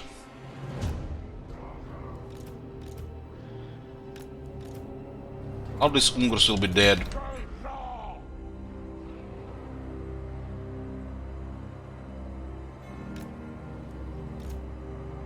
We go wide, we take massive damage.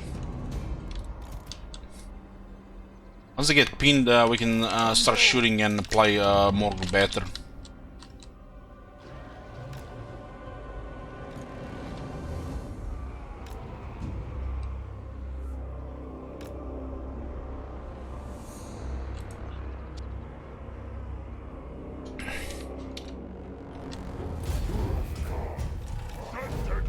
Do have some spiders there.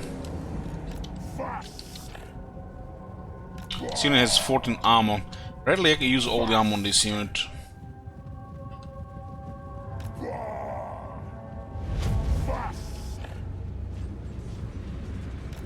They have okay damage. We actually try to kill those spiders. It's three dogs and they have 26 charge bonus.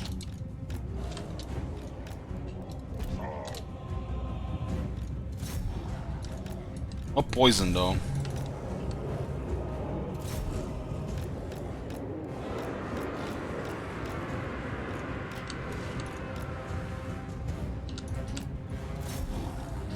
We'll make another charge here, not all three at once.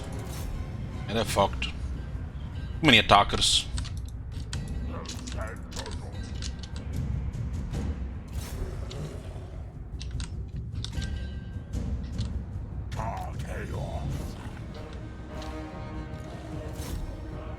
The orcs like brute force with the boys, but the beastmen have a little bit different approach in the low tier.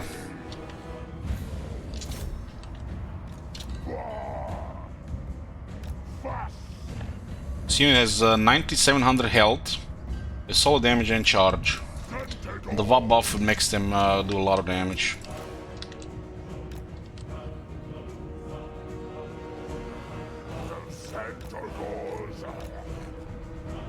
This unit is losing vigor, and Centigrades don't lose vigor, so they're just basically draining their vigor. Those dogs should hide, they can't do much against other units.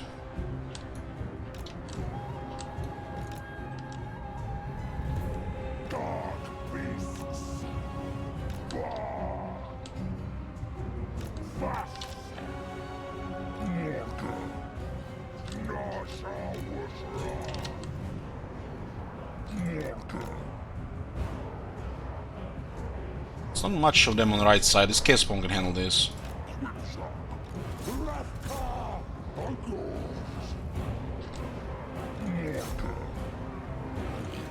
It's their Oxes though. Still don't want them to get charged.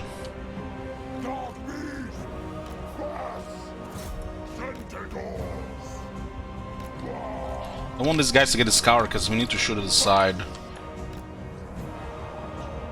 They really outnumber us here with this deployment. This is 3 units currently on Morgur's debuff. 4. I should start shooting here, that's 3 shooters.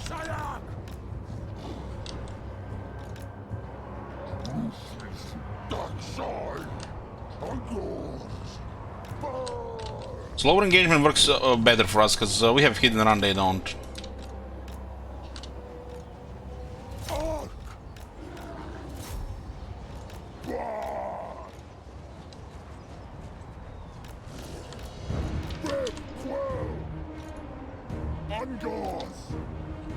Have really not damage to hurt Morgur with these units. Going to those archers.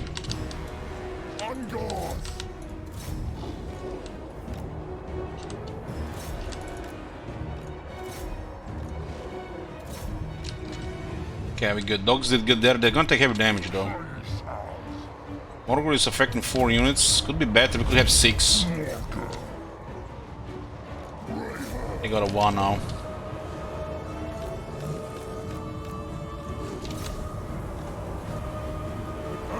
Delete this one. Pigs will hold for a bit. They have extra health. I think we can make a move there.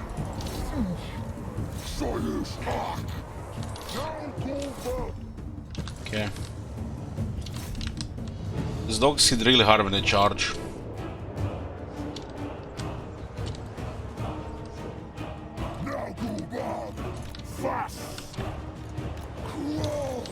See how much they damage Morgur there with that VA?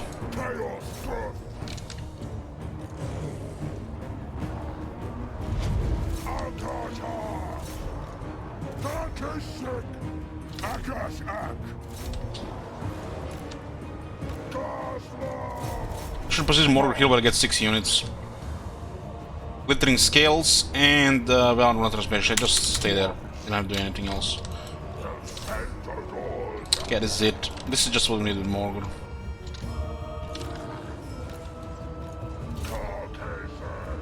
Pigs are just rampaging at this point. Yeah, the Chaos Spawn is doing very well there. Looking like a close victory here.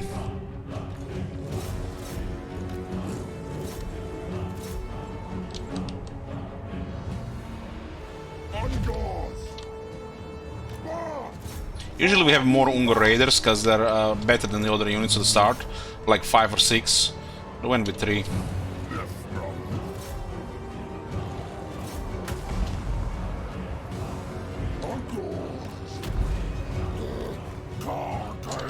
Orcs routed in that area. Looks like army loss is building up.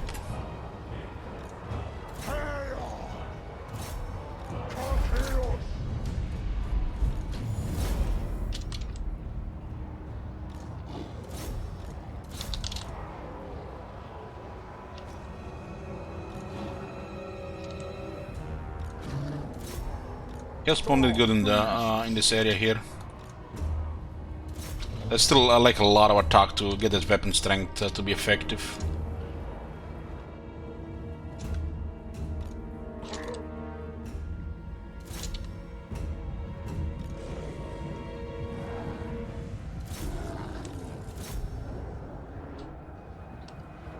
On guard! Hakan Shaheen!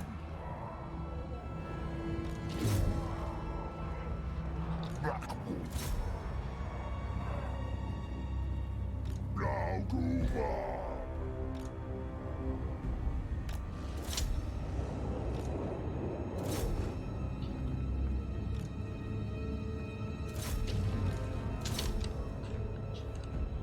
Oh, we actually managed to get their lord surrounded by pigs. Pigs are raging, actually, did good. Over 8,000 damage. I think they used to have less health. I feel like much better now with more health.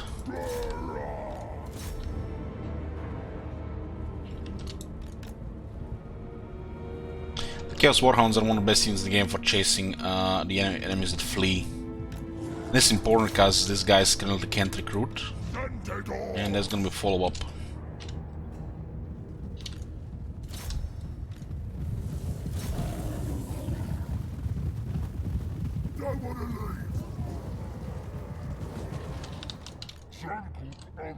Nobody renamed any of the Chaos Warhounds as War Dogs. You guys never use War Dogs in Rome 2?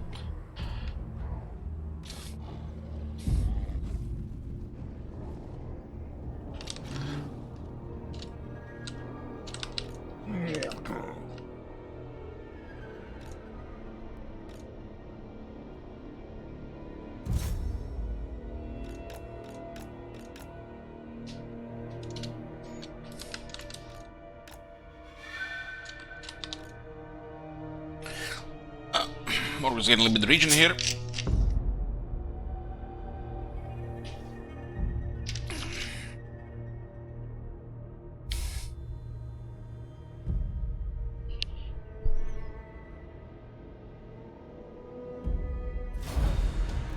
Close victory. Predicted by 47%. Pyrrhic would have been better for Bloody. But there's follow-ups.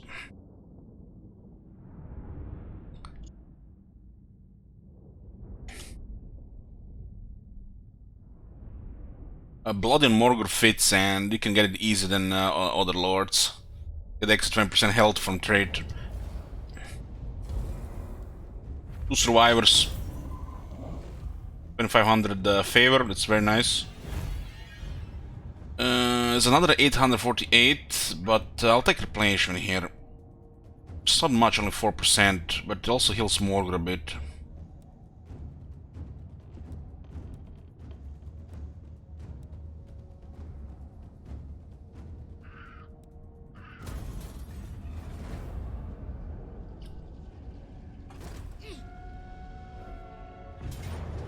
Very quick victory with high casualties. When a faction like this has no settlements, they are usually attacking like this, even if it's a suicide.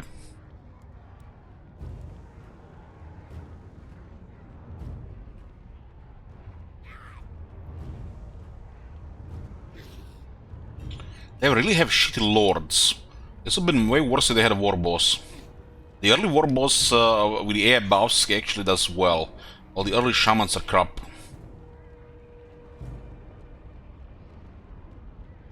Let's make another prediction here.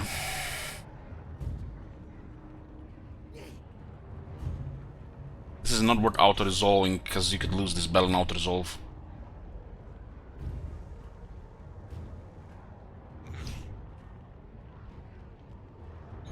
There's a shaman in the garrison, and we do have a Valtide. And Devolve.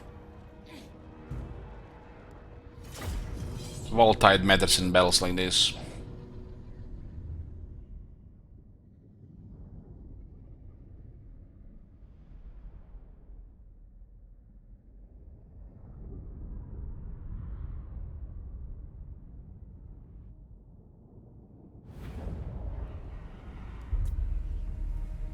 Pretty straightforward terrain, and we can overwhelm the main force before their reinforcements arrive.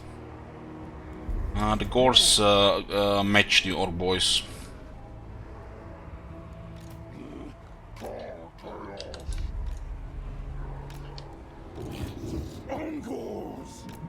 They also have their archer outnumbered here. Seems like a better way to initiate this fight. Senegors are perfect vigor, so we can also try to outmaneuver them. Because the Senegor has Rowdy, which gives them perfect vigor. Usually they're not very tough and not very strong, but they're excellent at chasing and going after units like Goblin Archers. If they're dealing with like a large unit like Orc Boys, where they lose in 1-1, but you can also just threaten with a charge, make the Orc Boys chase you, tire them out. Once they get very tired, exhausted, the Senegors might actually win. They will win with high rank. So you can use Senegor's perfect vigor to kill stronger units. Their role is more as a chaser unit.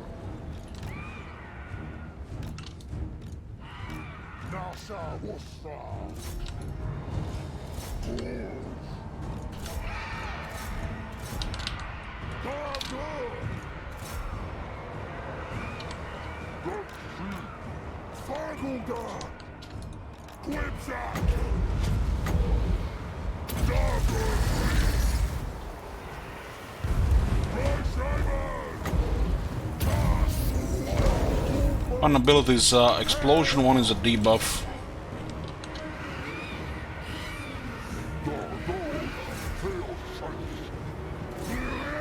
Look how fast these Senegors are.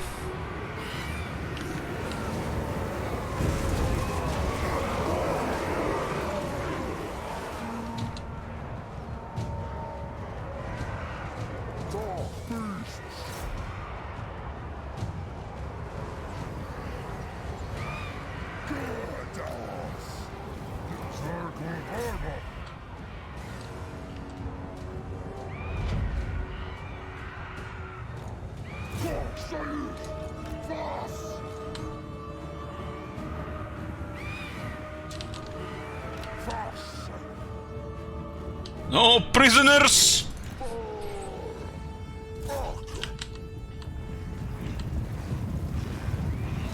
And these Senegors are giants compared to goblins.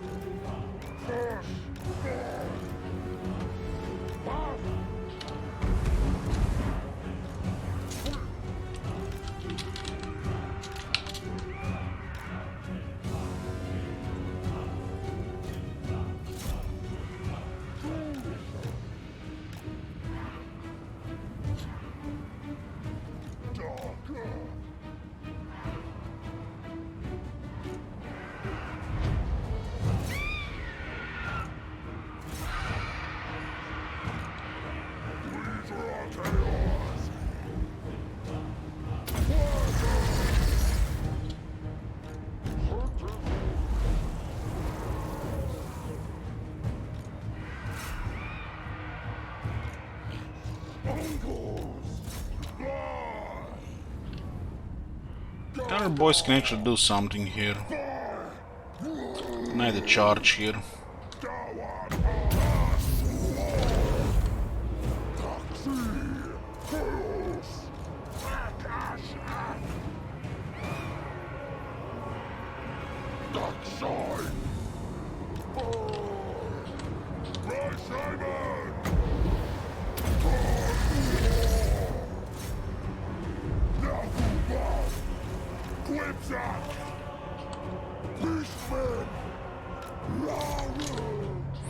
The Volt is actually a long cooldown.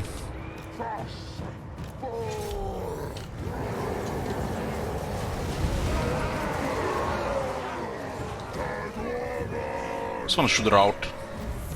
Ah, they got a warm. Never mind.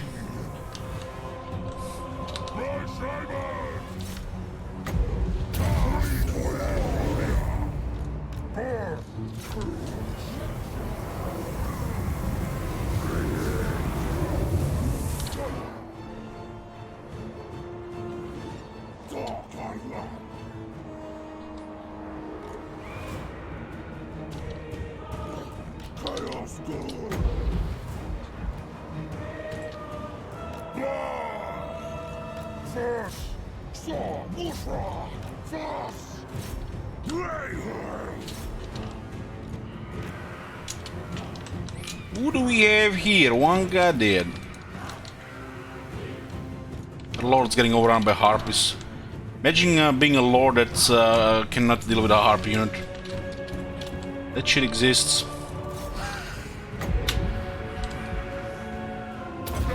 What's this 100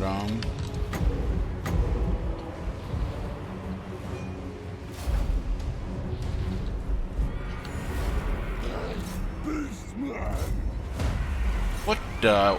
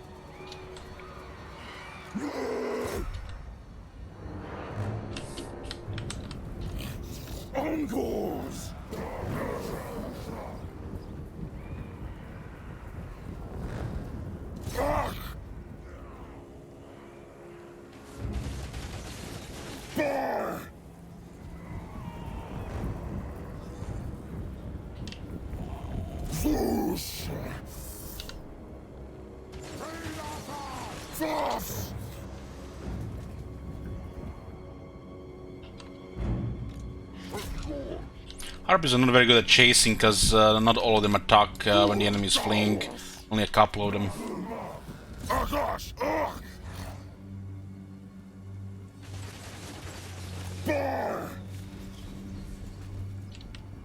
Senegors are excellent though for chasing.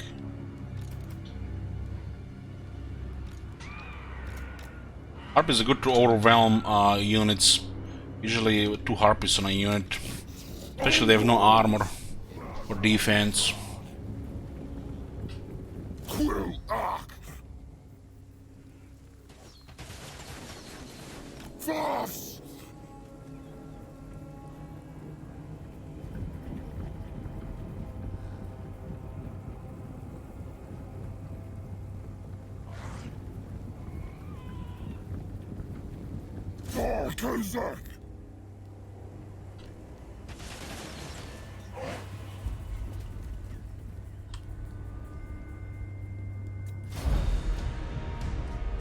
Close victory.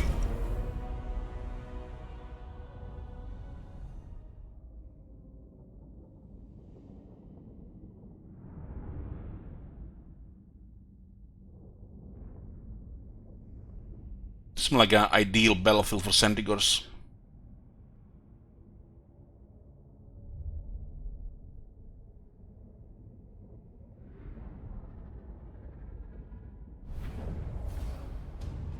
Oh, the Lord survived.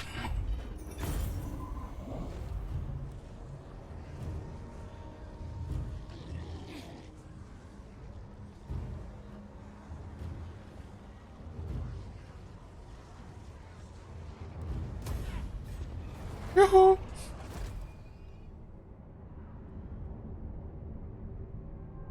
If we didn't do the ritual, we would have gotten so much devastation. I was safer to do the ritual. Could have sent everything on the new Rome.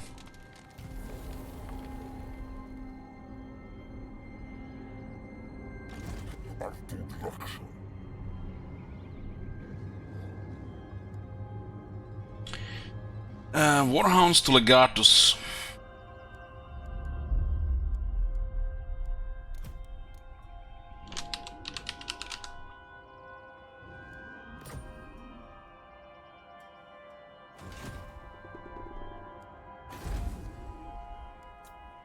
We got a technology, we get run a little bit faster now. 10% faster with fuel by blood.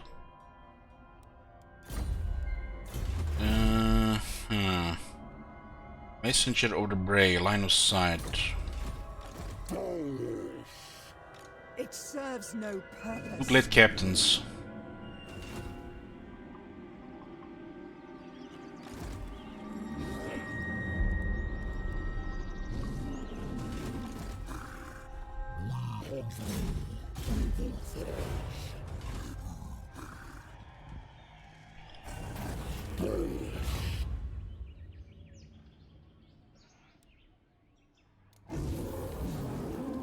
Let's keep a +1 corruption, 1000 favor. And now we can get the Messenger of the Brave. This is nice, especially if you want to put some heroes on the mop. Enemy hero action success chance minus 10%. It's also nice for that. Holy shit! What the hell? You get a nice line of sight. Should work on the lords too. We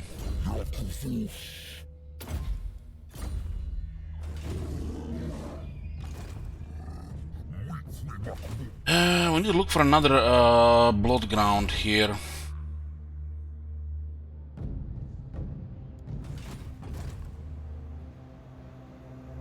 This one is a little bit strange. The orcs forced our hand here.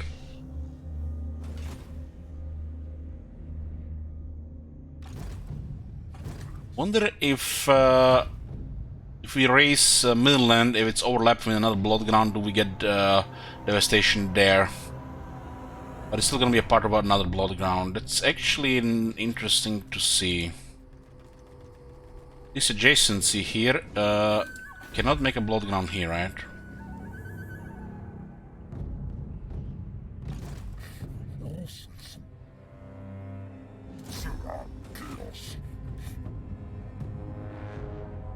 We can, but they're adjacent to each other.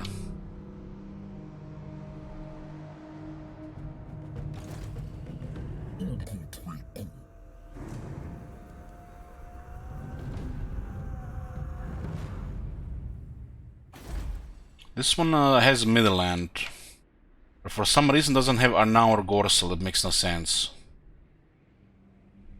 I guess the Wasteland is a separate blood ground. I guess there's adjacency, some different logic to it. But then again, you have Brion and Bilbali, which also make no sense, because Carcassonne is in the middle. Some of these assignments on the blood grounds are weird for sure.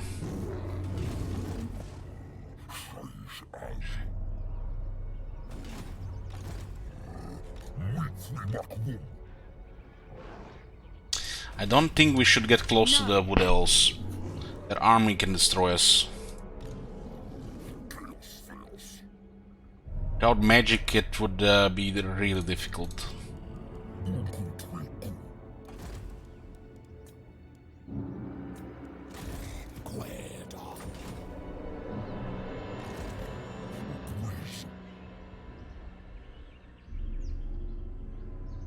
I also don't want these guys as well. We do have extra movement here. I think this guy has no movement here.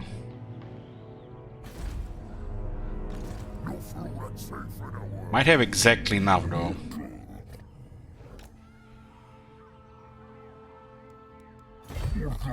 Unlock tier 3 so we get more chaos spawn.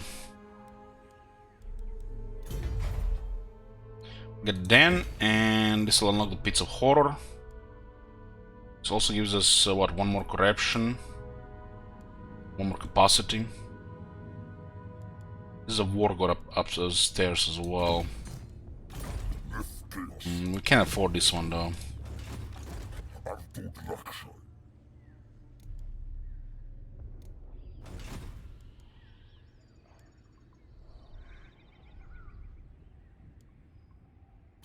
Getting close to the second Legendary Lord. I just hope they didn't take the leadership skills.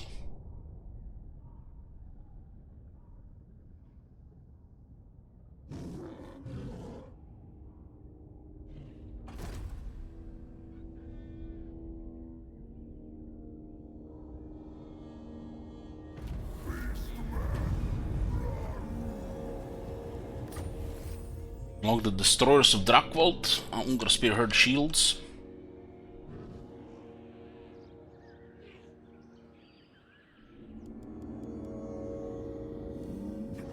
The Empire.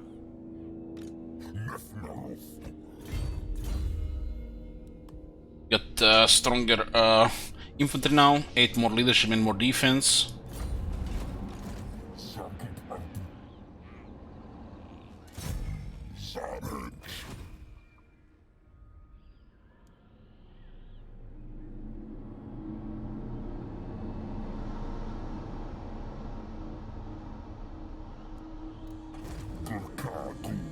By the comet.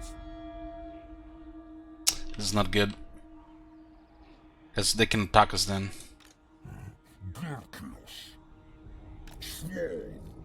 We'll be patient. Okay, we have 7100. This costs 5100, gives us access to Chaos Spawns. We have 5 capacity right now. And they're really good at this stage of the game.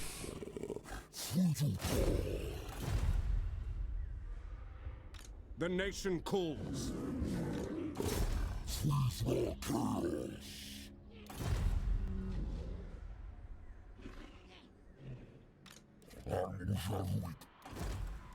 Carl will settle this and then we can attack him. Cunning is great. We got a shaman.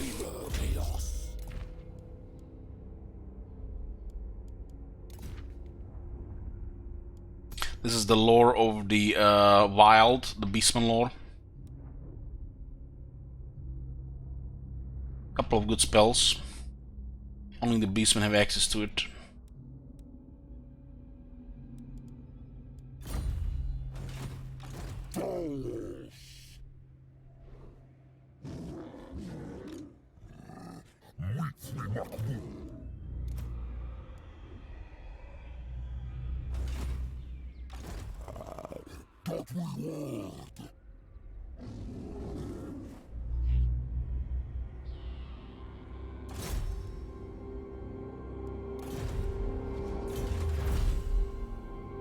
This make the heroes dirt cheap actions, and when this guy gets rank 10, it will be free actions. Hard to get rid of as well.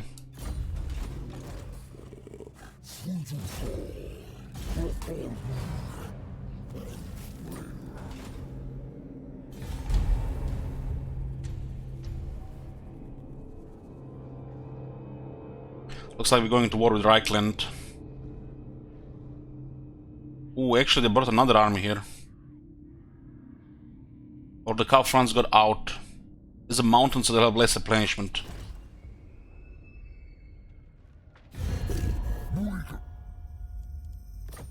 Okay, the Bjornlings. Got the Message of the Bray, an agent of the Chaos Gods acting in their stead will be granted favor until they fail. This is really good. All characters get more line of sight so we can see further. 30% cheaper hero action costs. Specialist is 40, which means this is 90% cheaper. With their level 10 skill mix, they have free actions. You don't have to pay anything for the actions. And enemy hero action success is minus 10%, so it's harder to get rid of them. It's like they're 10 ranks higher. Orders heeded. This is perfect. Perfect to start a war here.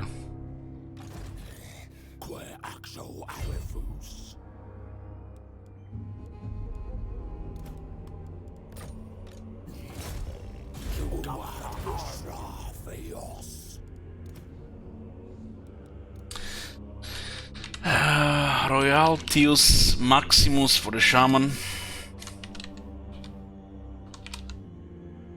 You sure you don't want to do Optimus instead of Maximus?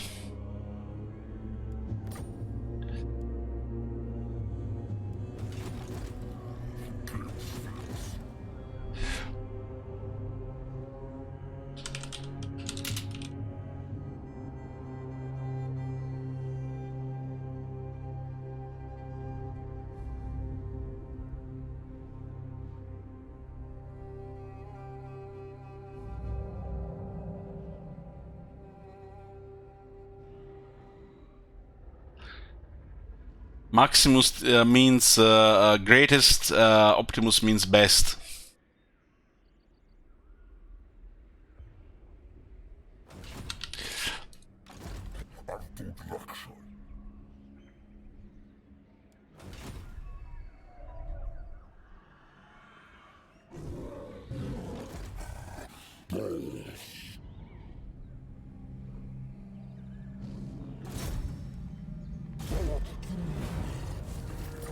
Fifty fail. I am Prince and Emperor. Yeah. So, considering the 4-star hand here for the ritual, this makes sense for next one. This is outside that blood ground. I guess it's outside blood ground, but it's adjacent, so it might be different rule there. I will hear your petition, but make no promises to act on it. He's fighting with Boris and Skull Smashers. It's really bad. But the Skull Smashers are fighting other things that don't really prioritize AI Reichland. Not that much.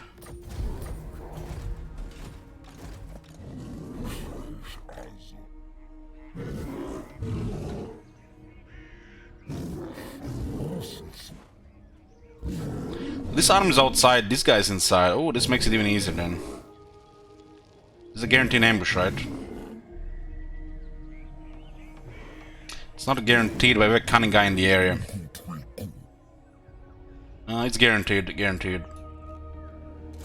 We need ambushes for the technology, right? We'll find this.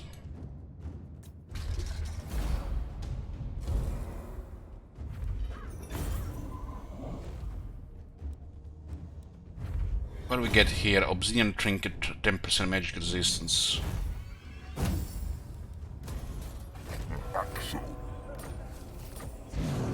What was that technology even called? 5 ambush bells?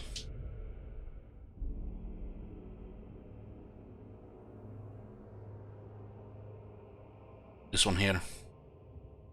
And this is ambush success chance plus 10%. These guys have settled here, so they are half strength. This is mountain, also bad attrition for the Empire. Bad replenish for the Empire, my bad. Are we actually gonna save the skill points at this point? And this guy, this is Beastman, huh? Beastman, we'll go with scouting first. Yeah, we still have to deal with Calfrans and what is his army here. This is gonna be the next blood ground as well, since we had to push the first one. Okay, but before we do this, guys, I'm gonna get some tea. I'll see you in about 10 minutes.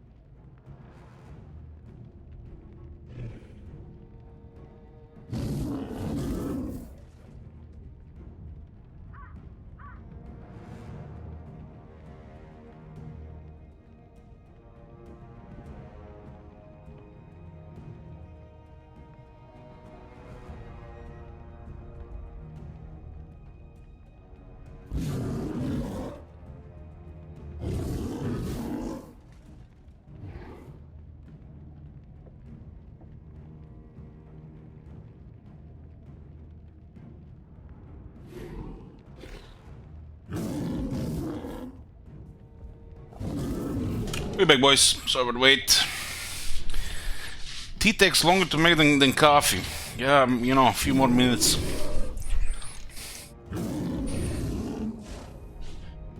Okay, we got Reichel in a bad spot, and we're waiting for them to clear Hearthstone here, so we don't have to. Might have attacked us with if we done it instead. Sometimes, you know, you have to recognize when they're moving forward to resettle, and just wait one turn. Pretty much saves you time, and you get some money. Experience and weaken the military at the same time. I didn't check if they had the technology.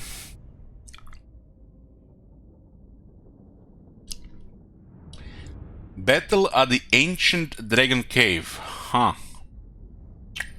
Yeah, this looks like an Ancient Dragon Cave. They even fucked up the battlefield here, from the looks of it.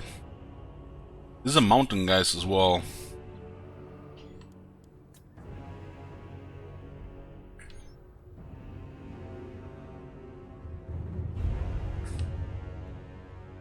Most of our army have vanguard here.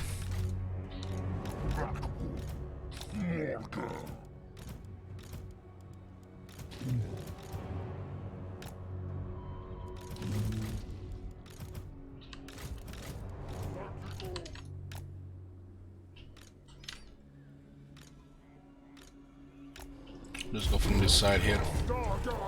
Army is diminished. They don't have technology against the Beastmen. It's not very strong, the Empire technology against Beastmen. It still gives them a lot of leadership. But this is the Emperor's army. They all have a lot of leadership.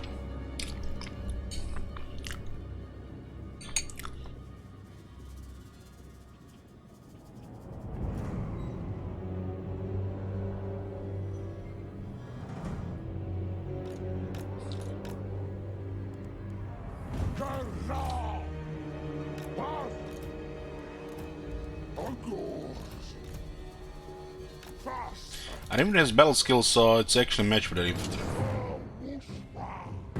Going left, spraying their harmonica.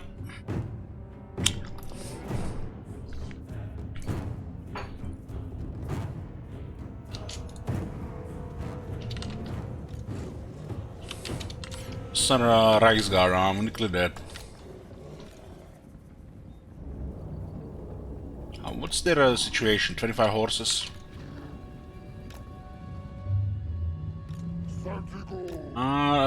This type of unit counters heavy cavalry. This requires a little bit of attention.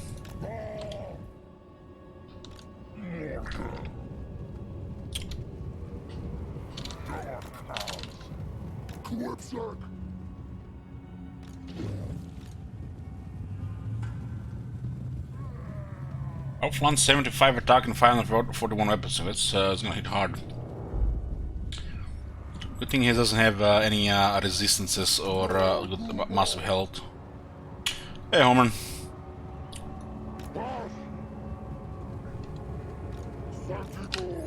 I'll approach from this side here. And we'll go harass the Reichsguard. See if it counters Reichsguard. As long as they don't get caught.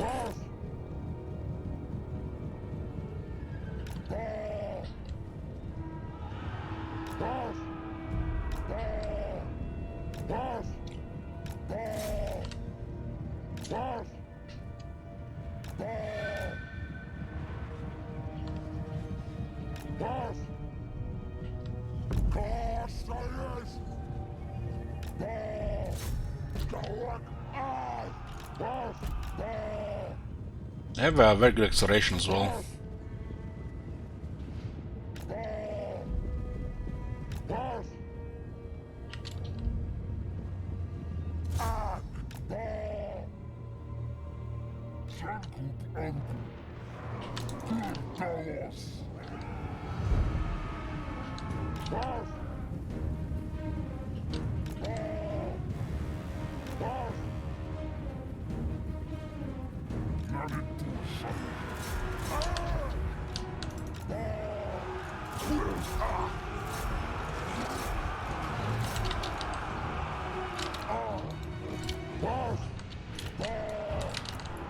go around with these guys. We can get closer with this as well.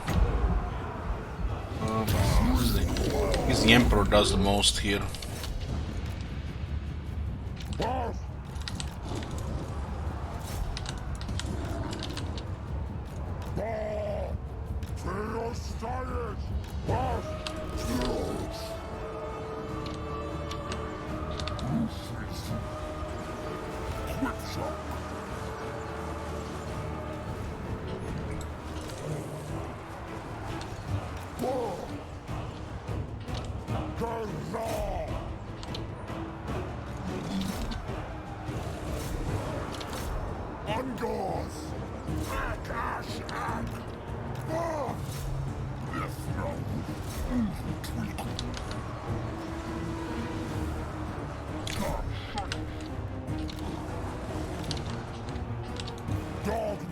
Asgard is gone.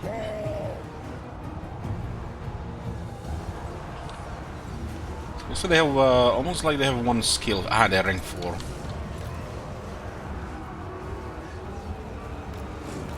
The enemy was marching. Was not marching, but they were half strength.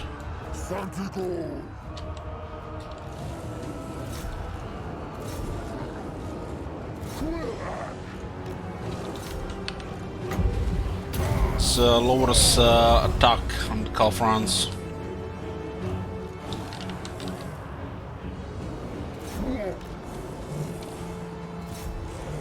It was a really good opportunity to attack the Empire here. Iceland it is.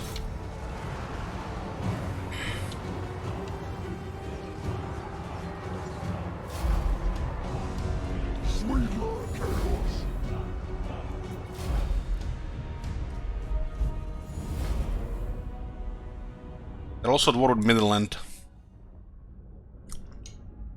Now we don't have to spend half our army troops to get a Hearthstone here,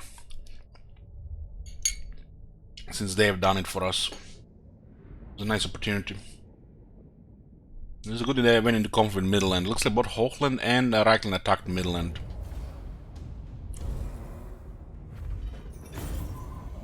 $2,500 battle loot as well. It's excellent. You're getting to a relevant level. This is gonna be a Hearthstone here.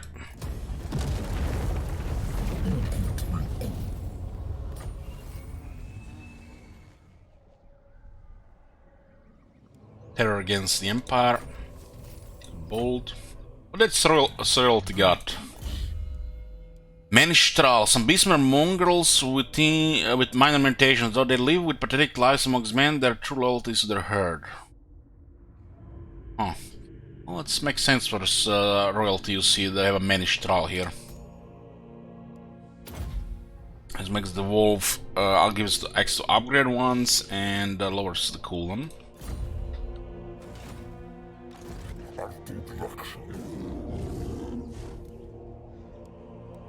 We have access to Chaos Spawn. Why is there so many available?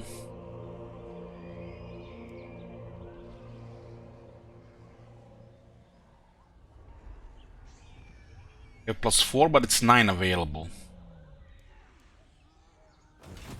Is that ability bugged? +4 is actually +8. The Horde bugs that doubles it. Current cap is 1. We got +4 to 5.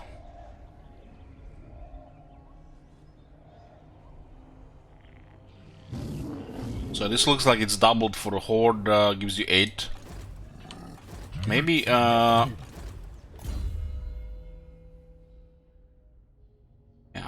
that looks bugged, yeah.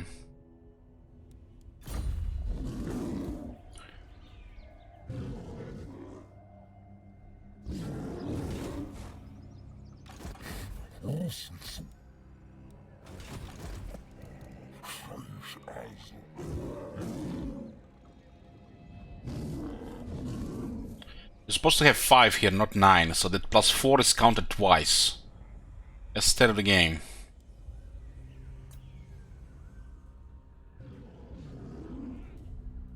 I'll just recruit 4 less. It feels like feels really bad with 9 there.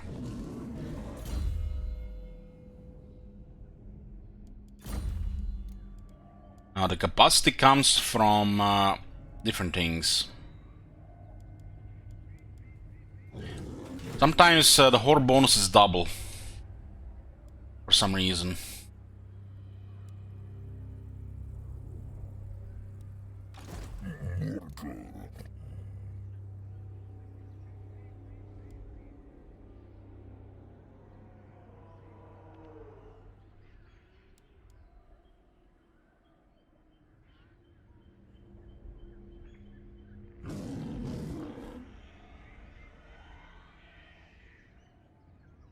There is nowhere to get these extra ones. So this is bugged for this faction.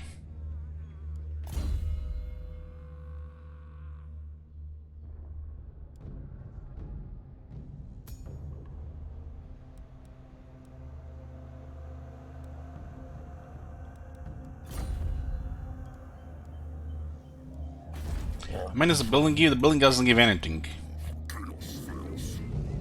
Just unlocks recruitment. We are supposed to be at 5 chaos spawn right now, so yeah.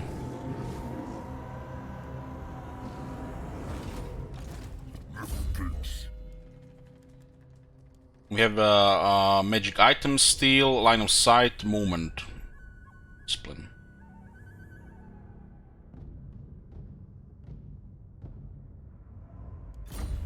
Building from the city, huh? It's just a standard Hearthstone.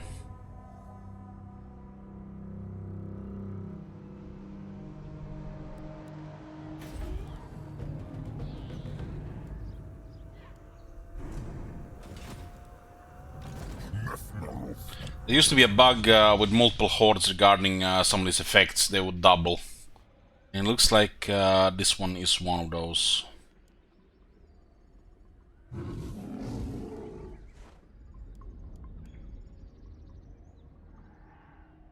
This bug for all the Beastman factions.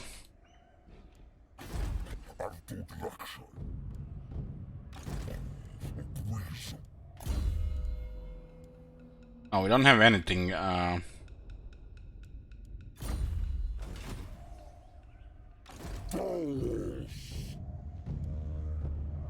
So we finally got enough dread to unlock Legendary Lord. This is weird how this works, because they're active on the map.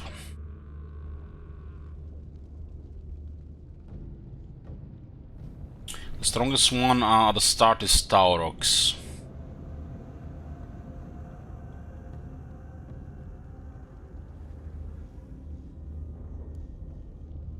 Malagor would require some ranks.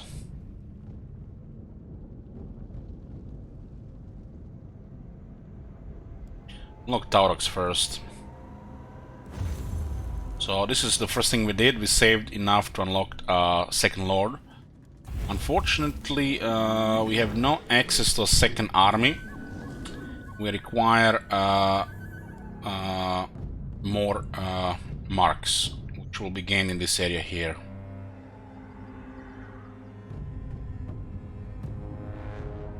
And this is a forced confederation thing. Because for some reason, when you're playing Beastmen, all the Beastmen factions are on the map. Hopefully, no skill points are messed up. Hopefully.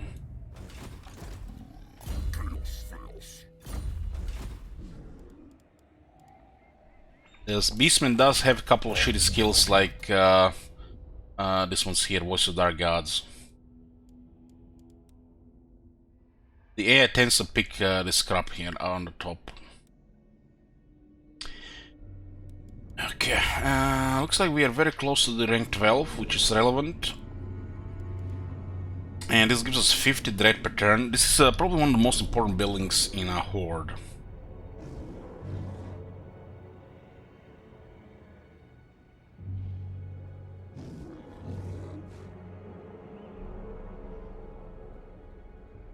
$50 dread per turn.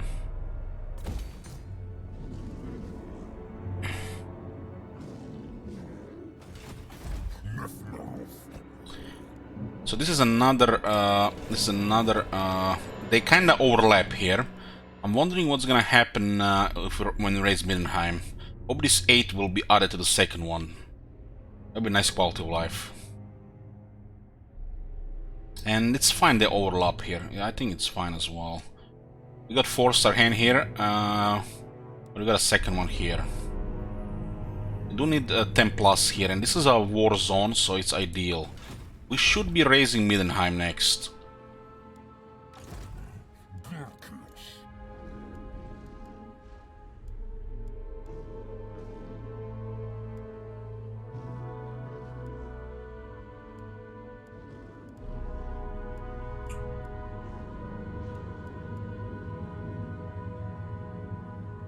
This kind of diminishes the experience having 9 available like this. This type of bugs are bad if you ask me, even if they are good for you.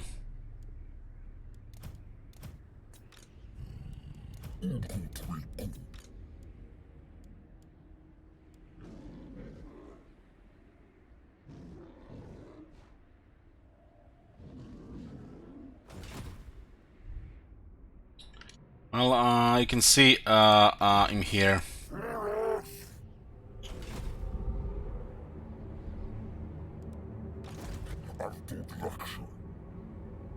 We get a second army before we get a second army.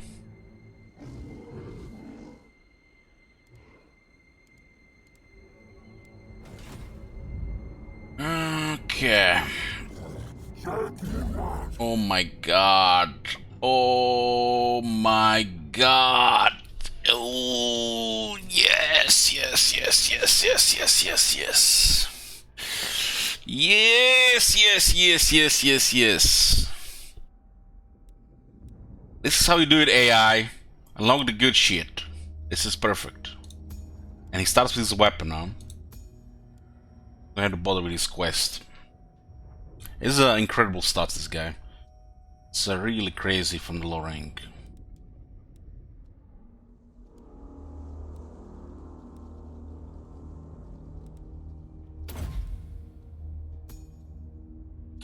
His trait has a raiding stance upgrade to Juggernaut raiding stance, which increases campaign wound range but reduces raiding income. Huh. I'm not sure how we're gonna survive without this raiding income, guys. What was this named?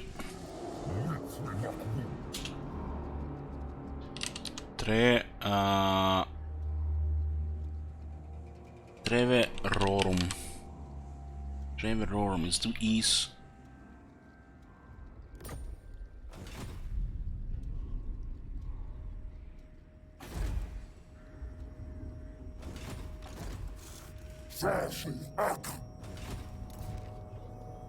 This is pretty amazing. Pretty amazing. This is just too fucking good. Don't even have 25 marks here. The fact he survived and he got this army, guys. You start a Beastman campaign, Confederate fucking Taurox before bad RNG kills him. That is incredible. I thought this would be like this. Because he can leave on like first 15 turns, right? Holy fuck, this is good.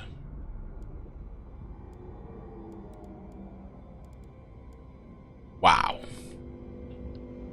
This is a tad just a little bit overpowered.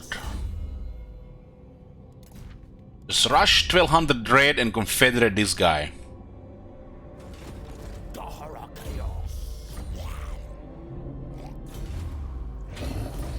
We'll use this one as a scout since we can get another one. Hey, Farron, good morning.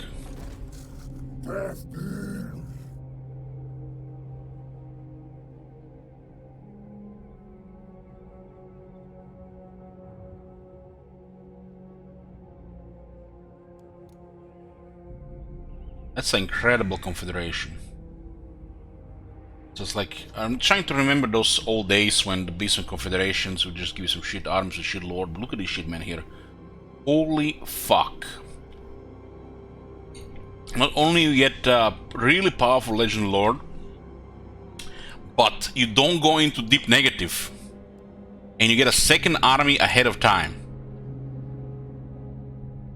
This is just RNG. These guys could have been destroyed. That's why you need to really rush 1200. You really need to rush 1200 and click this fucking button. And hope he doesn't fuck it up and he's still alive. This is perfection. I don't think you can get better than this. This is just wow. I'm shocked and surprised at this shit. The skill tree and the army and the fact that he is actually doing shit. 8 population, thanks AI. Got even the fed AI population here.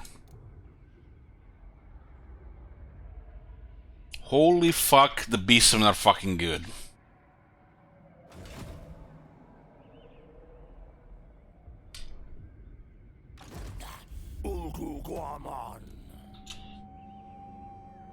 Septimius Viper.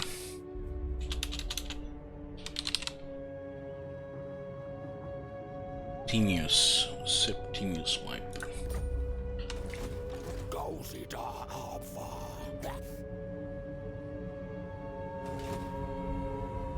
This is just, guys, I've like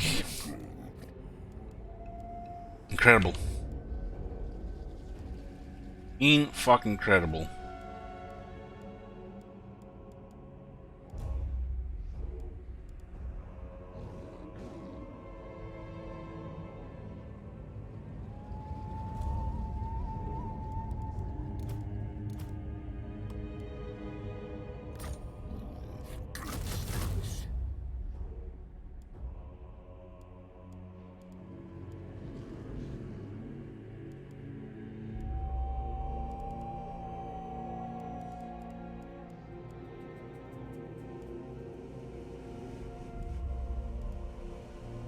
Shame the fellow Manticore has been forgotten on the battle skills. Such a shame.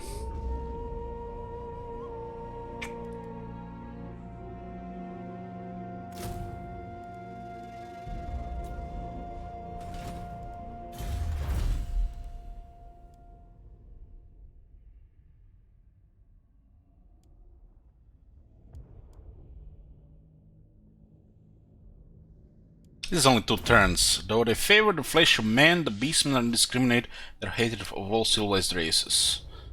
Lower cooldown and lower cost for their lores.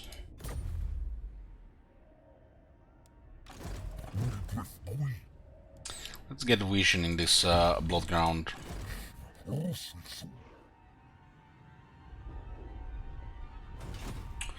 Raising Mindenheim next makes the most sense, but this area needs to replenish, so Weismund is probably better to raise first.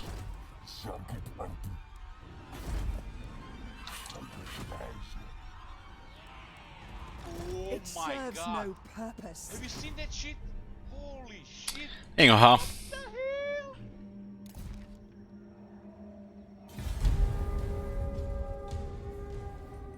Does the shaman have a good trait? No. Not even top 5.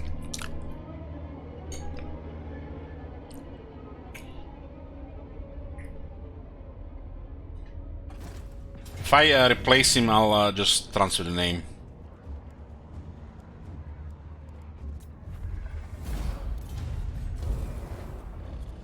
Right now we are over capacity, so it's good to keep.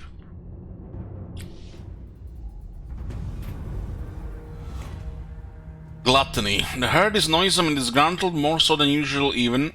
They resent having to worship the Hearthstone for yet another night and instead desire to feast and overindulge. What say you, Lord? Night of feasting. They could not be stopped, not even if you wanted it. Revelry is in their blood. Let them feast, let them be rapacious. How do you read this word? Rapacious. They'll be grateful for it. 5 leadership. We don't care about chaos corruption. 5 leadership. I guess everybody gets 5 leadership. Helps on the lower stuff. Ruckus. I guess Ruckus.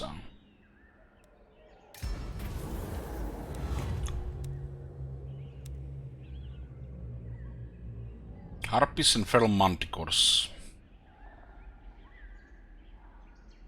This one is nice, and if I can get it every 6 turns, it's incredible. Let's get movement though.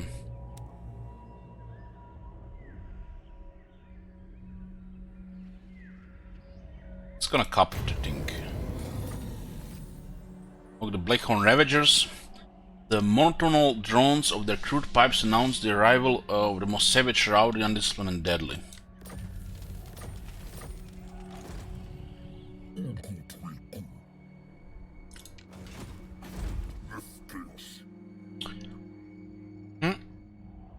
No.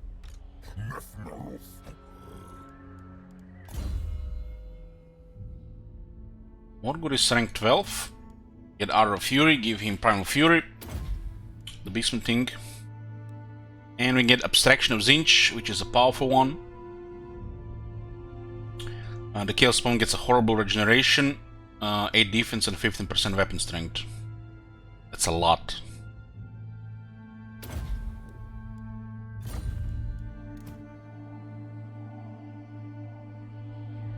I think this will work with this as well. Because one is horrible regeneration, one is regeneration. They'll be really weak to fire, but they'll get 8 hit points per second.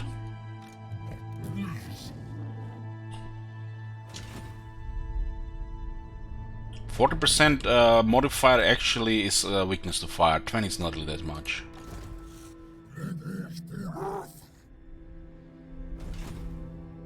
Are there more spawn bows? Yeah, there are more spawn bows. There is the 8 attack, 12 weapon strength. And missile resistance attack and more damage. They get a lot of damage.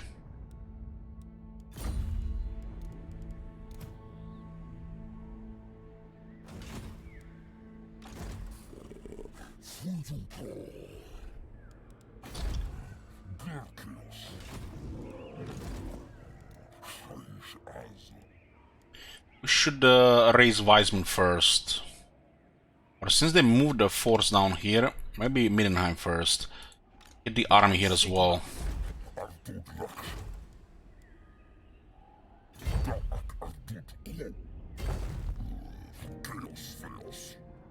Not possible.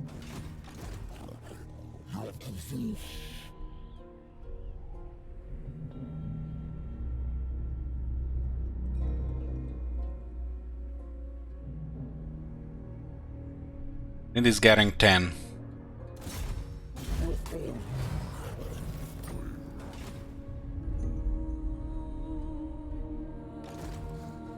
Getting Taurox to the old world is gonna be quite a task. Quite a task. Currently don't have another Hearthstone.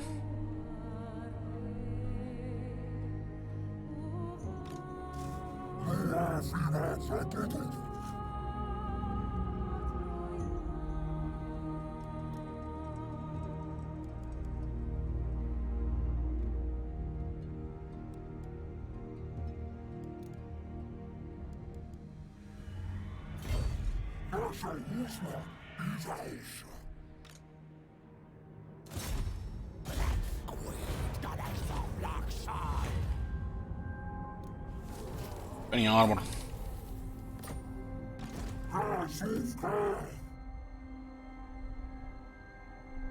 There are no enemies Nagarat, and we will need to cross 3 different seas here.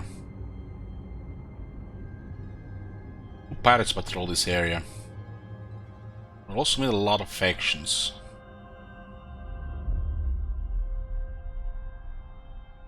He doesn't have a rampage, it's his faction mechanic.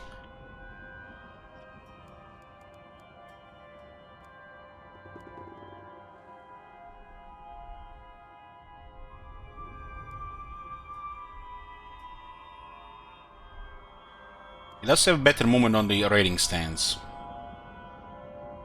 Looks like he was dismantling these guys here. They have an army here and an army here. It's a little bit risky crossing this.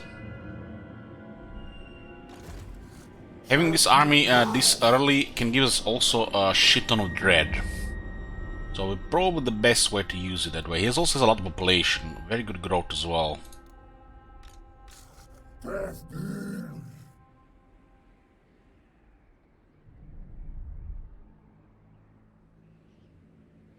Who is the weakest faction in Nagrod here? League holds look like they're almost dead. Your demeanor tells me you aren't here to... I'll see it through. Okay, we'll hit Wolf's Animal from the looks of it. This looks like they're in a really bad shape.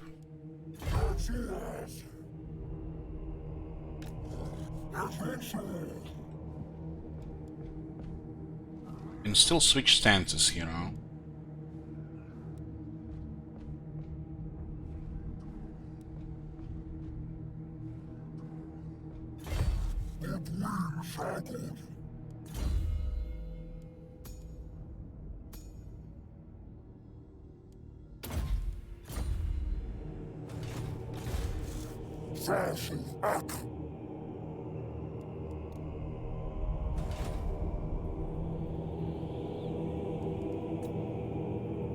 Tier 2 there.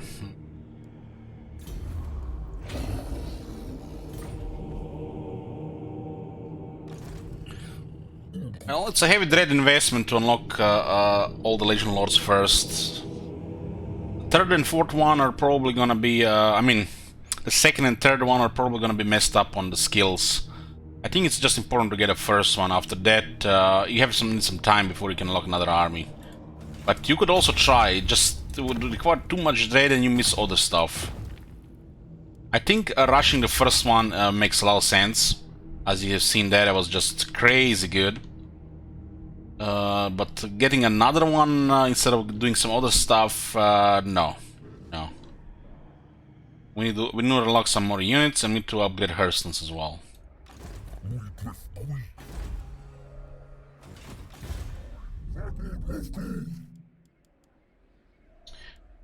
This is tier 3. This one is really good. We're not gonna upgrade this right now though.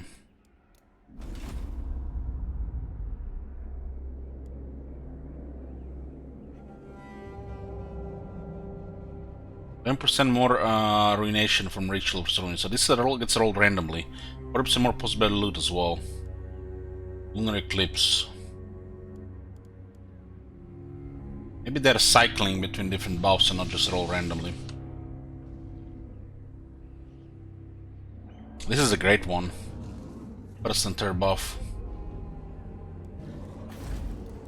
The Emperor might attack here if we are not too close. They might just move to Wisewood. There's a little bit rough terrain here because they have to enter the mountain.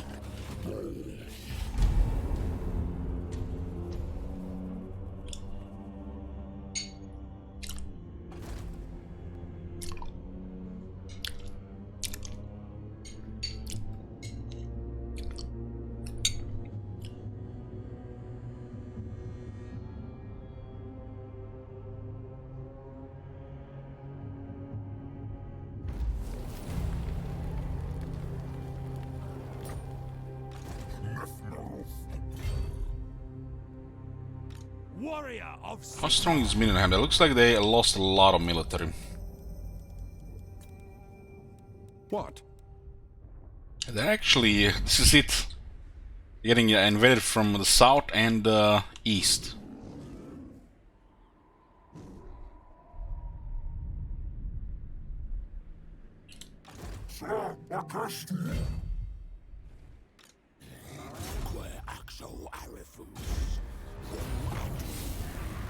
Rictus is here.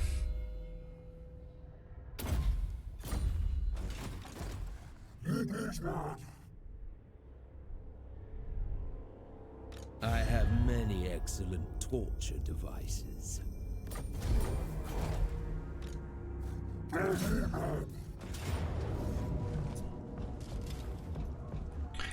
Hold on, what was this? Abandoned Rage and a Flying Spy. There's a flare available too.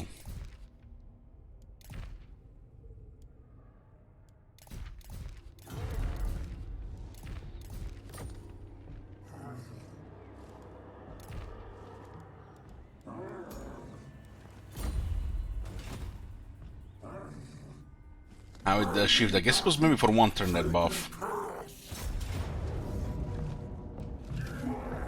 Okay. Bloody Greed. Slaughterer's Call. Tortured Axis and Blood Beast. Let's look at the Banner of Rage. This is the base weapon damage. So you're telling me they fixed Frenzy, but the copies of Frenzy from all those years ago, they just left the same. Because Banner of Rage is basically gives you a renamed Frenzy. They fixed the Frenzy, but they left this one, the old Frenzy, which does not increase damage properly.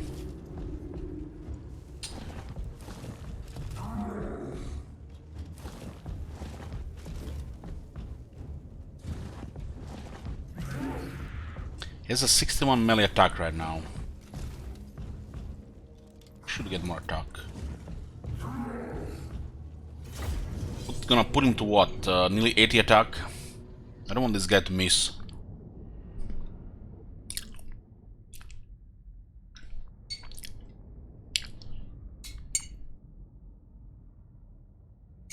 We'll find weak factions here and get some dread.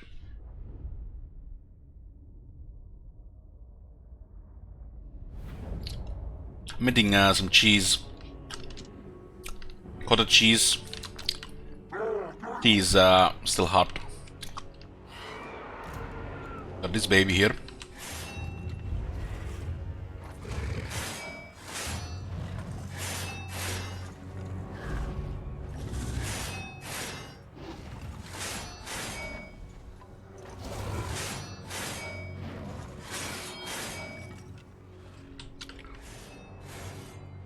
So we have a couple units that don't have Vanguard here, the big stuff here.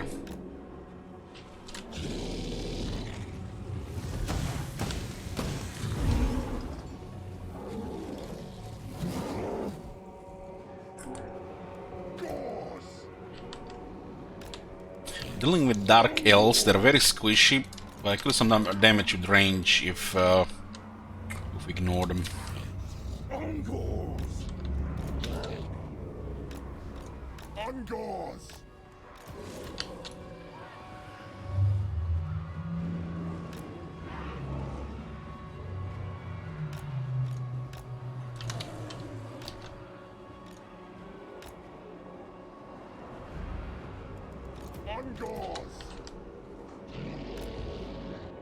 Tarox will just run through the middle with Gorgon.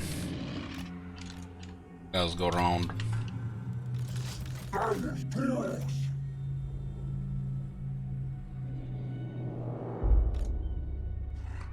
Do you think Horfang should get a redesign? They did get Ronchi their design.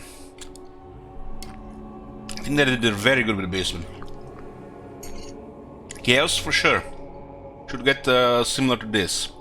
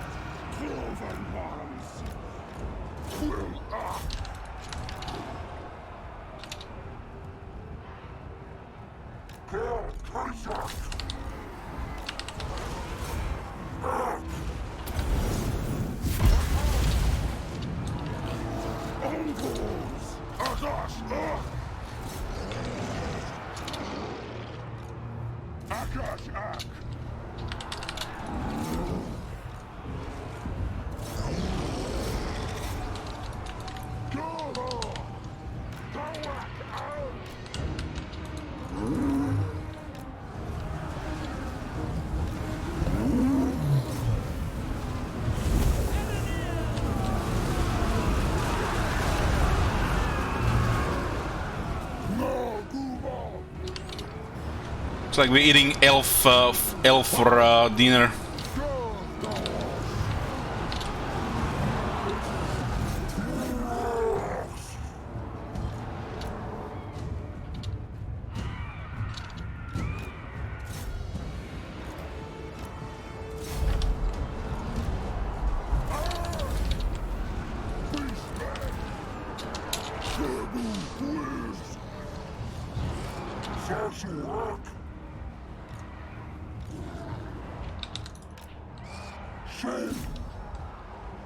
Tarox is the same speed as the Gorgon.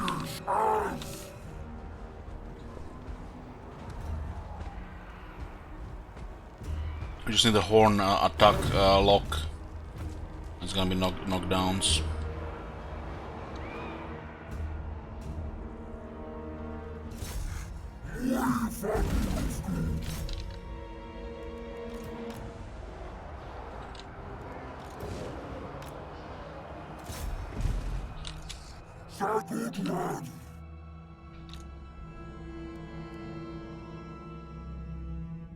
Okay, we got a one axe attack.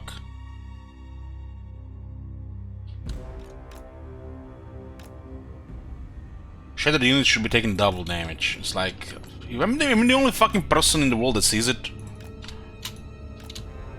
Shattered fucking units should take double fucking damage.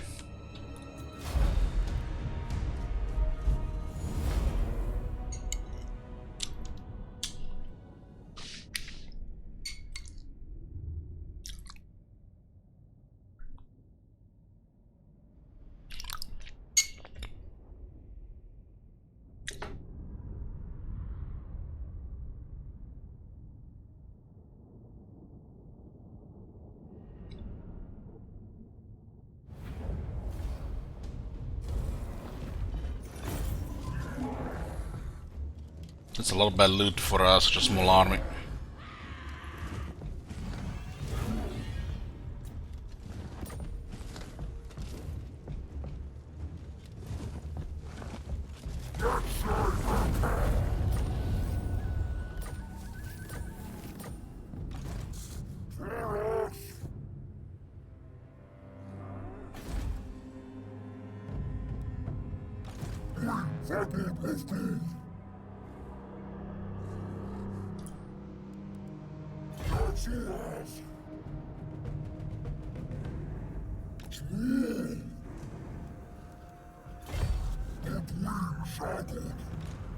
Actually, we should mess with Alitanar here.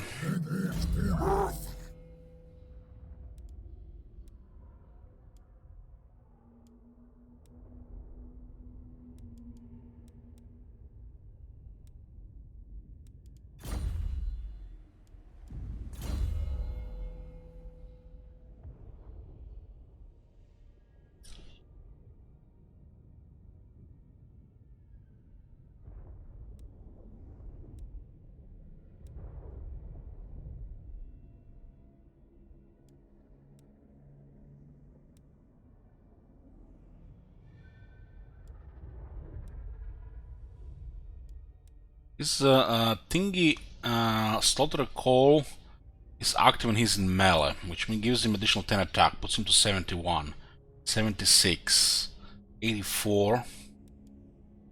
His right side feels like kinda weak. Because I don't really care about terror, we're just gonna slaughter them with damage. 5% ward, 700 case, and 5 defense. 47 defense here. Ward save is always good.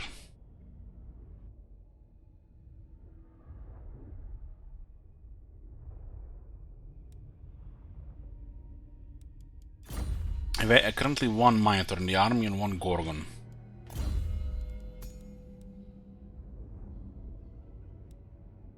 Minotaur's on a separate skill than the Gorgon.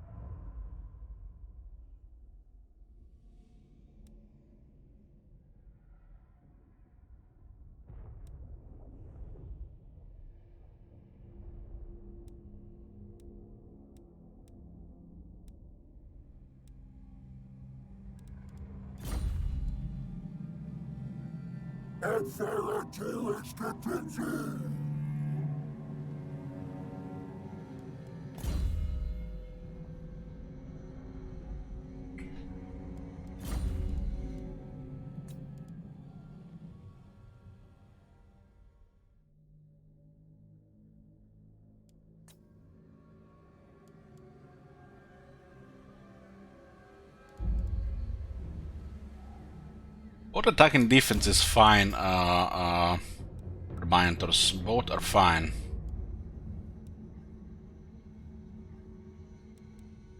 I will receive 13 attack from spell skills, so 8 defense.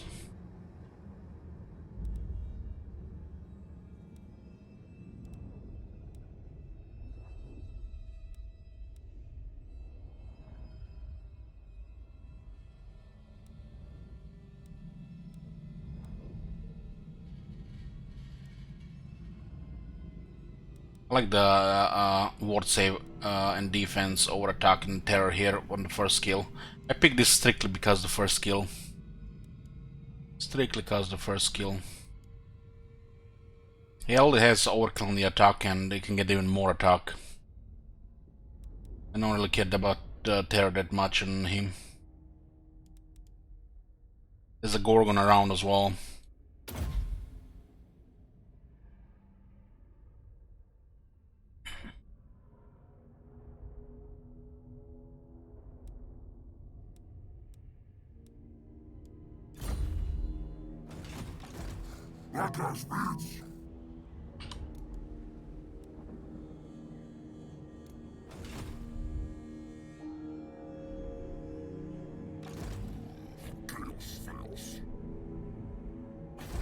My hand hovers close to my blade. Utter your demand before We are rank 3 right now. I can't. This is what happens when you have Morgr and Taurox on turn 16. 2 armies ahead of time.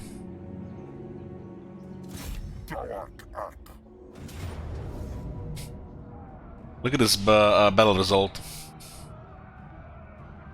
How the fuck did they kill Morgr with this army?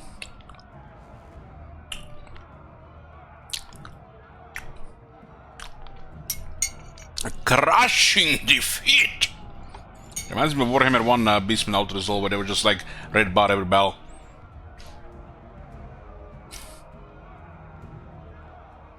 What's my prediction here? If this is a crushing defeat and we win with minimal losses, will this mean that it will be a heroic victory? Could be. Could be just a close victory as well.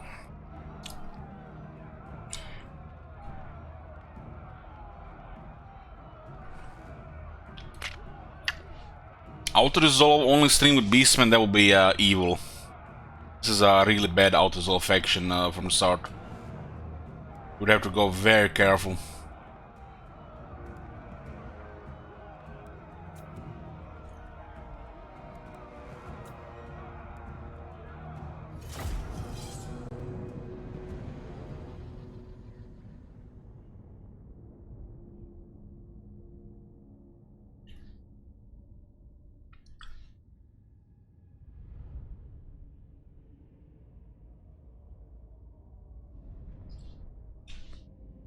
Crushing defeat is opposite of the heroic victory. Means you got destroyed by a weaker force.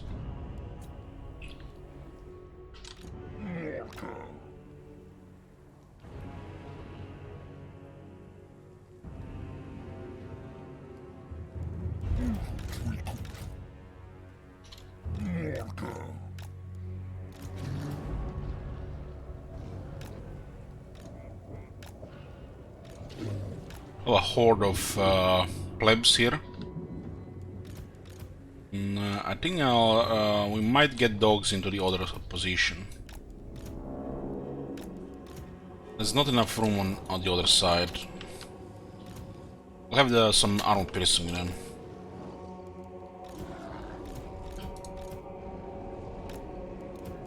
When the gate open, this will go in.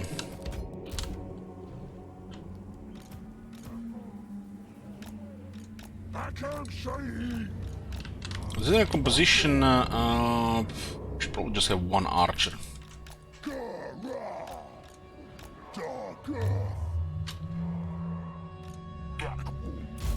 Many open field units.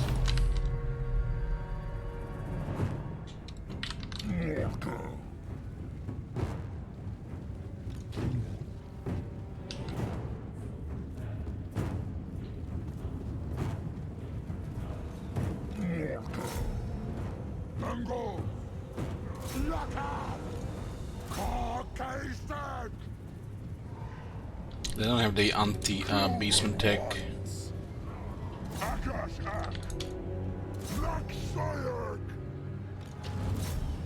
See, this unit is taking quite a bit of damage from the crossbows. Don't have a Valtide yet.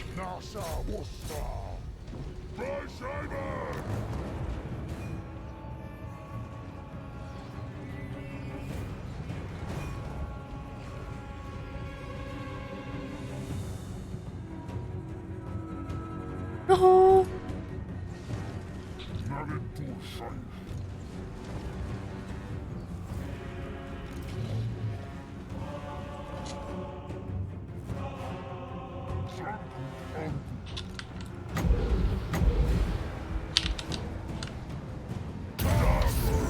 His attack debuff.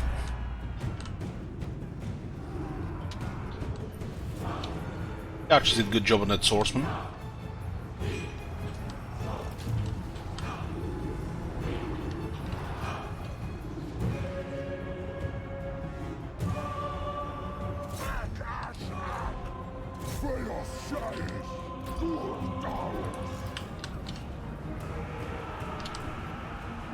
Target does halberdiers so weaken here.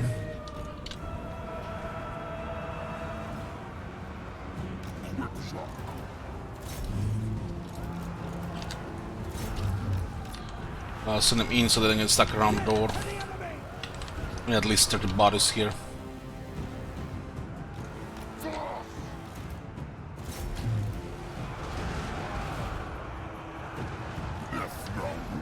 Give another debuff here to attack.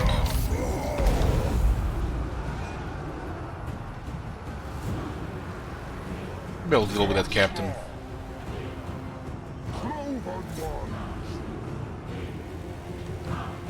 I'm not letting this go on.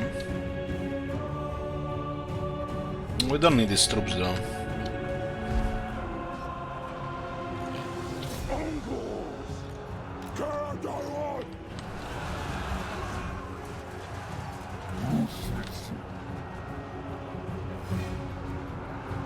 Warherd is actually getting hit here constantly and it's missing. It's not good.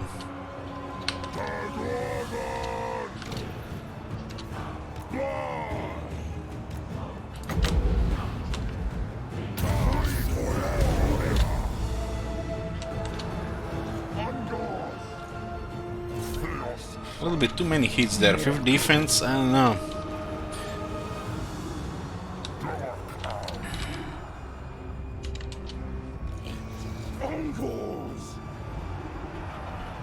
Got another chaos spawn. This one is not very useful anymore because we have 5 of them.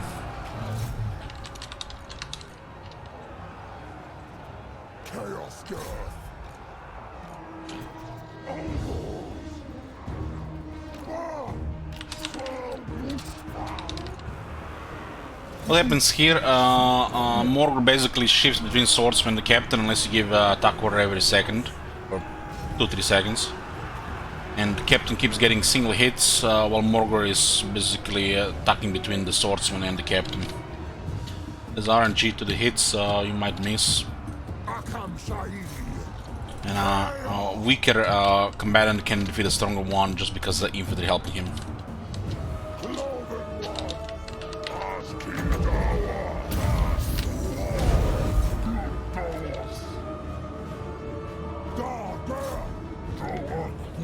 He got terrified because we defeated Call France.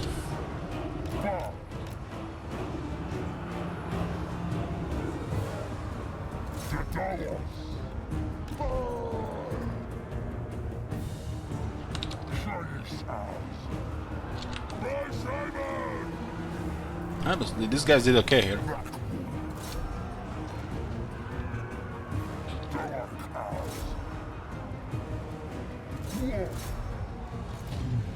We have terror, but we have no fear.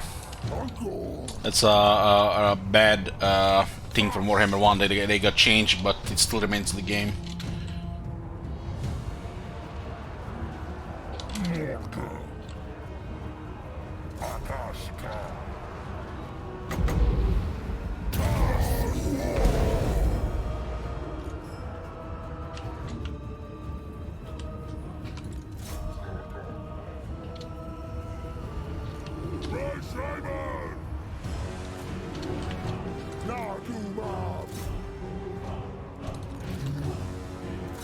Better to go for Sentinel than to go after these two halberdiers.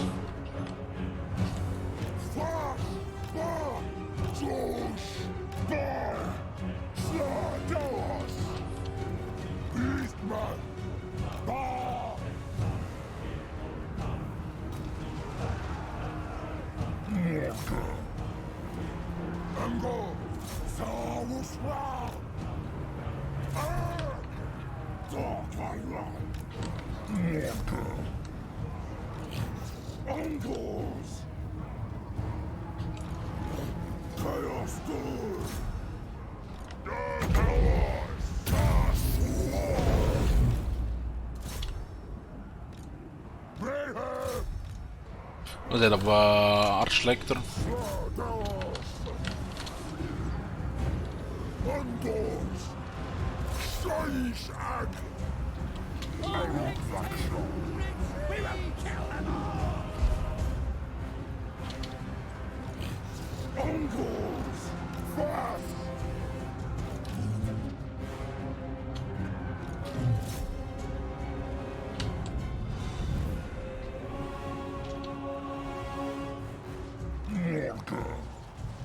Chaos!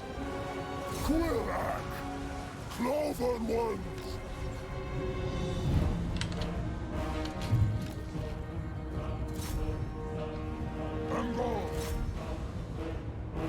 Still Indo halberdiers on that side.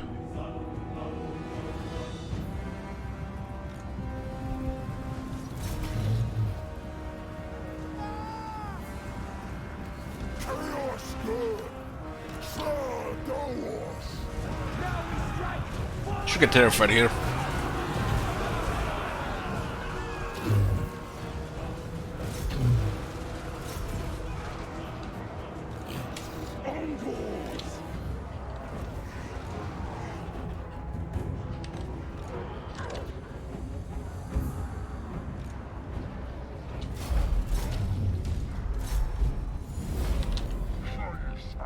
We managed to get healing cap on Morgul. They got in taking cavalry hits from the captain.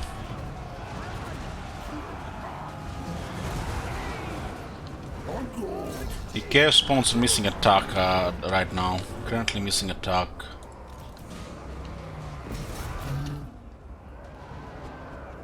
They have access to 13 attack.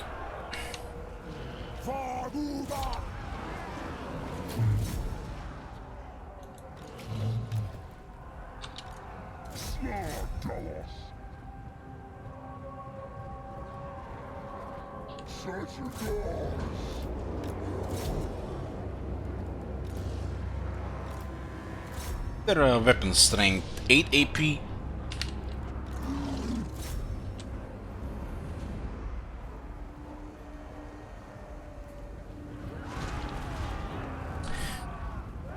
Looks like it was your round, Succubus.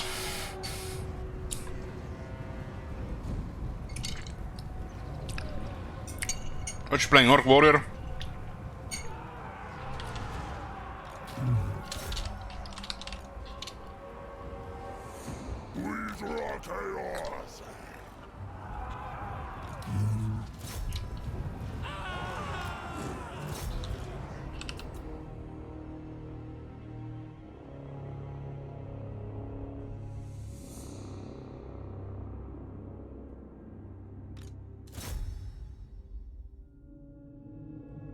For 3000 damage in Morgul.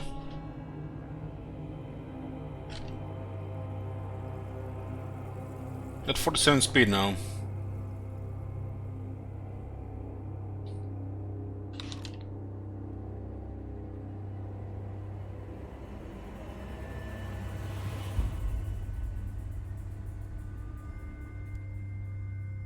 We had one unit take heavy damage.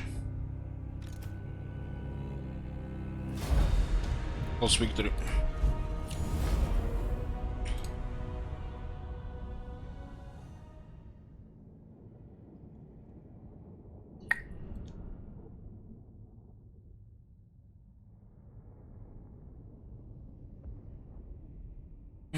Who's better at rank 40 with Iris, Mogr or Gorst? Gorst, Wizard is tough to beat. As long as they don't duel, you know. Unless they go into like a fight club, 1-1. Gift of Chaos. Hit attack.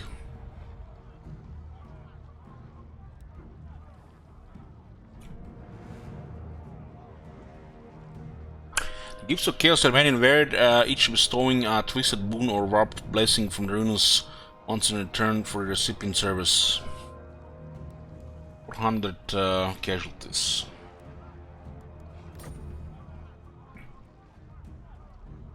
It's 8400.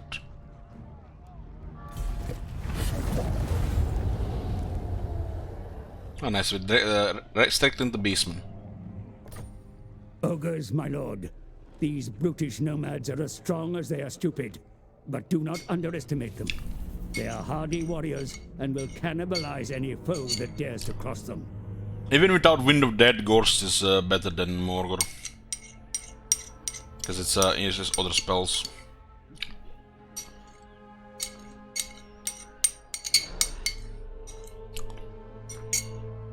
The whole army gets poisoned too.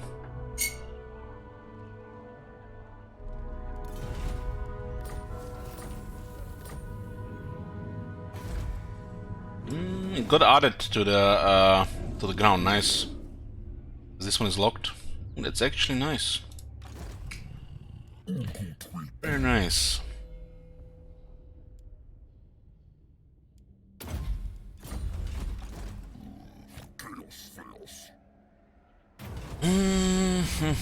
For the beastmen, they have upkeep of 3 favor. It's more for cavalry for the beastmen.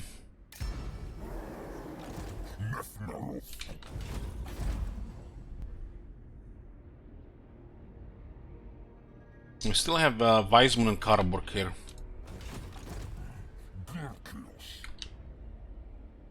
I can't. This army might try to resettle Middenheim or attack the Warm.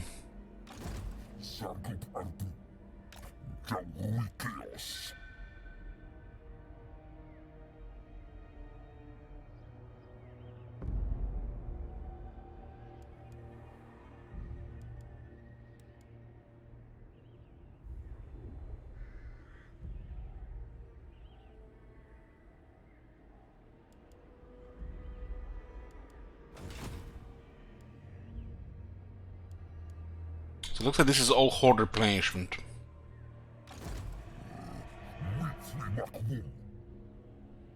Not possible.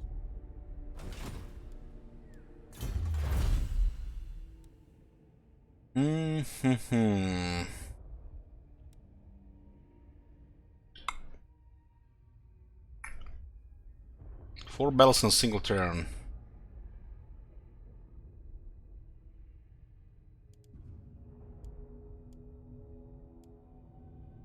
Damage against the Empire, 10% more.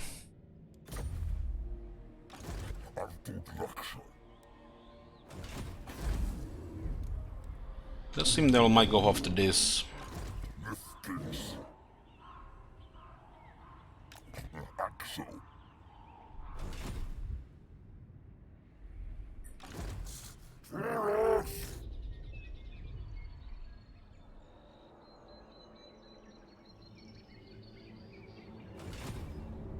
Kinda need a scout here. Where the hell's that guy here? That one will be dangerous to just poke around.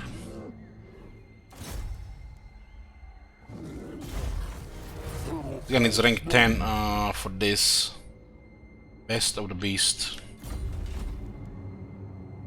389, huh?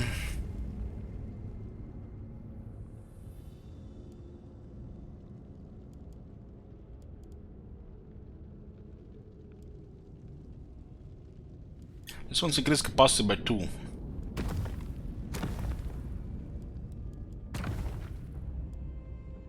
Should get Hearthstone to level 2. Better garrison. And let's get a champion's essence. Twigger.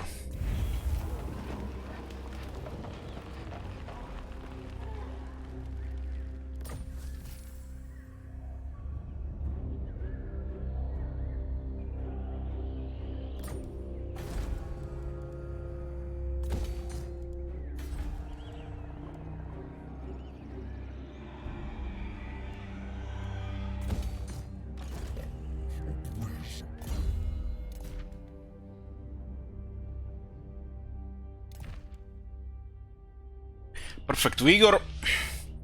Slightly higher leadership. Additional regeneration. 20 attack, 10 ward save.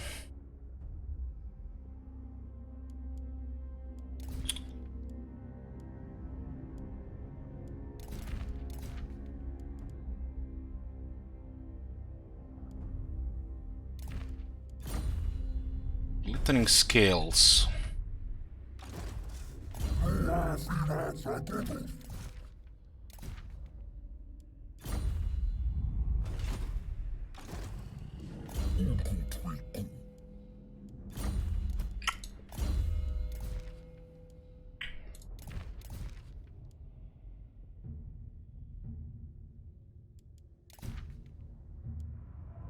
Without Malagor or Lord Shaman, we won't be able to find arcane items.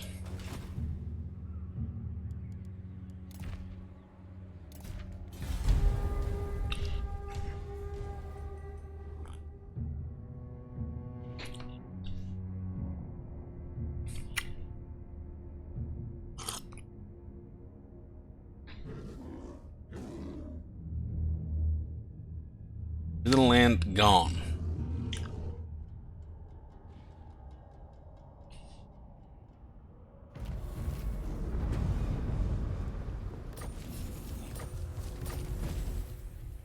Got 4 out of 5, all but the rating.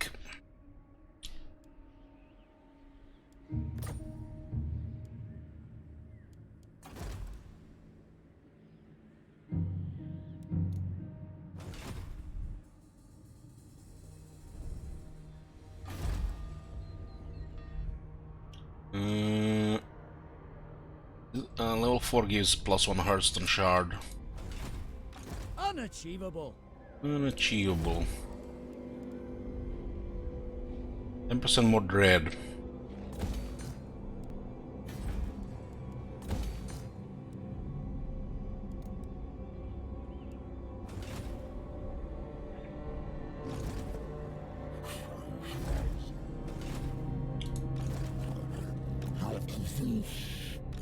Not I possible. don't see what they have here in the army. I can't. Also 26 units.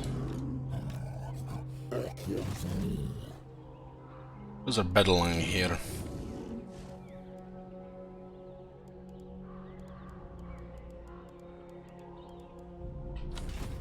Not possible.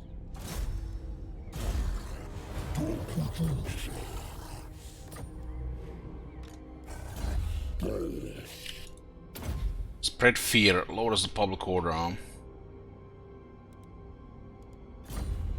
Unworkable. Unworkable.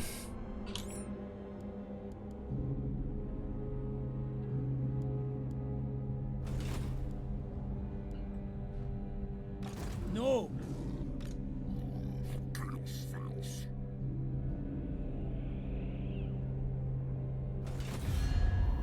By the comet. So looks like this is their only army here, and they have a second one here. I'd also be recruiting another one here too.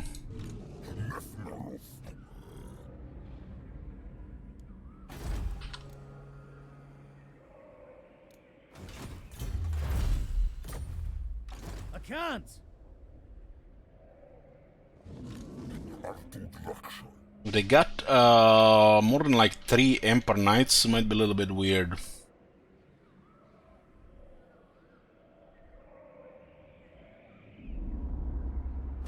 Look, mind the bonus here.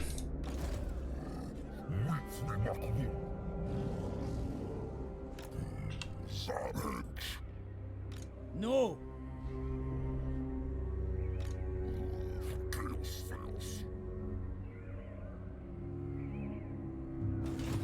Not possible.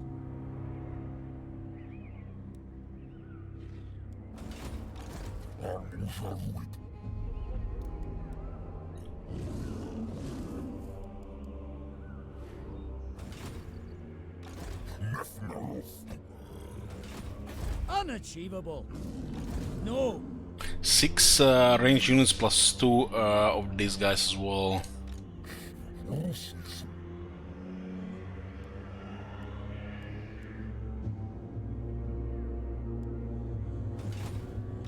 unworkable.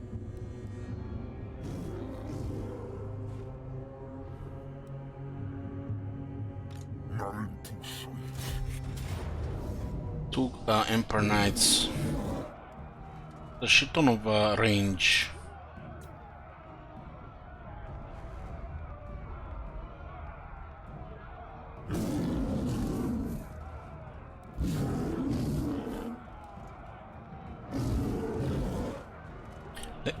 Technology against, against the Beastman is 10% damage and the morale thingy.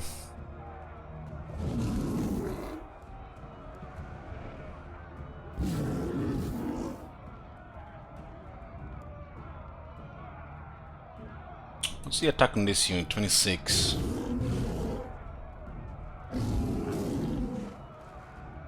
$75 leadership. This one is 62. We'll do this. Just need to take this to the kitchen. Just give me like 3 minutes.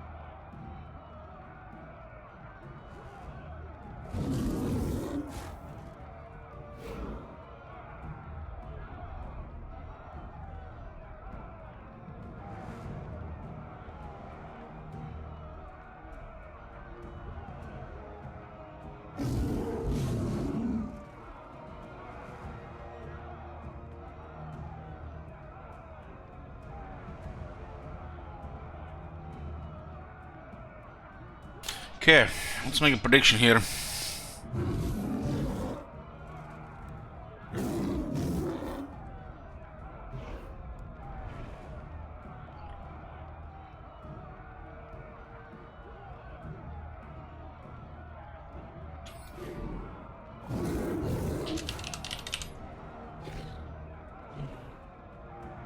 Prediction is up. Let's go.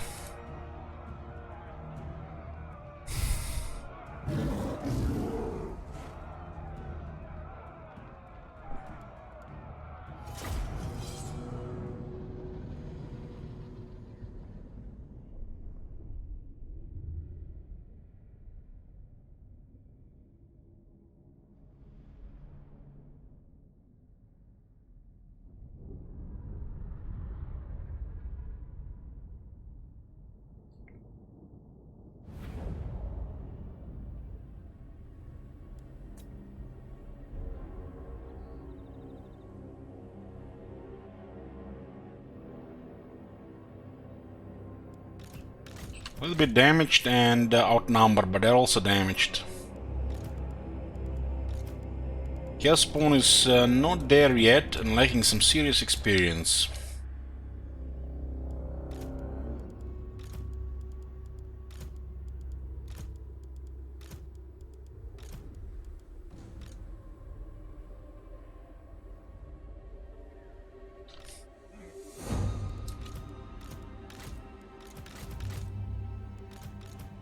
Need to shoot the halberds with these guys.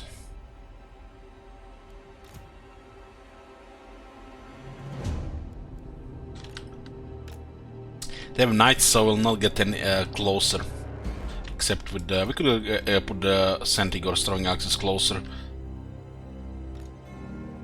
With the knights into a bad position. One is in the trees here.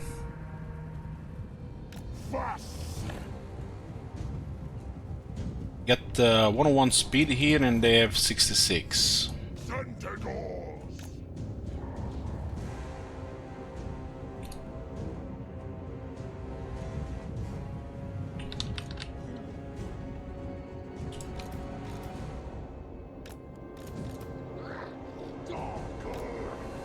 We can function much better in the forest with those things. Then we'll do some shooting.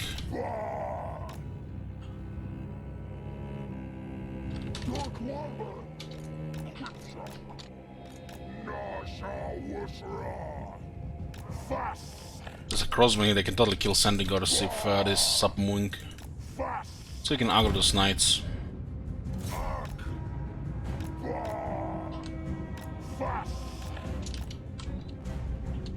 Oh, we got a skirmish here.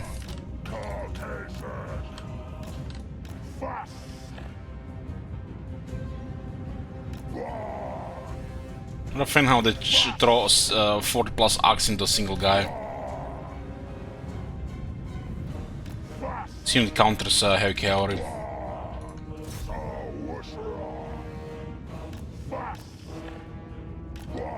Yeah, faster than them, and we got the weapons that are better to use and move. They're all horse archers, right?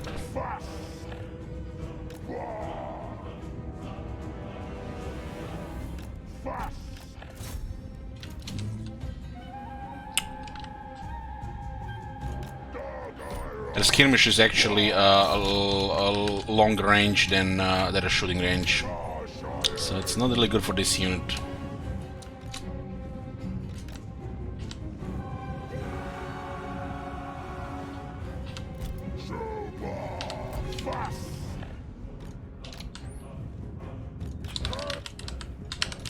We need to make sure these guys can go after their shooters.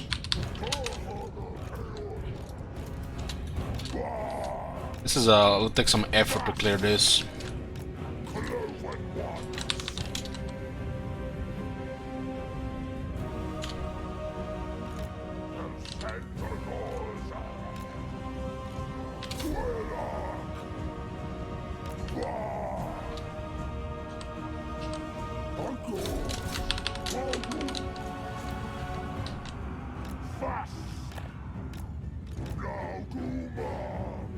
more wall, boys.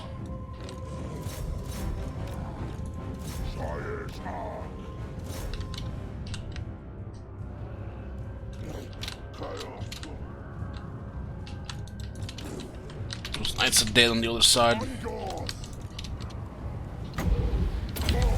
I have no range with this one unless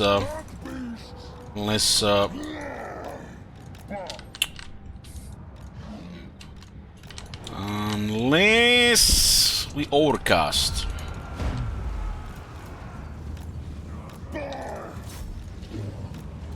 Can have a chaos spawn in the halberds. We need to shoot the halberds.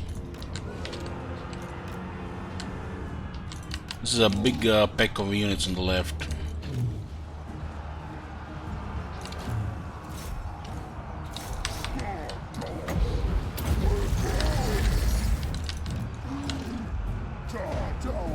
Guys have shields.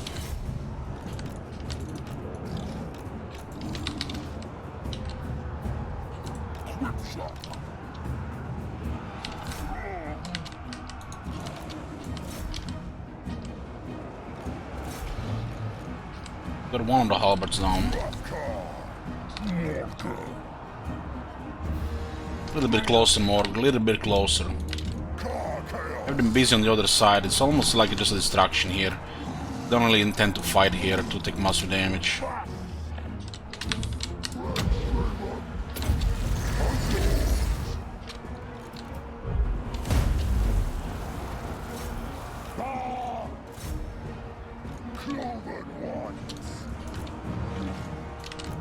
These guys went crazy.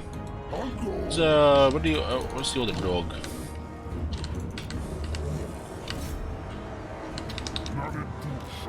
Can push a lot of damage with more, but there's like 7 units here. He's doing shit ton of damage.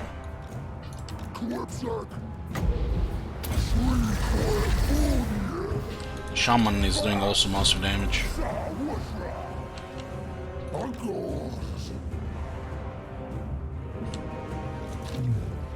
We need to get these dogs out.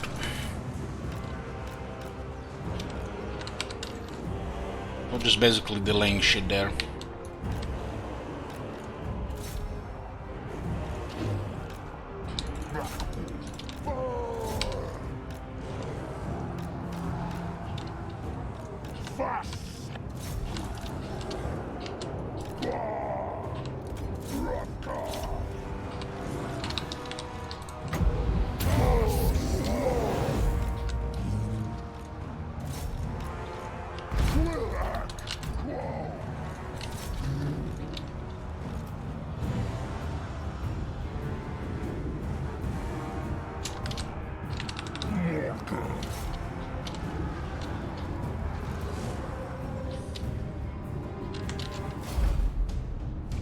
Pretty clean.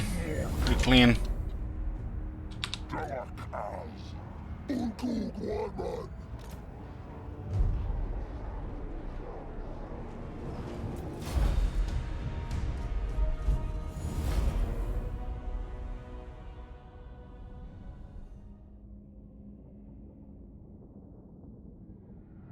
We need to drop some of these archers really to get more melee troops, especially because we have the bell skill.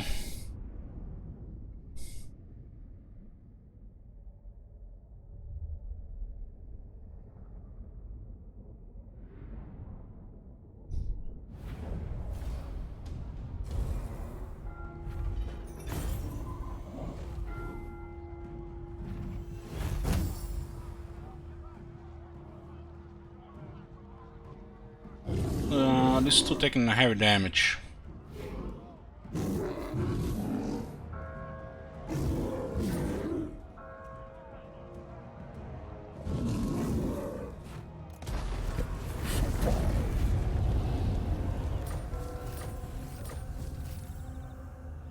So if the army is in the settlement, it doesn't count, it just the settlement counts.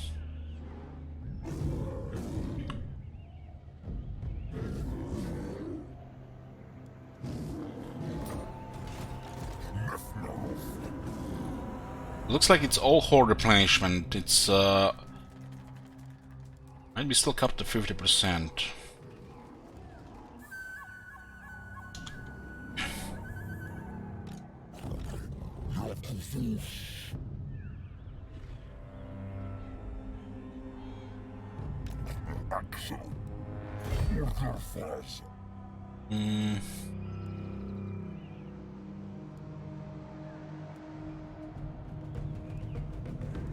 So all the replenishment buff seems to be horde replenishment.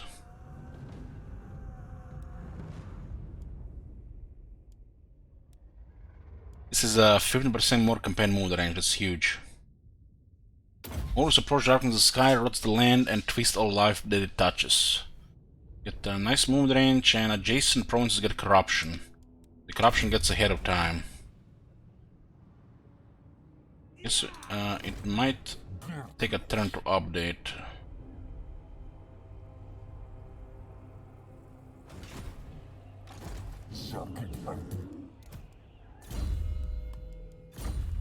Without Malagor, it's gonna be tough to get any magic items. This unlocks Warherd. We can get one. If we build this, we can start rolling.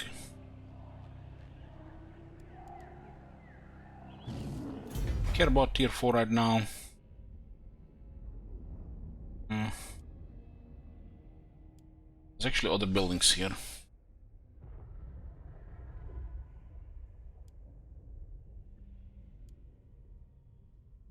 More post-battle loot and more magic item draw chance to get touched by the moon.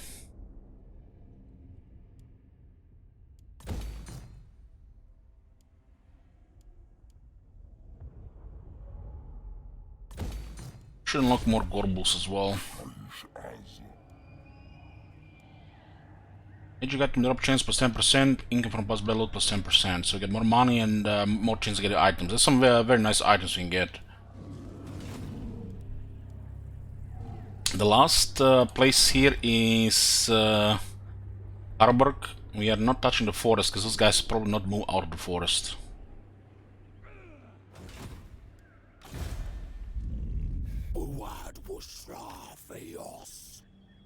These guys will just occupy this place.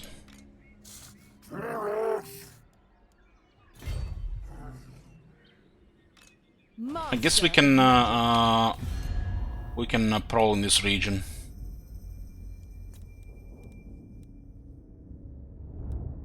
There is only vengeance. Speak. The mother of the Druki will hear your request. Can't join her war on. So we had to go to war with Tiranoc and Alitanar. My only concern is spilling the blood of traitors. That's fine. He is strong, he is weak, and he's the wrong race.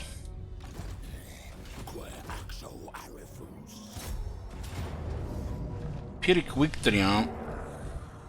Against 4 spearmen and 4 archers.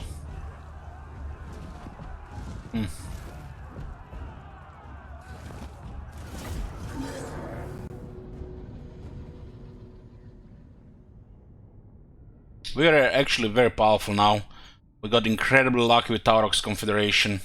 Not only had a strong army, but he didn't even ruin any skills.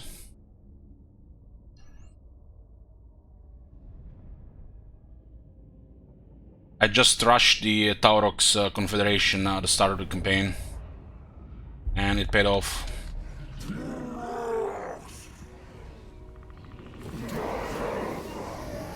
I swear these default deployments get worse and worse every year.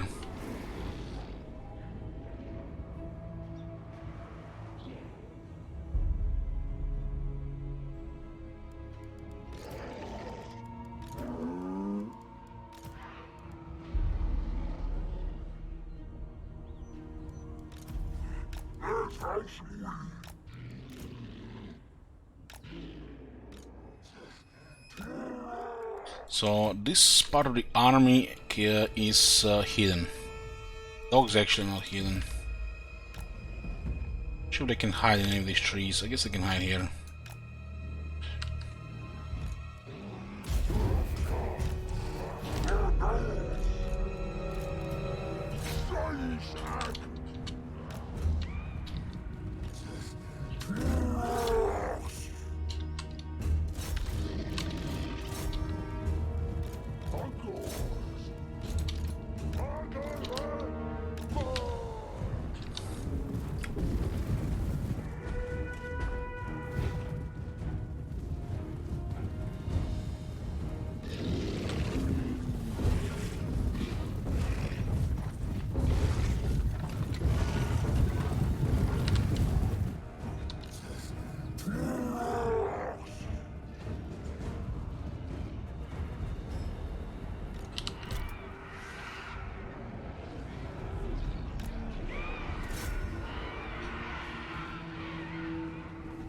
Yoo-hoo!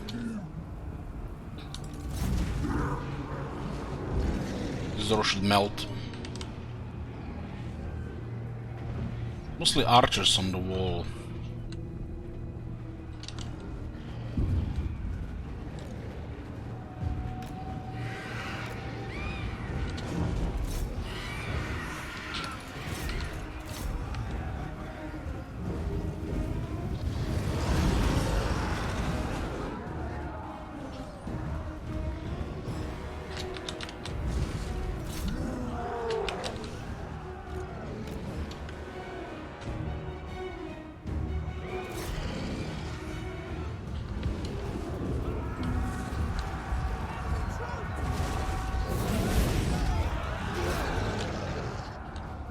Oh, looks like a single entity attack. Killed just like one guy, I think.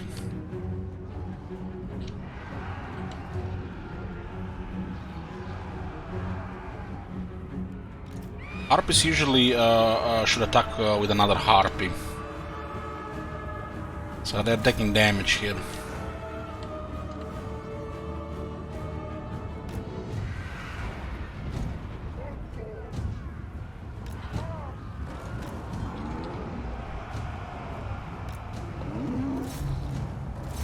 The Gorgon is really hard to kill with trash units. It has this thing called Strength from Flesh, which is a double regeneration.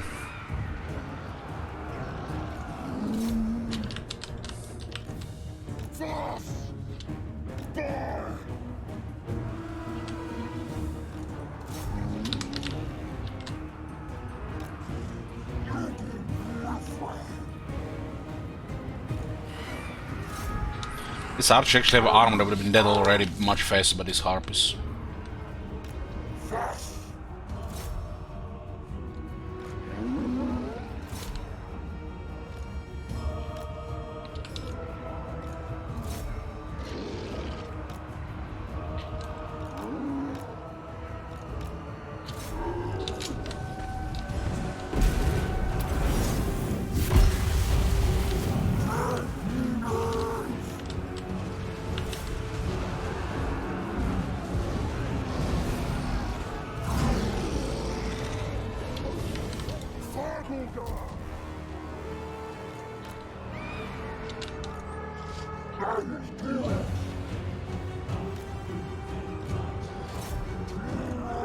Get a terror unit around so they get out faster here.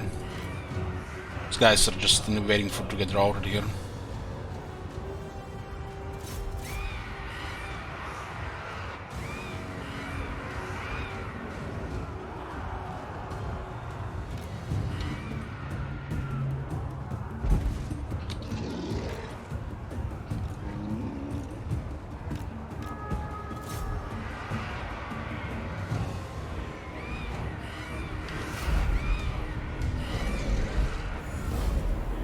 Gorgon is not really specialized against infantry, but it's massive, so it's fun against infantry. Something like a Necrosphinx. I think some of his attack animations will not hit many targets. He might hit like just like a 2 or 3.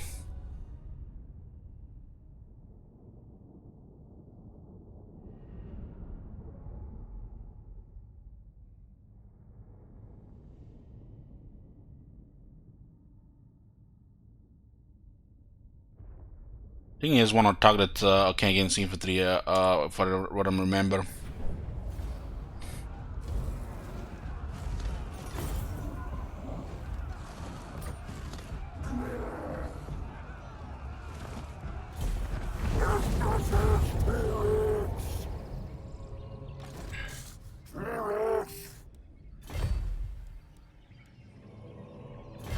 Tarox has a unique thing with his raining stance.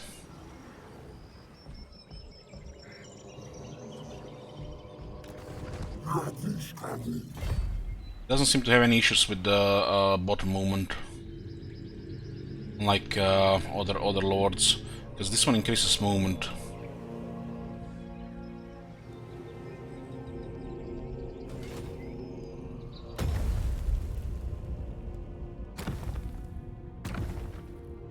$750. It's 1500, 500 here. There are events for some of these things as well.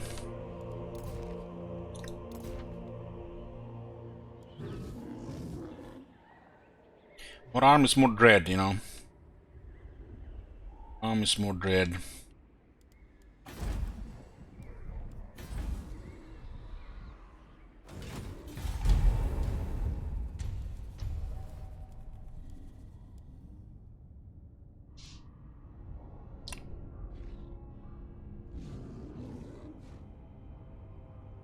Yoo-hoo!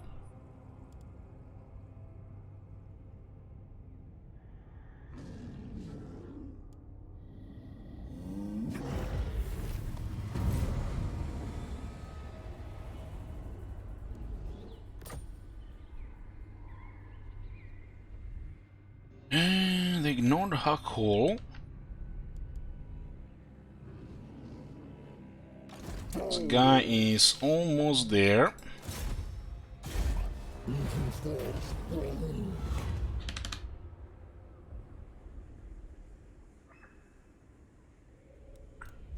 But a magistrate 8% cheaper construction. With the affection effect that puts the 23% cheaper construction.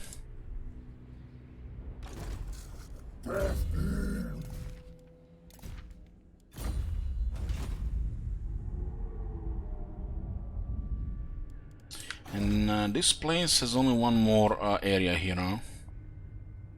Other than the Born Forest. Reichland has lost a big army, so they're currently recruiting.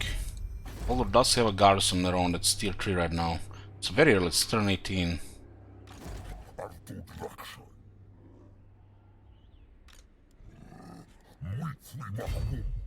And we do have it in range. So this is the one for the campaign. Hero action success chance plus 5%. If characters fail against this guy, they have a higher chance to get wounded. They have a higher chance to fail, and also further cheap lowers the cost of actions. Which means actions now with these guys are free. Considering our income of favor, I guess it makes sense.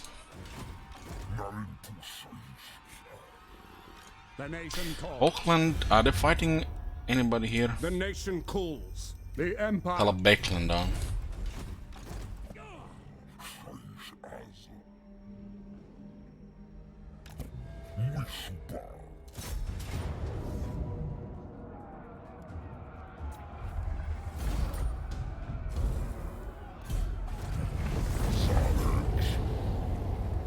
You know, the group hooves of Wolf's Run, where their chariots go, bloodshed surely follows. Where their chariots go, bloodshed surely follows.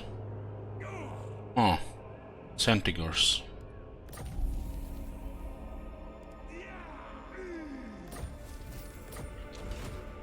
Okay, everything is messed up here. We could also mess up a couple of armies here, but I'm happy with this. I'm happy with this. Let's unlock the next tier of stuff here. We get Hearthstone back, and we get 20 marks of ruination. Now we are at ruination level 2, which unlocks an army, but we already got an army from Confederation, which means we can get another one. And we unlock Centigors, Gors, and the Chariots.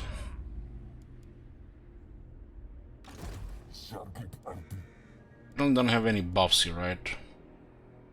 The joining of herds actually gives you quite a nice buff here. Look at this, cheaper construction as well.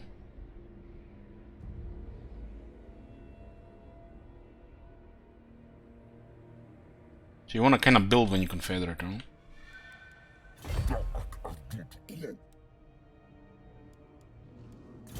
Rank 14 here. Considering we have 5 Chaos Spawn, we'll get Freakish Mutations to buff the Chaos Spawn with more damage and attack. They do need more attack. Wild Tide has more AP on the Overcast and more range. I think they still have more range on the Overcast. Oh, they actually removed that.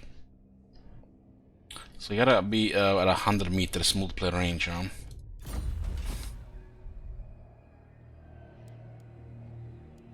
$431 dread. We can get some gores now. And more Centigores.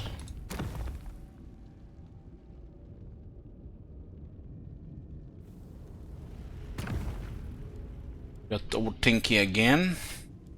But we do need to upgrade some stuff here. Nothing really here unless you want a Wargore.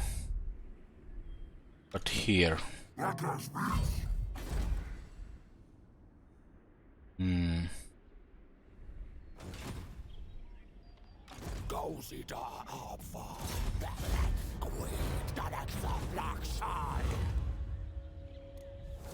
Another Ogre Blade, we have no use for it. It's good for Gorbull. Might be an army in the Rock Gorge. Nobody there. It does look like they might be struggling this area here. Will help Marathi make sure that Alexander loses against her. Yes. Unfortunately, we can't engage in diplomacy with Cult of Pleasure, and they're a Chaos faction.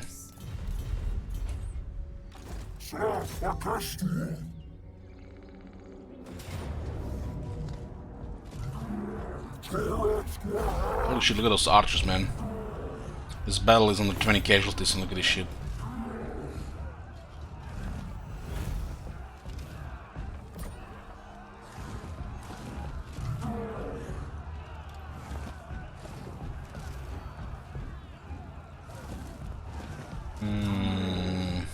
I want to keep the Hearthstone for the old world.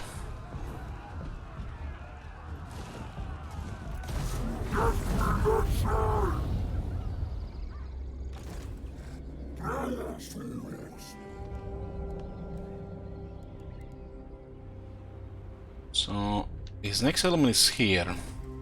It looks like some kind of struggles happening. Burden of the Shadowlands. Maybe a board war.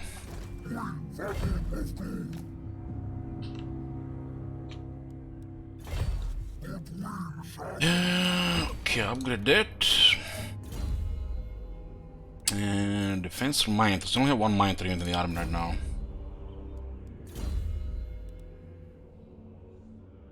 This is a rank 12.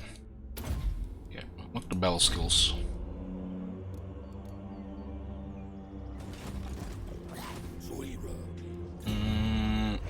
Warherd, we don't have the buildings. It's 9k right now, huh? Yes, we should unlock this so we can see some traits.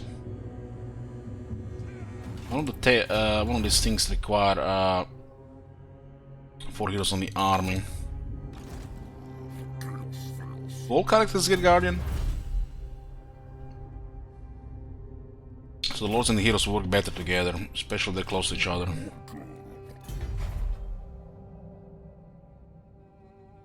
This 3900, 3900. We got 5000, we need further stuff. 500, huh? 500. We have one campaign Gorbull, we need to put a Gorbull in the army. Gorbull capacity +1. Wonder if the moon can give it to us as well.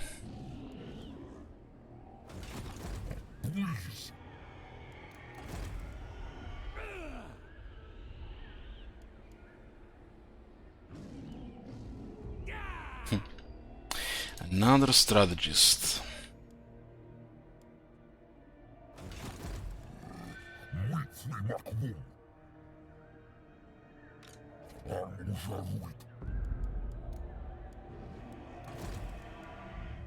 Well, I'll cycle this one.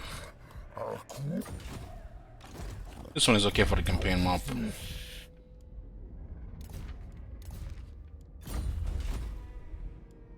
You can also get Battlescar Ungo Raider for Taurox. Forgot about that one.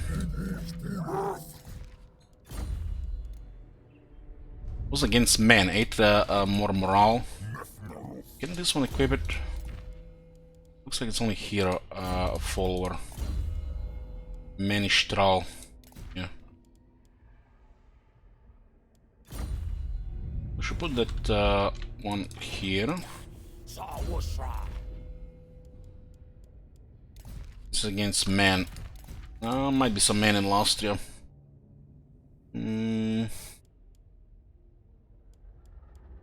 This one.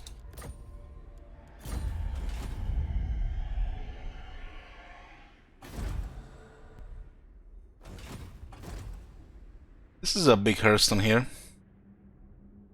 This looks like a solid one next. This one here.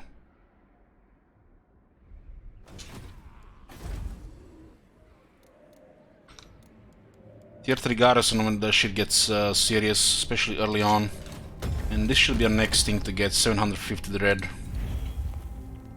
So we can unlock the dreadful shamanic rituals sooner with additional plus 20% dread in battles on every Hearthstone.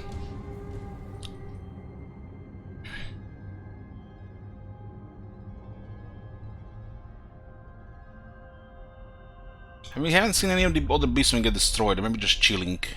Maybe the Fog of War is good for them. A shame to see Malagor unlock bad skills.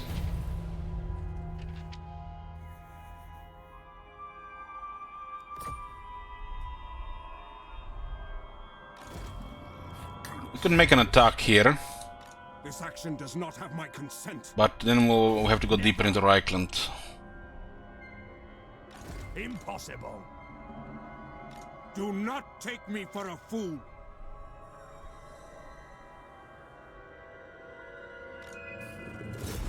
I'll stay in the forest here for now.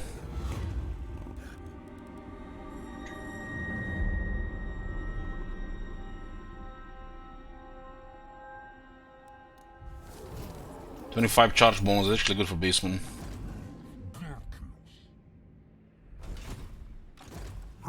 If, you know, if it works. It works in our head now since the changes, right?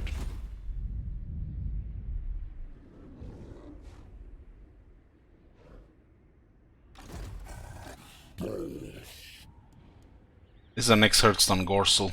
And then we hit Arnau. This whole area is a very nice blood ground. Look at this.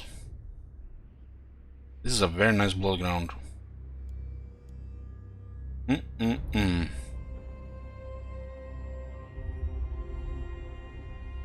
So here says ritual performed, but here says perform ritual. Why doesn't it say the you know, completed on the world map as well?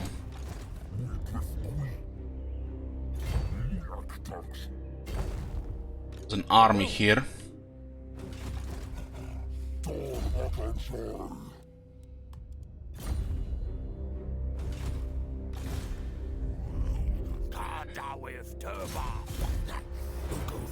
We might get some Arakan items like this.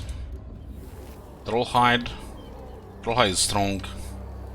It's offensive on the not resistances, but gives you a strong regeneration.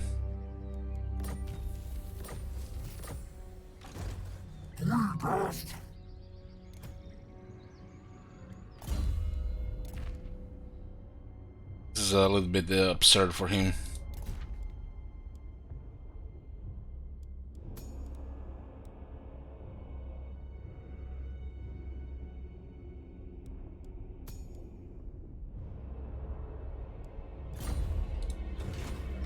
That's a very good item to get. Very good item.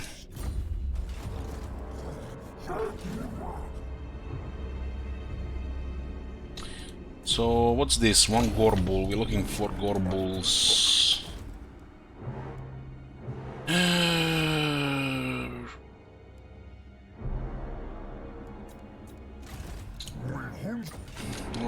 We'll be looking for Disciplined for Morgul's army. This could be an army here, but it does look like they're struggling. A couple of players have taken heavy losses recently. Yeah, Nagrad at the same time. Witness They've taken heavy losses at the same time. Should be very, very good. Fortunately, I don't think we get any goods as this faction. But look at this. This faction, your faction cannot raid. Huh. Faction cannot raid. You get tariffs here. You can see the base tariffs appreciate 40 value.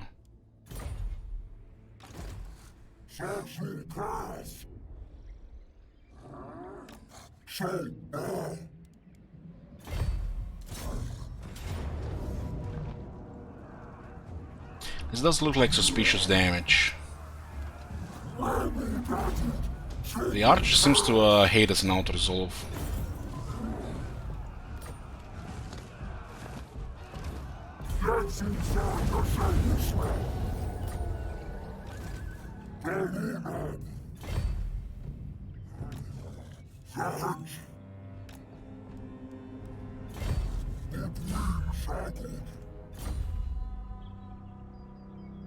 A Gorgon and a unit of Minotaurs here.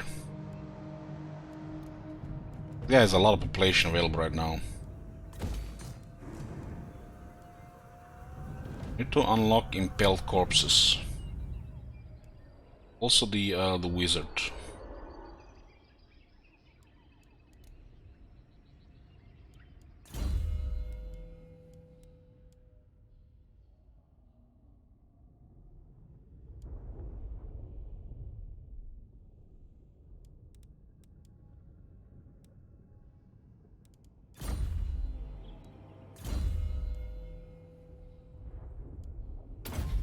Let's get buff for the Ungors.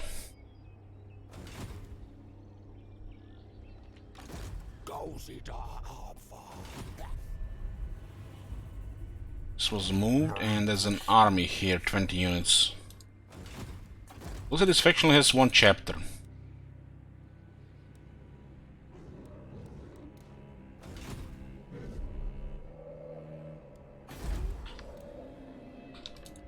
Certainly not.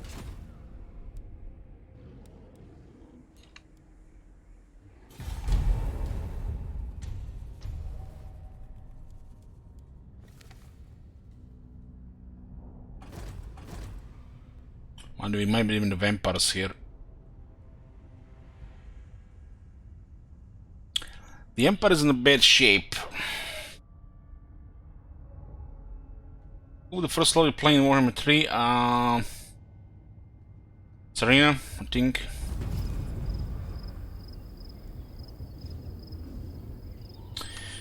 Refugee influx. Conflict in a nearby region has driven the inhabitants into your territory. This has greatly increased local tensions, but represents a rich source of cheap manpower for their armies. Public order -10. Huh. Well, I guess we need more food in the larder. Or meat.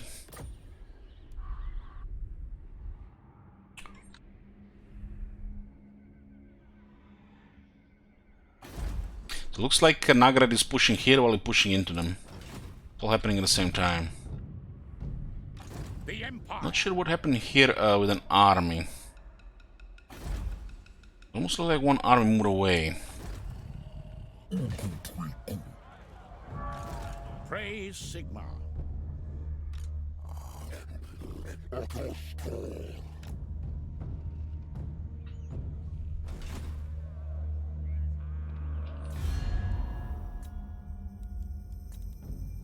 Sigma's will. It looks like they're taking some damage from Dark Elves recently.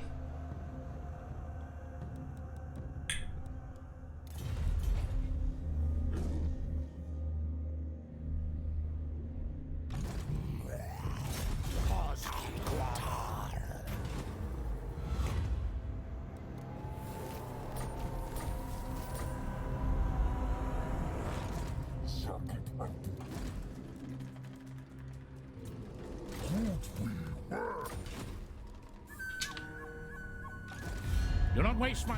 Tremble before I can bend you to my will, as I can any creature.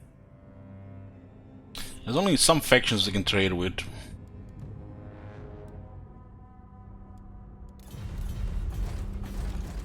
My hand hovers close. Marimor has no friends in the world. No. It's gonna be really bad for them here.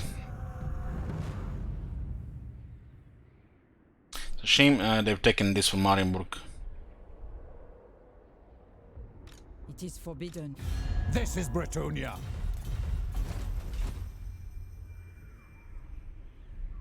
Two to one. Oh, there's the army. There's the army. It's not dead, but doesn't really matter here.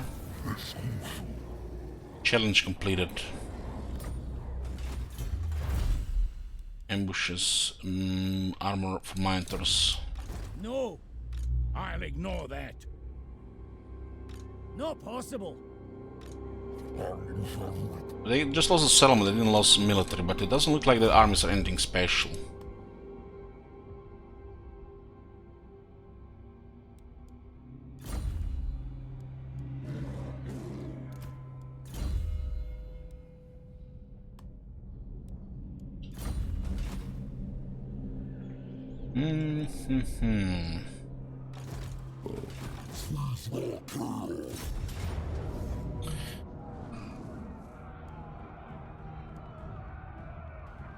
Who has the attack buff here? The pigs. Makes sense, AP unit.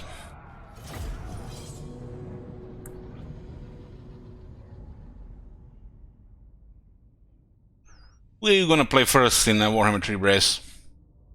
Is it gonna be Karkadron? They look like they're in the game.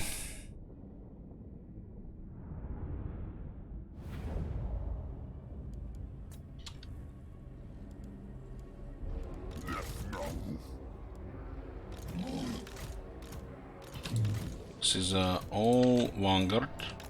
Kind of big terrain, huh?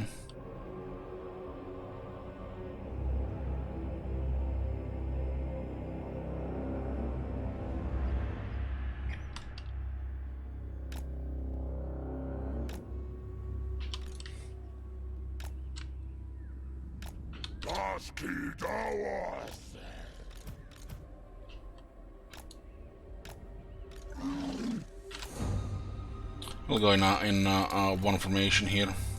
Get extra shooters.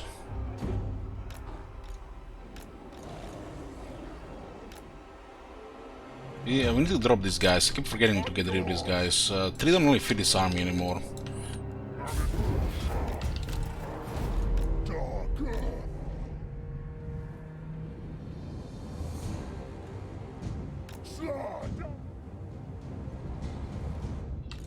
Okay, we got around here.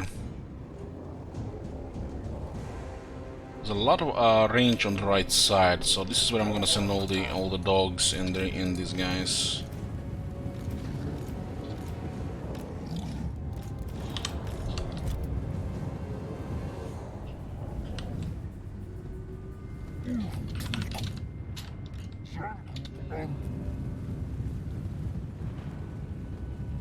Touched by the moon, we get a big buff. Deals severe damage upon expiry.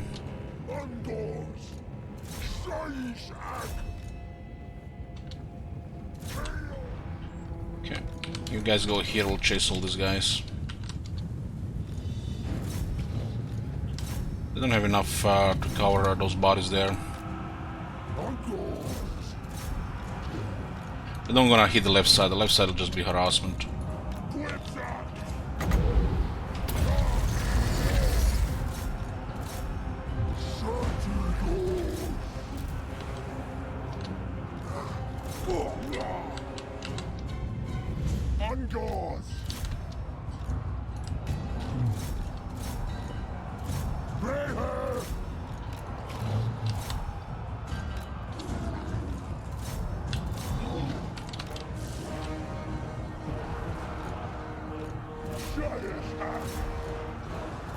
Oh, this guy just rushed in, nice.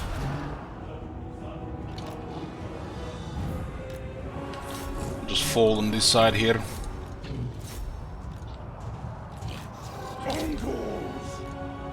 We're getting shocked hard here.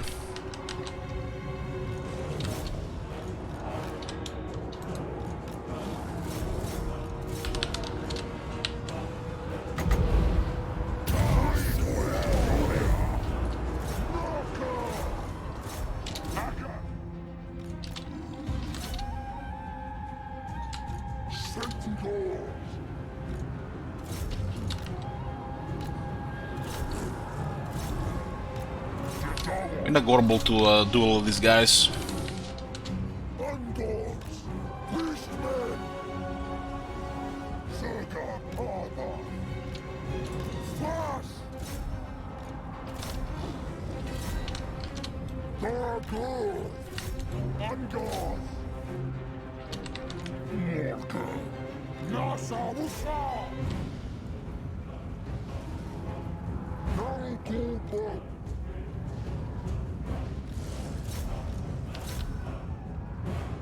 Too much pressure for them.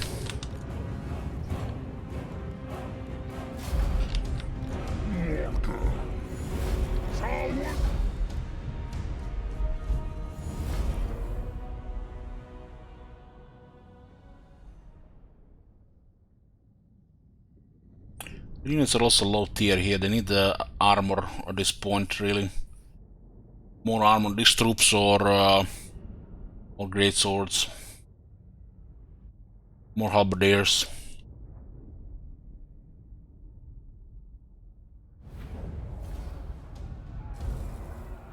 I have too many flankers here, and the center is enough to deal with extra.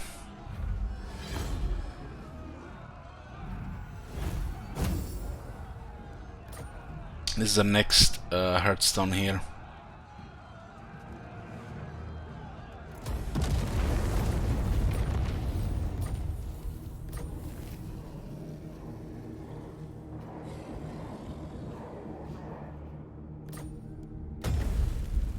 It was the third one.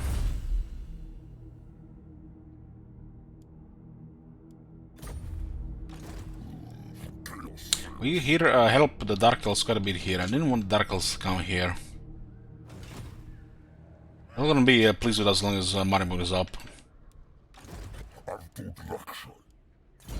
Okay, now our Chaos Spawn have additional 8 attack and 12 weapon strength. Gives them a lot more offense. They really need attack. They have a lot of damage already.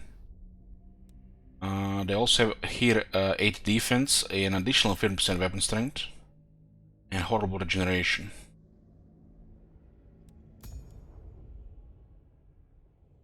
They do get also 20 extra magic resistance. Now we didn't go into Reichland because they're busy here with another enemy, and it's a different blood ground. This blood ground fits more. It's on here. So basically going like this. This is a massive blood ground here. We could have attacked Aldorf and raised it.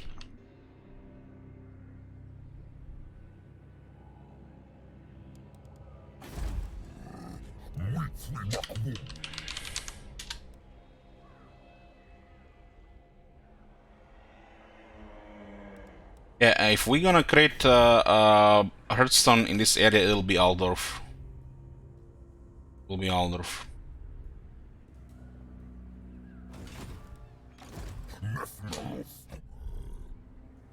You can see how big this one is.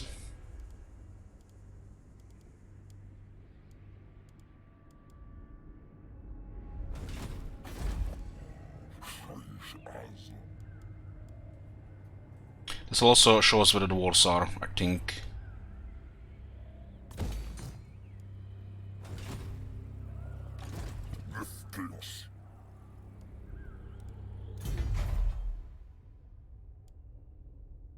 Vile entropy, huh?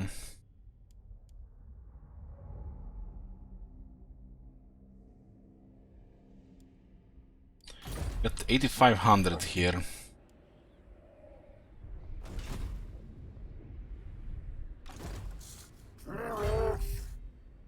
We need to sort Taurox a little bit. We haven't managed to Hordes right now. This is this is why this is so important. You see this Blazed by Evil.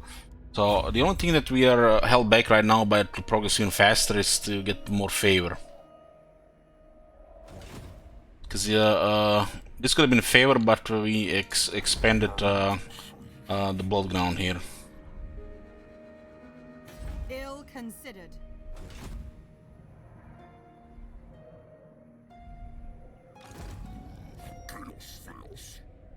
We can also give some regiments renown to Taurox.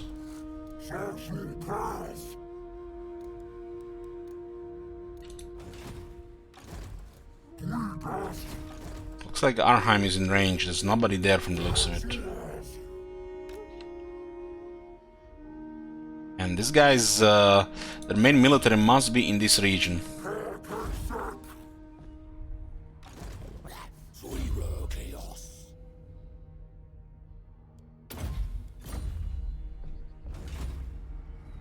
I'm gonna get some archer. Well, not right now, cause we're gonna be a battle. But yeah, soon. Beyond even quiet, I cannot rewrite. These guys have been in a big battle with the Cult of Pleasure, you can see here. And both sides lost a lot of military. It looks like Nagrad is slightly ahead. But since we are deleting them from, from behind, they're done. Pretty much gonna save Morati here. And we can't even work together with her, because we can't. She's kind of like a Chaos faction as well.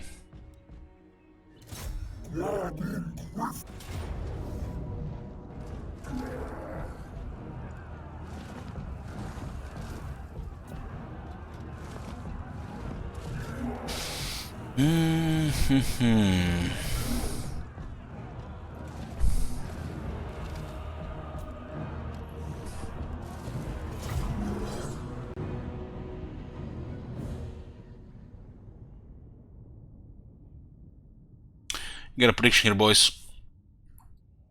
Pretty quick to blue red order.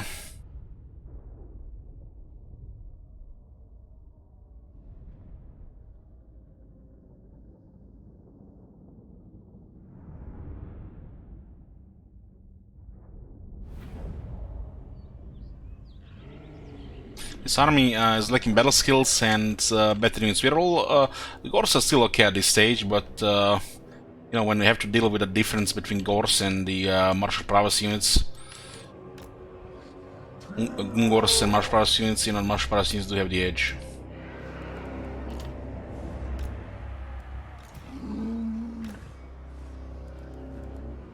This thing cannot hide. You can attack from the side at least.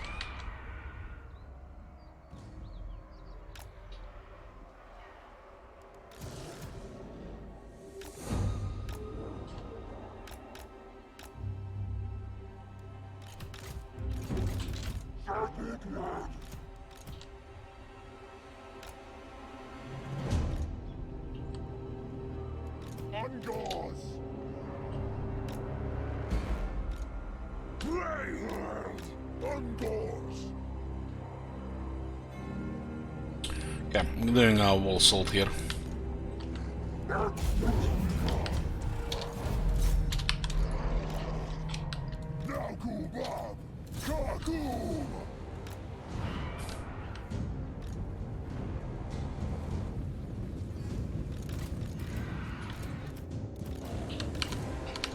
Well, the shields are mitigating all damage here.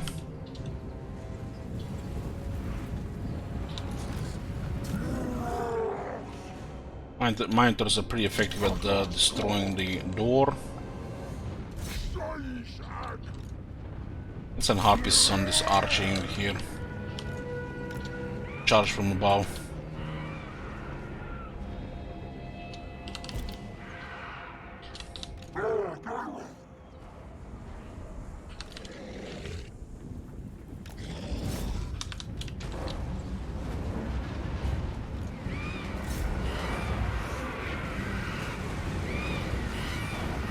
You can notice 25 charge bonus here. It's in the kills.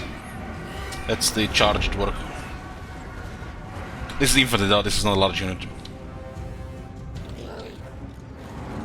So it's not affected by the charge bullshit changes.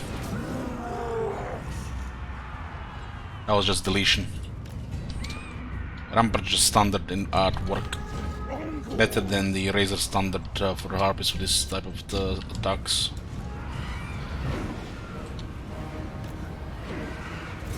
Let's see what happens with the Eagle. I think the Eagle has a slight advantage because it can't charge properly.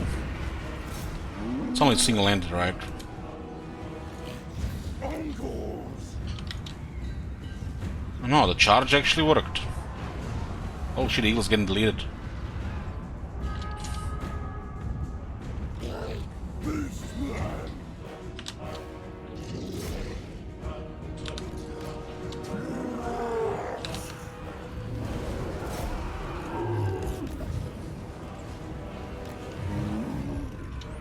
can see the damage got a little bit lowered once the charge was done.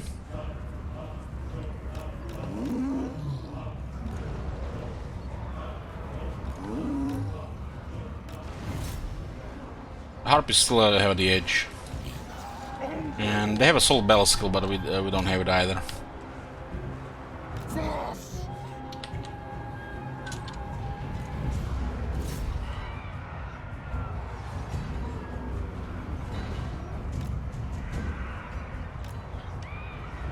This stage, Harpies kill 2 units, they can have damage, but they still have 40 fighting. Is that archer unit is asking for it?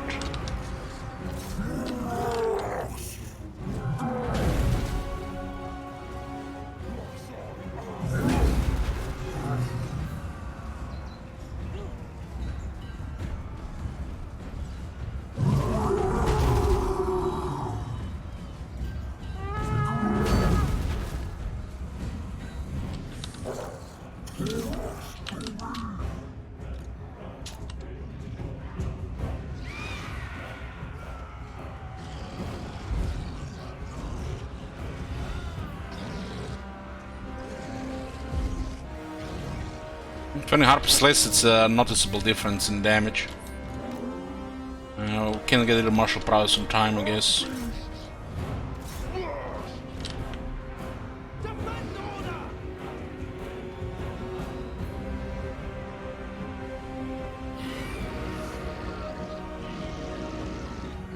Still seems to be losing.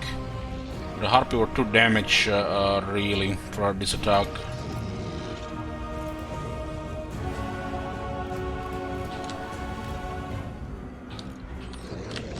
Stay nearby, this should get terrified.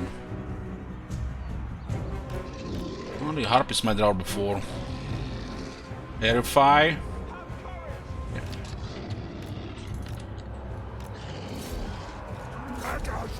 So who got wrecked there? Loud and Cigar are causing some damage.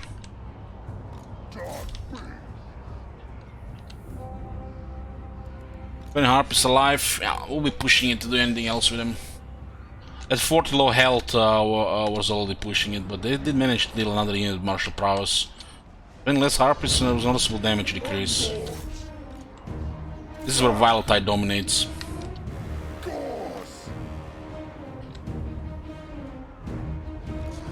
Golden Cigar, as long as they were half health, they're quite tough.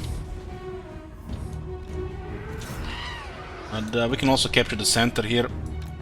Probably, unless they route from the archers, be faster. Okay, they're gonna route from the archers.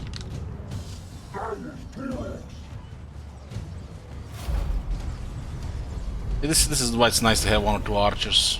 You don't really need more than that. I like to prefer more flanking units and more infantry.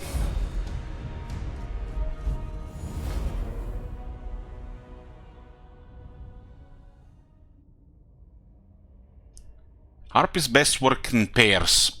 Just kill that unit, kill that unit, kill that unit, kill the unit. So we need to put up more Harpies here.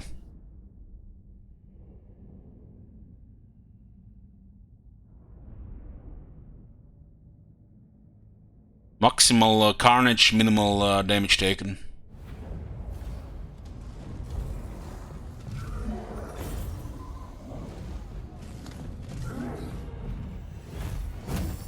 Okay, we're totally demolishing this faction.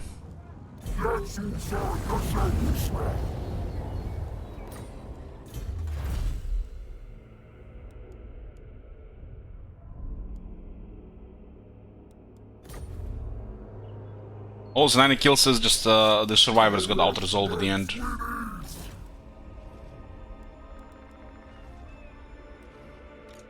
can attack this, but they probably retreat. And so we'll just go replenish in a safe spot.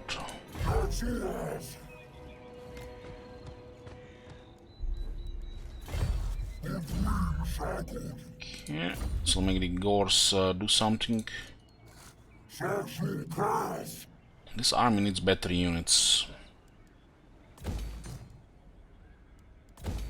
I'll go with this setup.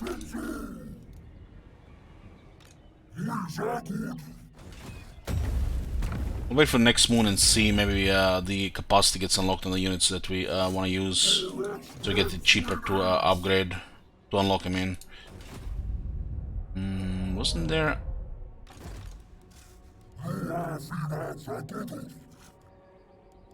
There's a Jabberslide, Gorgon, and a Siger. The Jabbers and a Gorgon.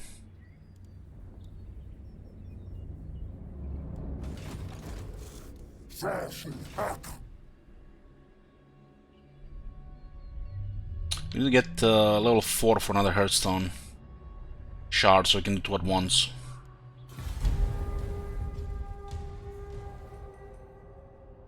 Eaten declares war on Marathi, and Alan declares war on Eaten. It's all part of the Chaos plan. And Leader declares war on Eaten. Oh man, Eaten just got a bunch of wars here. Ooh, look at that! Marienburg taking it now. I guess I scared of Morgred this time. It's perfect. We don't have to go with war with the card, and we can expand the Blood Ground.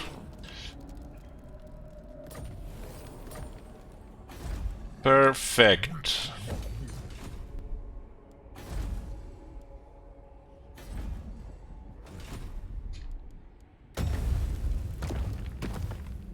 Can want this.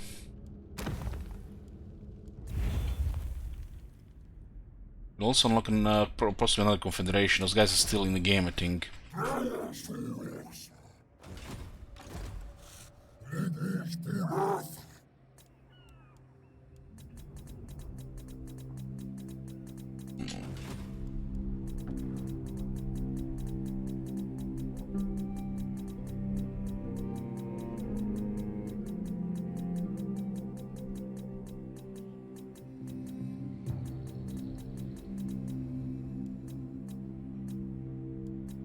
Looks like Malgar got destroyed, but the Warherd with one eye is still in the game. Malgar could be just a low rank with those same campaign skill starter has. Yeah, likes the kiddos, those are good. Malgar is next unlocked, but I don't think we should do it really next. So it looks like there's an army pushing on the other side. Not one Druki on Nagaryth. They're taking serious damage. North. Enter then. Are you after? Marathi really likes us for fighting Nagaryth. And we can do diplomacy with the elves.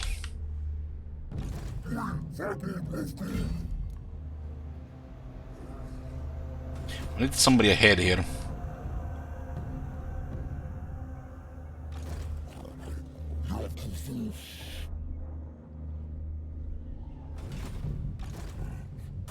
Will this give us more devastation? I think it will. Looks like a retreat.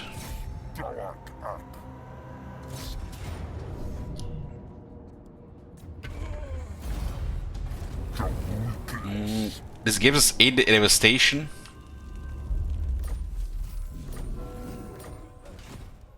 The armies in Blood Grounds are excellent. Excellent source.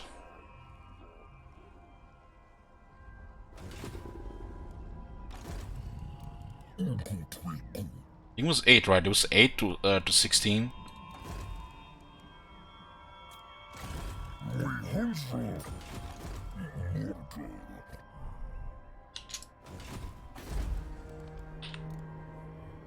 The garrison is replenished. They need to recover military.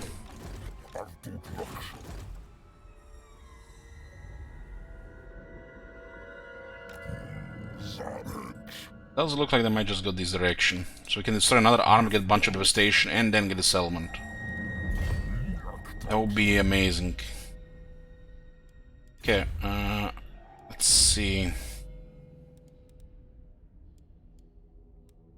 10% more damage to the whole army, huh? And we'll get this at this stage. 5 attack, 10% weapon strength for Morgur, and then the whole army gets additional 10% strength, including Morgur.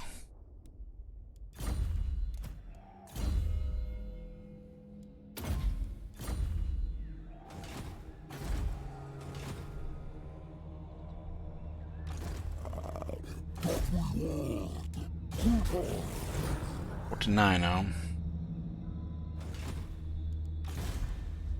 Let's give an assassin for sure. Not like anybody's in range here.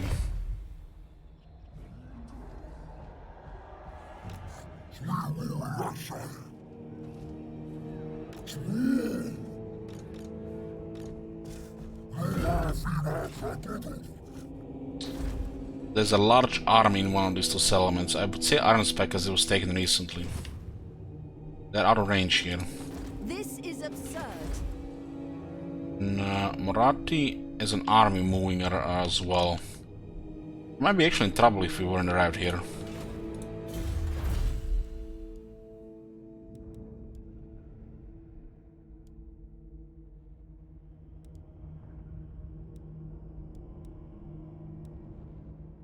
Ambush success chance plus 10%. We'll go for this next. This buffs charge in the gores and centigores. Flat 10%. It's not just 10% of flat. We did get the vision header, right? So who is here? Battle Legion, Kargziflin, so they're live.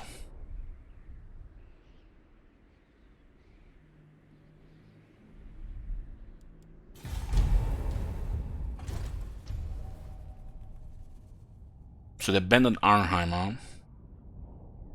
Looks like some battle happened there. Broken Chain's dead, must be Malekith. So the orcs in those mountains north of Karep.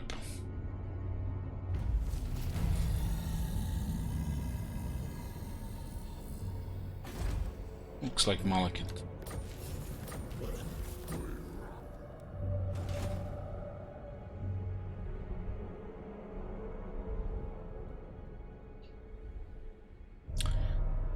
Oh, look at this guy outside the city.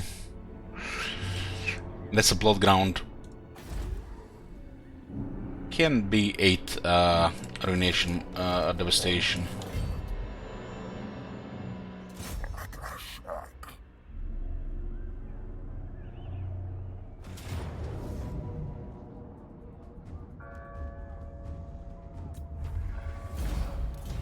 Survived. That's 4, so this could have been 12. 20 now.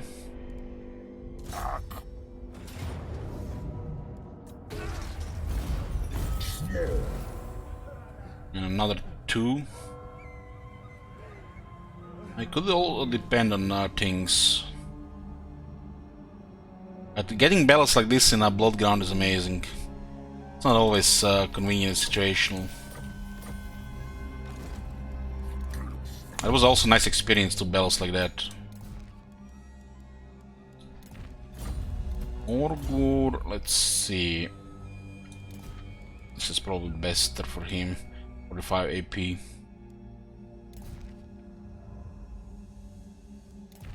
We need AP on him on the weapon. There's a couple of good weapons for this. We don't really need this here.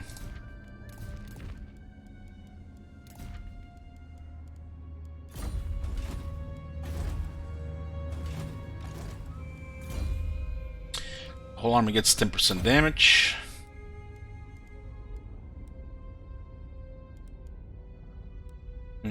Touch of corruption, counting effect damage over time. So it looks like a debuff. So he no longer has poison, instead has corruption.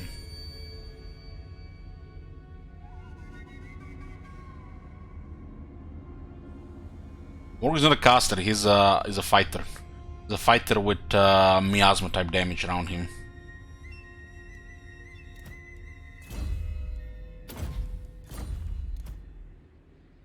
He's basically walking corruption, walking radiation. We got another damage over time here. We'll add up with this one and another thing that we're gonna unlock eventually.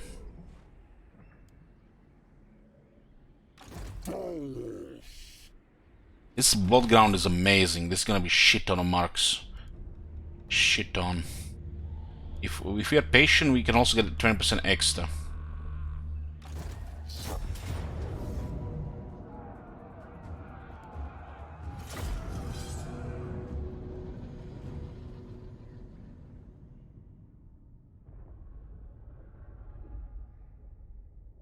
High King speech. 93,000. What the hell? Somebody wants to hear Davia.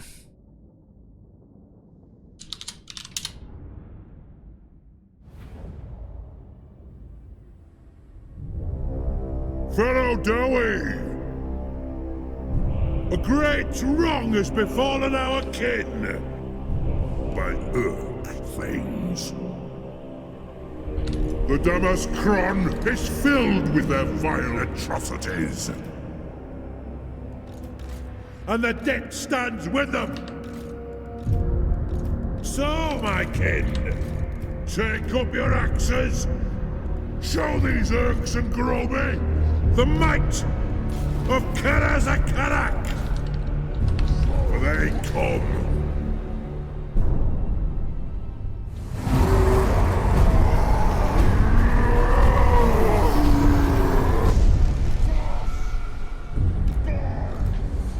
Ready, axes!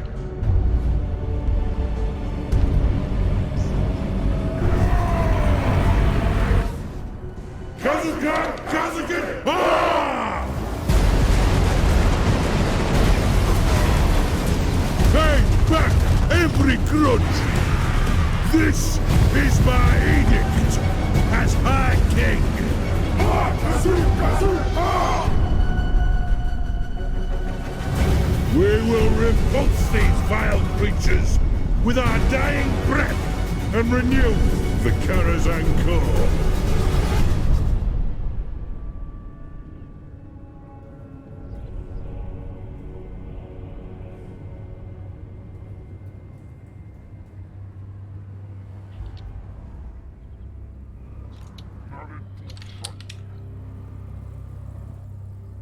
Someone is playing my song. This is why the dwarves don't hear well.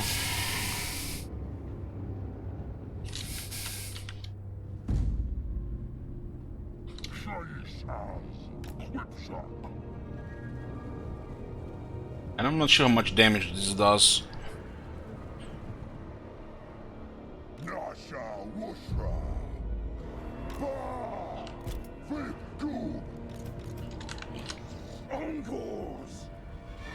I want these guys to come with a flanking attack. The trees do make the most sense for a chaos spawn. And if they have a wide like this, pushing range on one side also makes a lot of sense.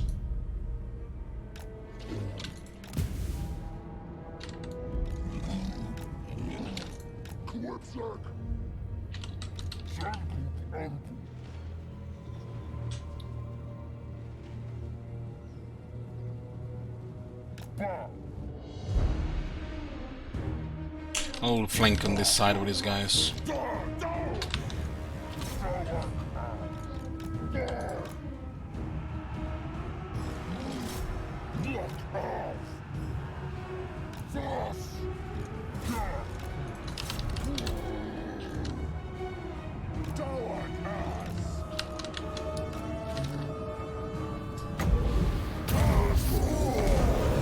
That was the wrong spell, that was well tied.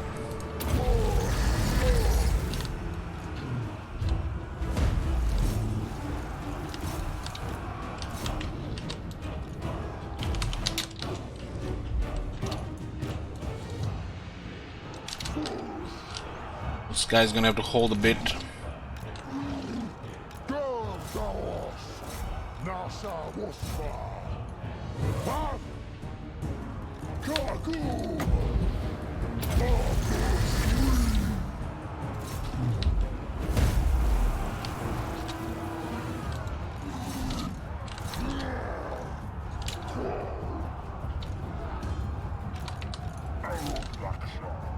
This is like a good center for Morgur.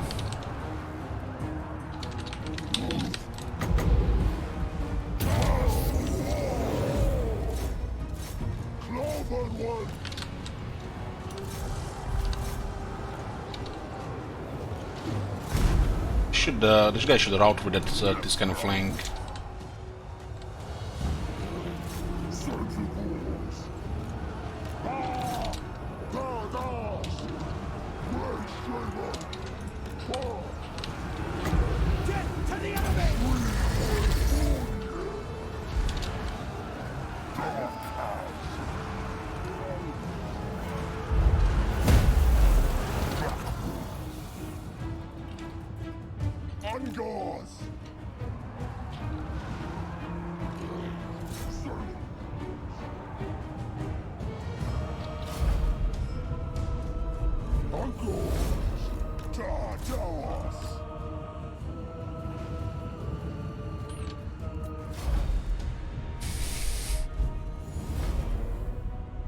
We didn't had we had only this campaign so far one opportunity for a bloody battle. The rest of them didn't really can match with our progress. Now that we cleared this, we can finally drop 2 archers. I will only keep 1 archer in this army. 1 more infantry here. Well, also a lot of flanking units here.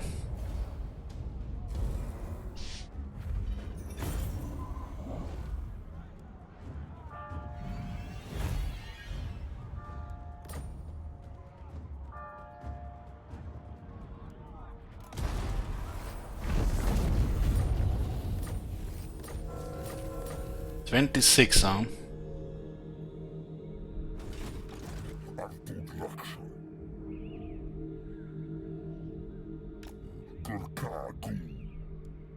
That's already pretty good here, and look at the size of it. There's still more.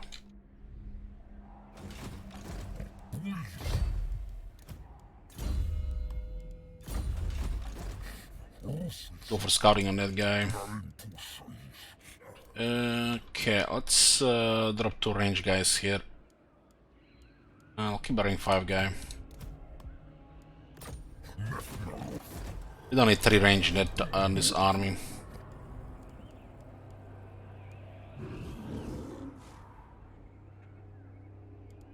We have Gores available here. Get the ones without shields. They got more attack and damage.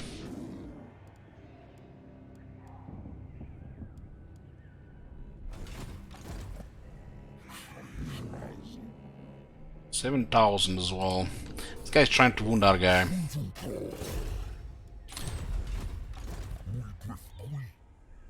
Poison dogs. We get 1. Good for another army. We don't need more than 1. We usually keep the dogs together, and not everybody needs poison. It's the only thing different is just they have poison. 49 on that guy, huh?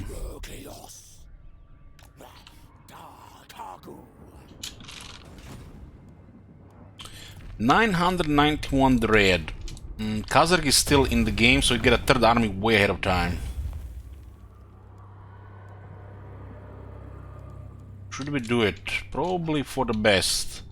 If Kazark is still there in 200, we should get him. You can check the camera settings if they're still in the game. Malagor has been done. Since Kazark is there, we get us early 3rd army, which is very strong. I forgot to recruit here last turn. Fuck me, I did. What in the... There's actually a lot of movement around this forest.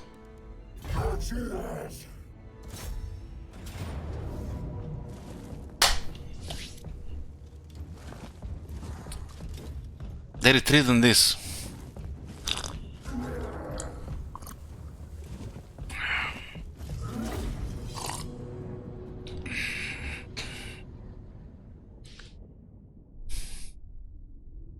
The Shadow Walkers and Shadow Warriors are pretty good in auto-resolve. The Beastmen struggle against range units in auto-resolve. That's why as the AI they kinda suck. AI versus AI.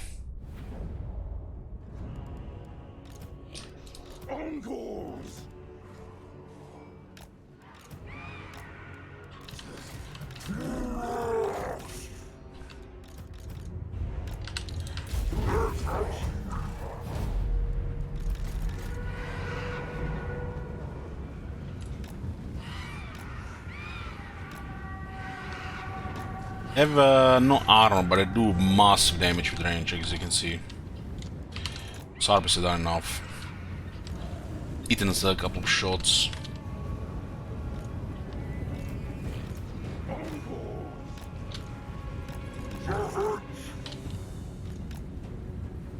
I can kill one dog, no problem.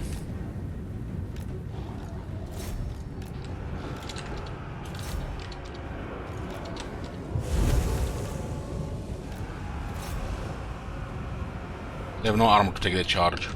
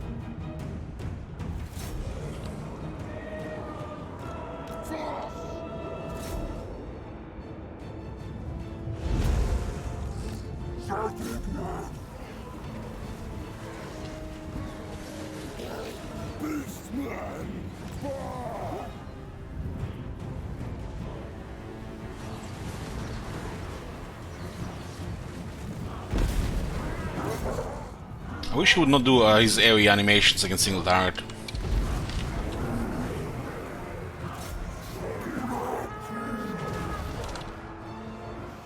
Axis!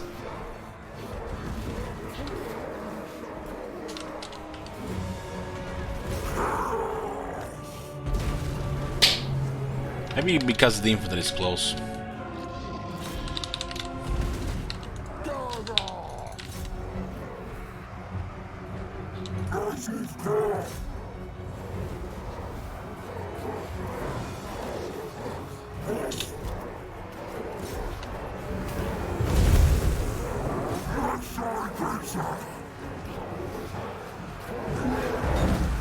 He missed.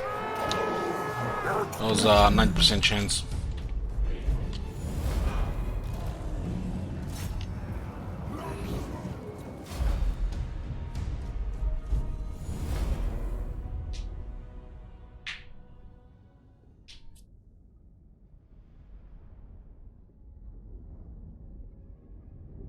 Yeah, when if I get 1200 raid, I'll try to confederate Khazar. This is probably a priority. Confederate other factions to get armies ahead. I think this is probably the best strategy with the Dread. Just get extra armies ahead.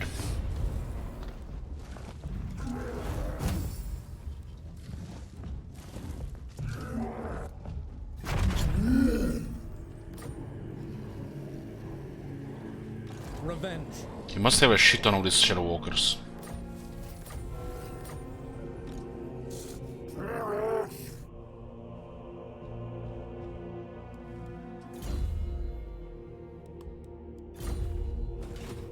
Shattered realm.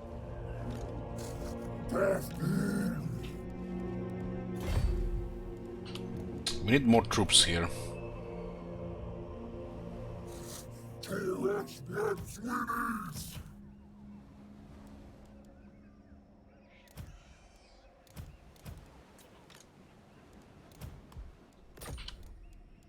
Have access to one monitor unit.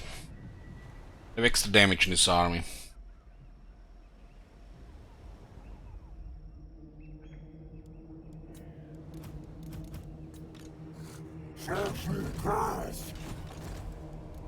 We destroyed most of his faction, so it's just his army now.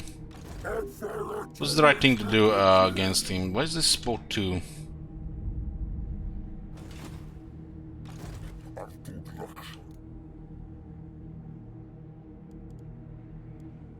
So you can kill them at the same time.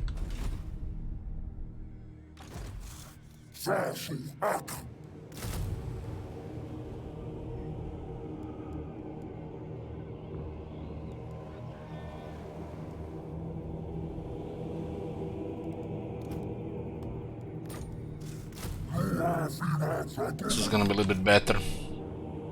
Gore's good. The Warherds and Warherd shields and the regular.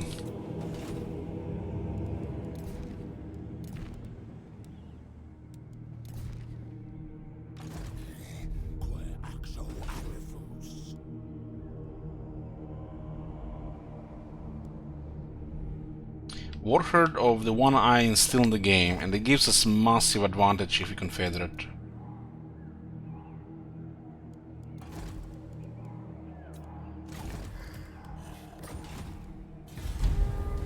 With 3 armies, we'll be getting a very nice amount of dread. Nagrad went to war with Eatane. Just what the fuck is going on here? I'm backdooring Alitanar, Alitanar is backdooring Marathi, and now he goes to war against Tyrion as well. Everybody declare war against Tyrion at the same time. It's some pretty much chaotic on Ulton. It's all Marathi's fault, no doubt.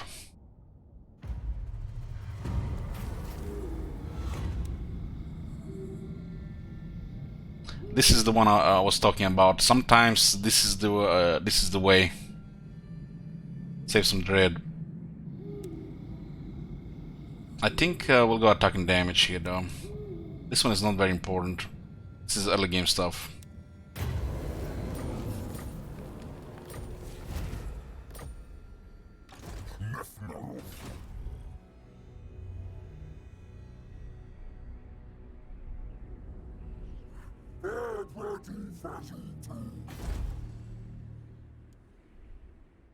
I cannot Need to stop this recruitment here. He's lost taking serious damage, so he's just paying recruitment right now until he bankrupts. Full moon right now, so it's not the best event. We can get extra ruination marks here if we wait for the best one.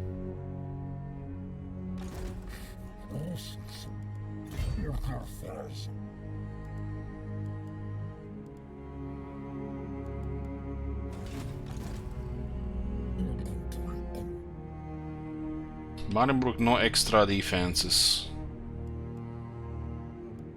Bron is in a garrison.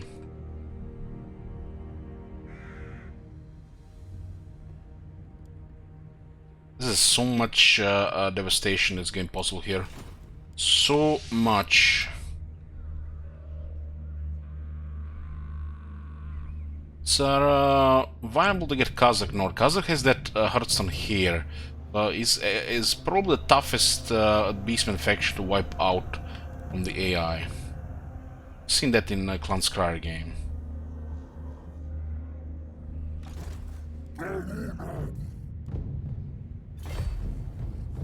We need to get rid of this. We could raise this and bait him to resettle to weaken his army. Marathi was about to get wiped, and if he didn't arrive here, yeah, it'll be the end of her.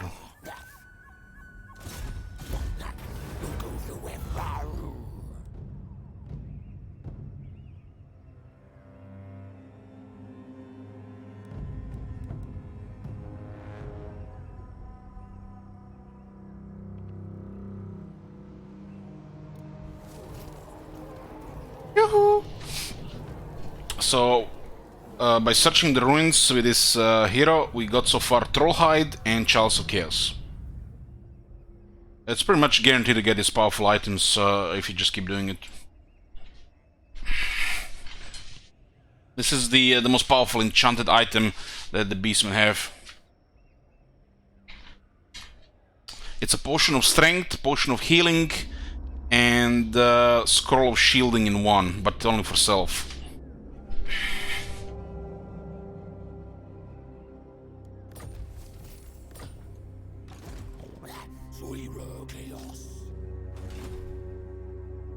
That guy, instead of being in the army, he's finding shit for Taurox.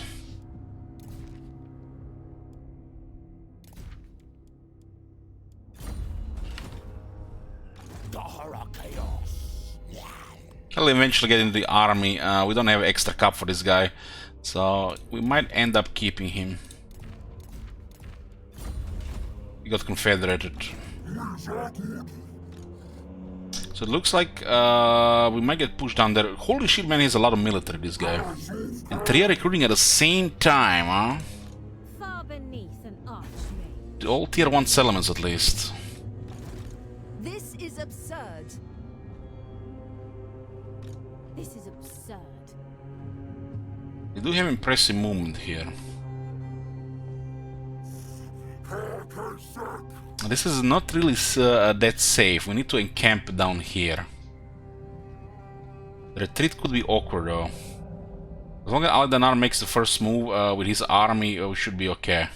This is a little bit risky here, but he's gonna go crazy for a few turns to recruitment. Even the Lawmaster could not.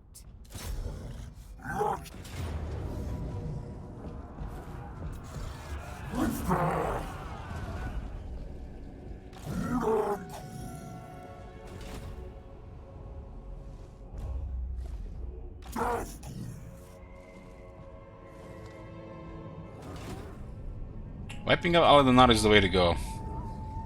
Getting Morati doesn't really matter because of that trait. So just shame we can't do anything with her. There's a Chaos faction as well, but she's like gets an elf treatment. We should be able to work with her like we can work with Skaven.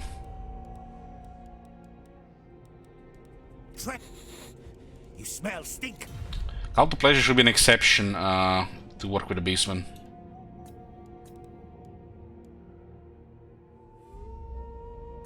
Yeah, she was about to get killed. Aldanar would have taken this whole area.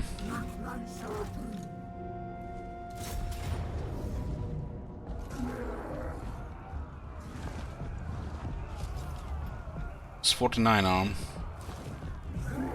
These things are real weak to harpies. Also weak to dogs.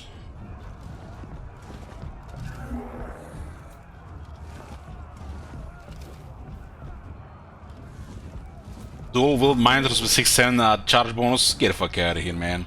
20% extra damage as well.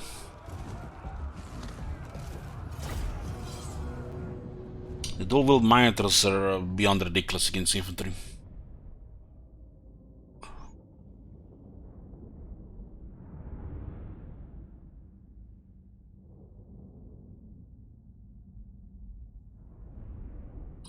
If Kazakh should still be up, he might not have an army, so it's gonna be RNG.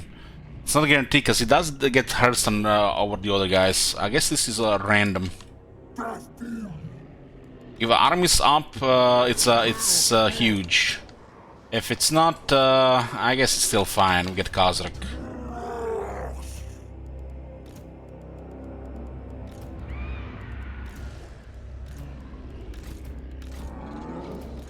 Put this sticks to stampede from the side.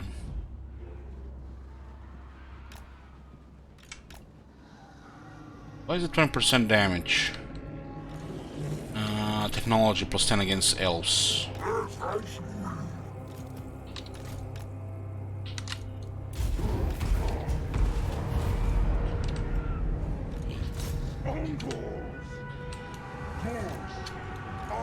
Rangers are made to murder Gors.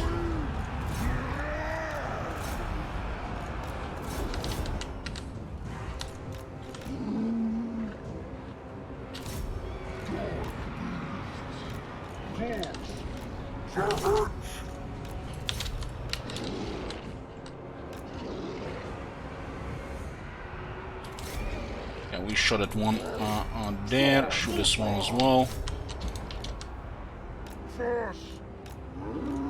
This the shield one can go after this one.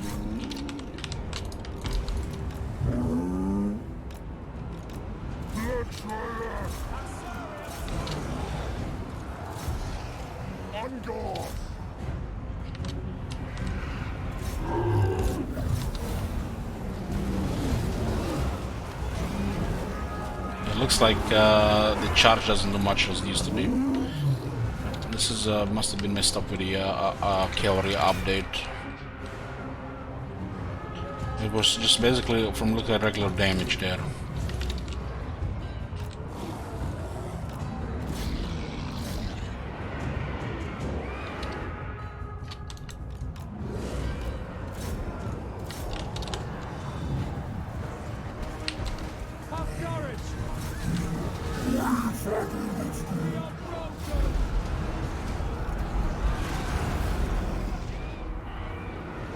They charged you in the back.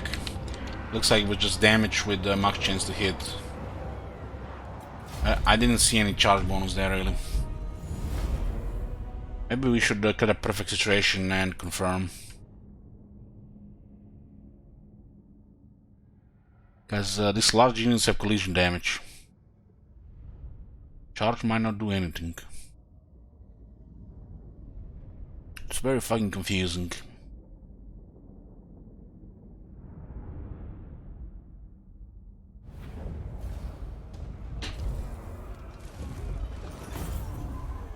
$3,200. Ooh, nice. High elves give money.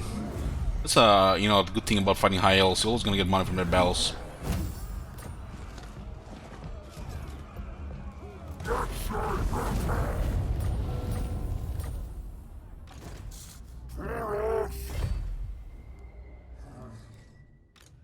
Even the Lord As you can see, he has a bit of rampage even without his mechanic.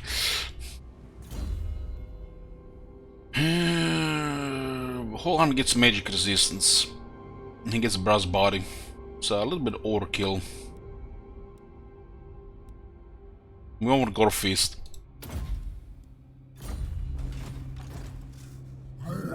The race for Modern Movement works well with his Juggernaut rating.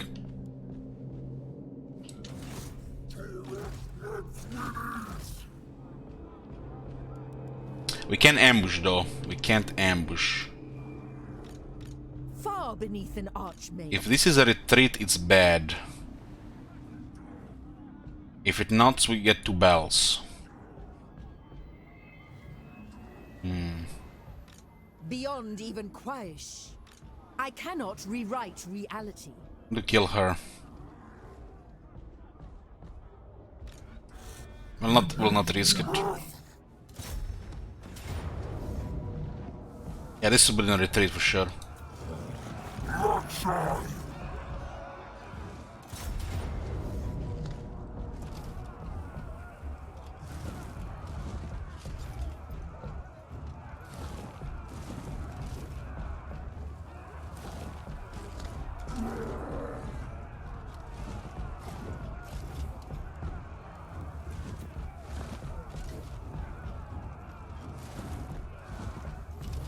It's better on the shielded Minotaurs, that extra attack. He has 74 plus 10. We invaded Tanaga on a really good time. The really good time where we pretty much destroyed him with minimal risk. We just have to make sure that Aletanar doesn't kill off Marathi, and we kill him when he gets diminished. The enemy range is nasty in balance of power against the Beastmen. Also make sure these guys are in the middle. They don't have much armor, but they can do the good damage.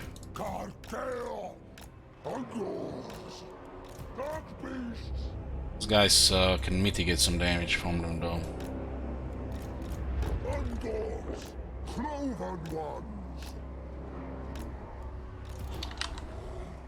This is a single character. I need to make sure it's dead. Send dogs after her. Could also be Minotaurs.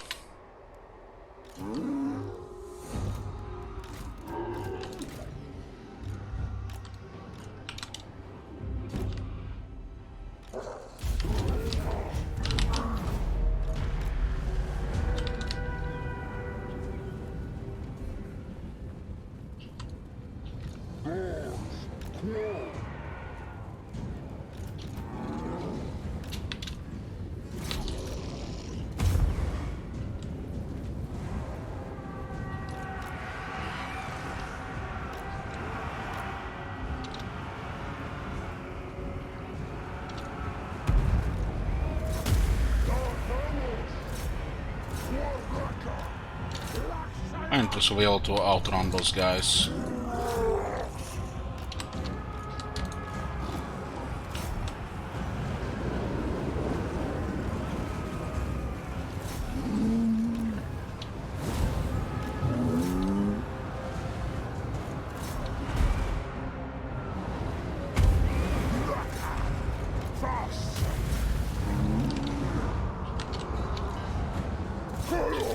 Need to kill her.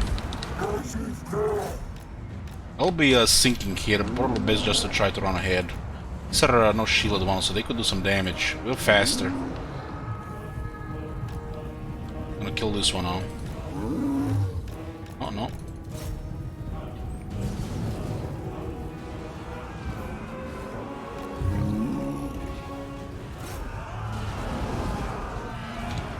hell is shooting there? There's another one here, Shadow Warriors. Send the dogs after here. This one needs to die. We might get pulled into a battle otherwise.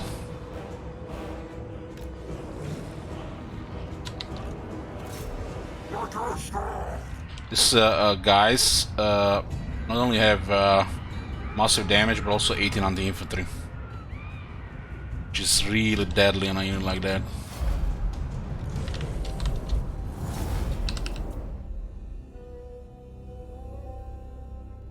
The dog should be able to clear this.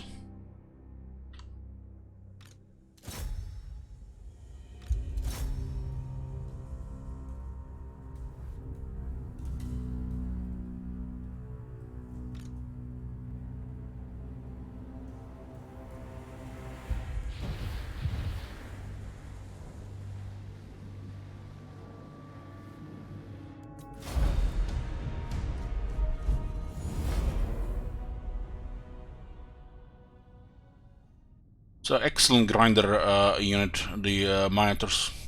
Send them into the infantry, they're just gonna kill everybody. One very few units can cause pressure. Well outnumbered. This one have very high defense, so I can also go surrounded, no problem.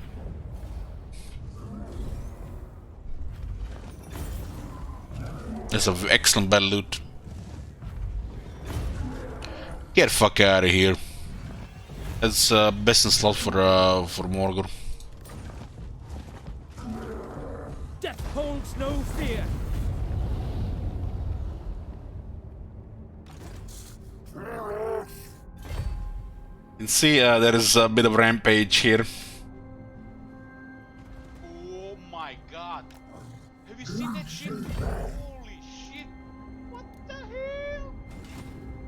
Morgor needs AP damage and gets a wind blast for extra infantry carnage.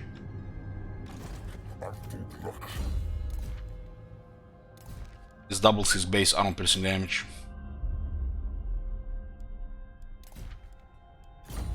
Bing bom. Okay, we need to confirm who's alive from the beastmen.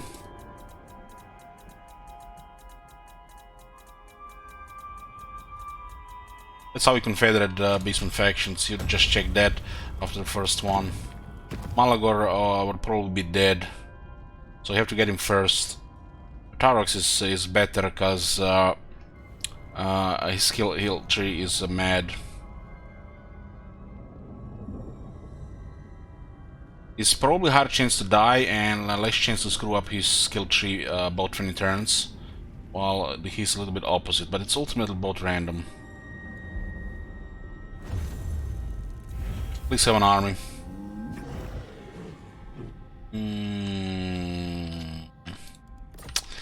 Well, let's not good. No army.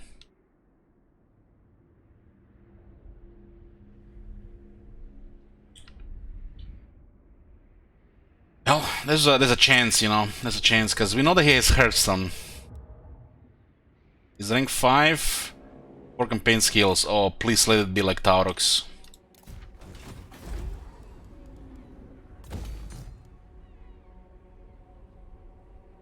Khazar is the highest one on the tough survival on the beastman because the Hearthstone here. This is pretty much guaranteed for him. It's kinda rigged. Khazar has the highest chance to survive.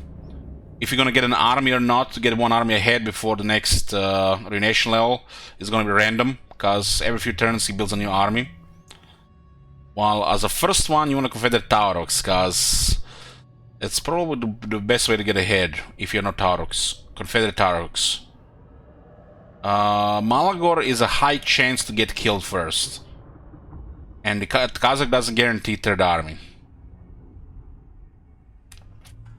But there's a chance.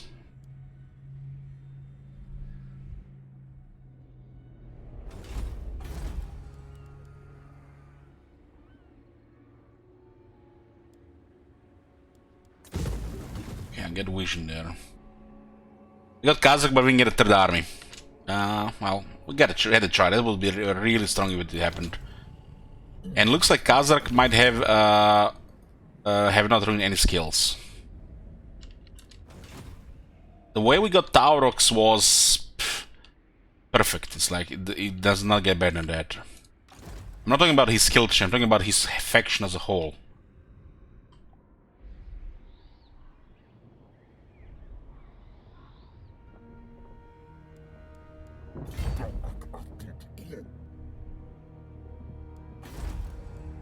We need this on next tier so we can land the defenses. This is 26. This is such a massive blood ground, we can get a shit ton of marks here. Especially if we get a win for 20%.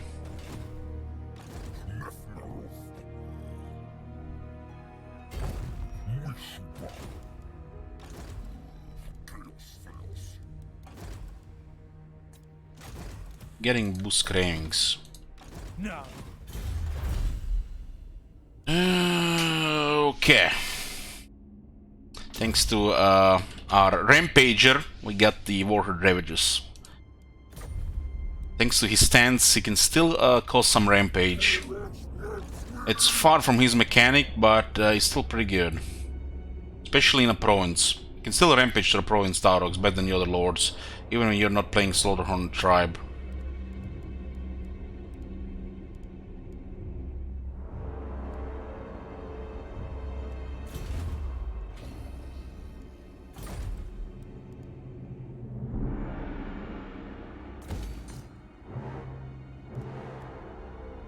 This is better loot and more item drop chance.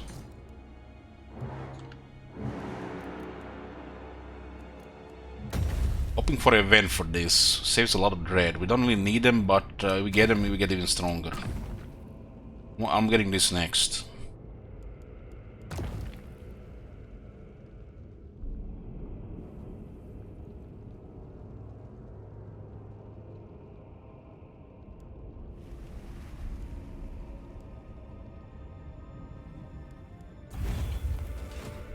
So we gain nothing from Kazark, no hero and no army.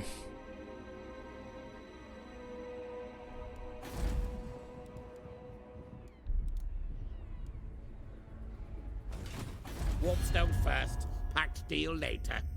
Apply.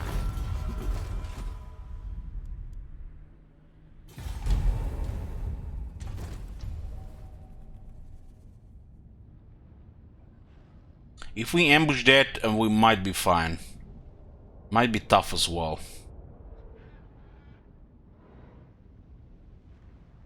That army is could be beyond nasty. It's one of the toughest air armies in the early game. Because of the Hearthstone, that's weird behavior though.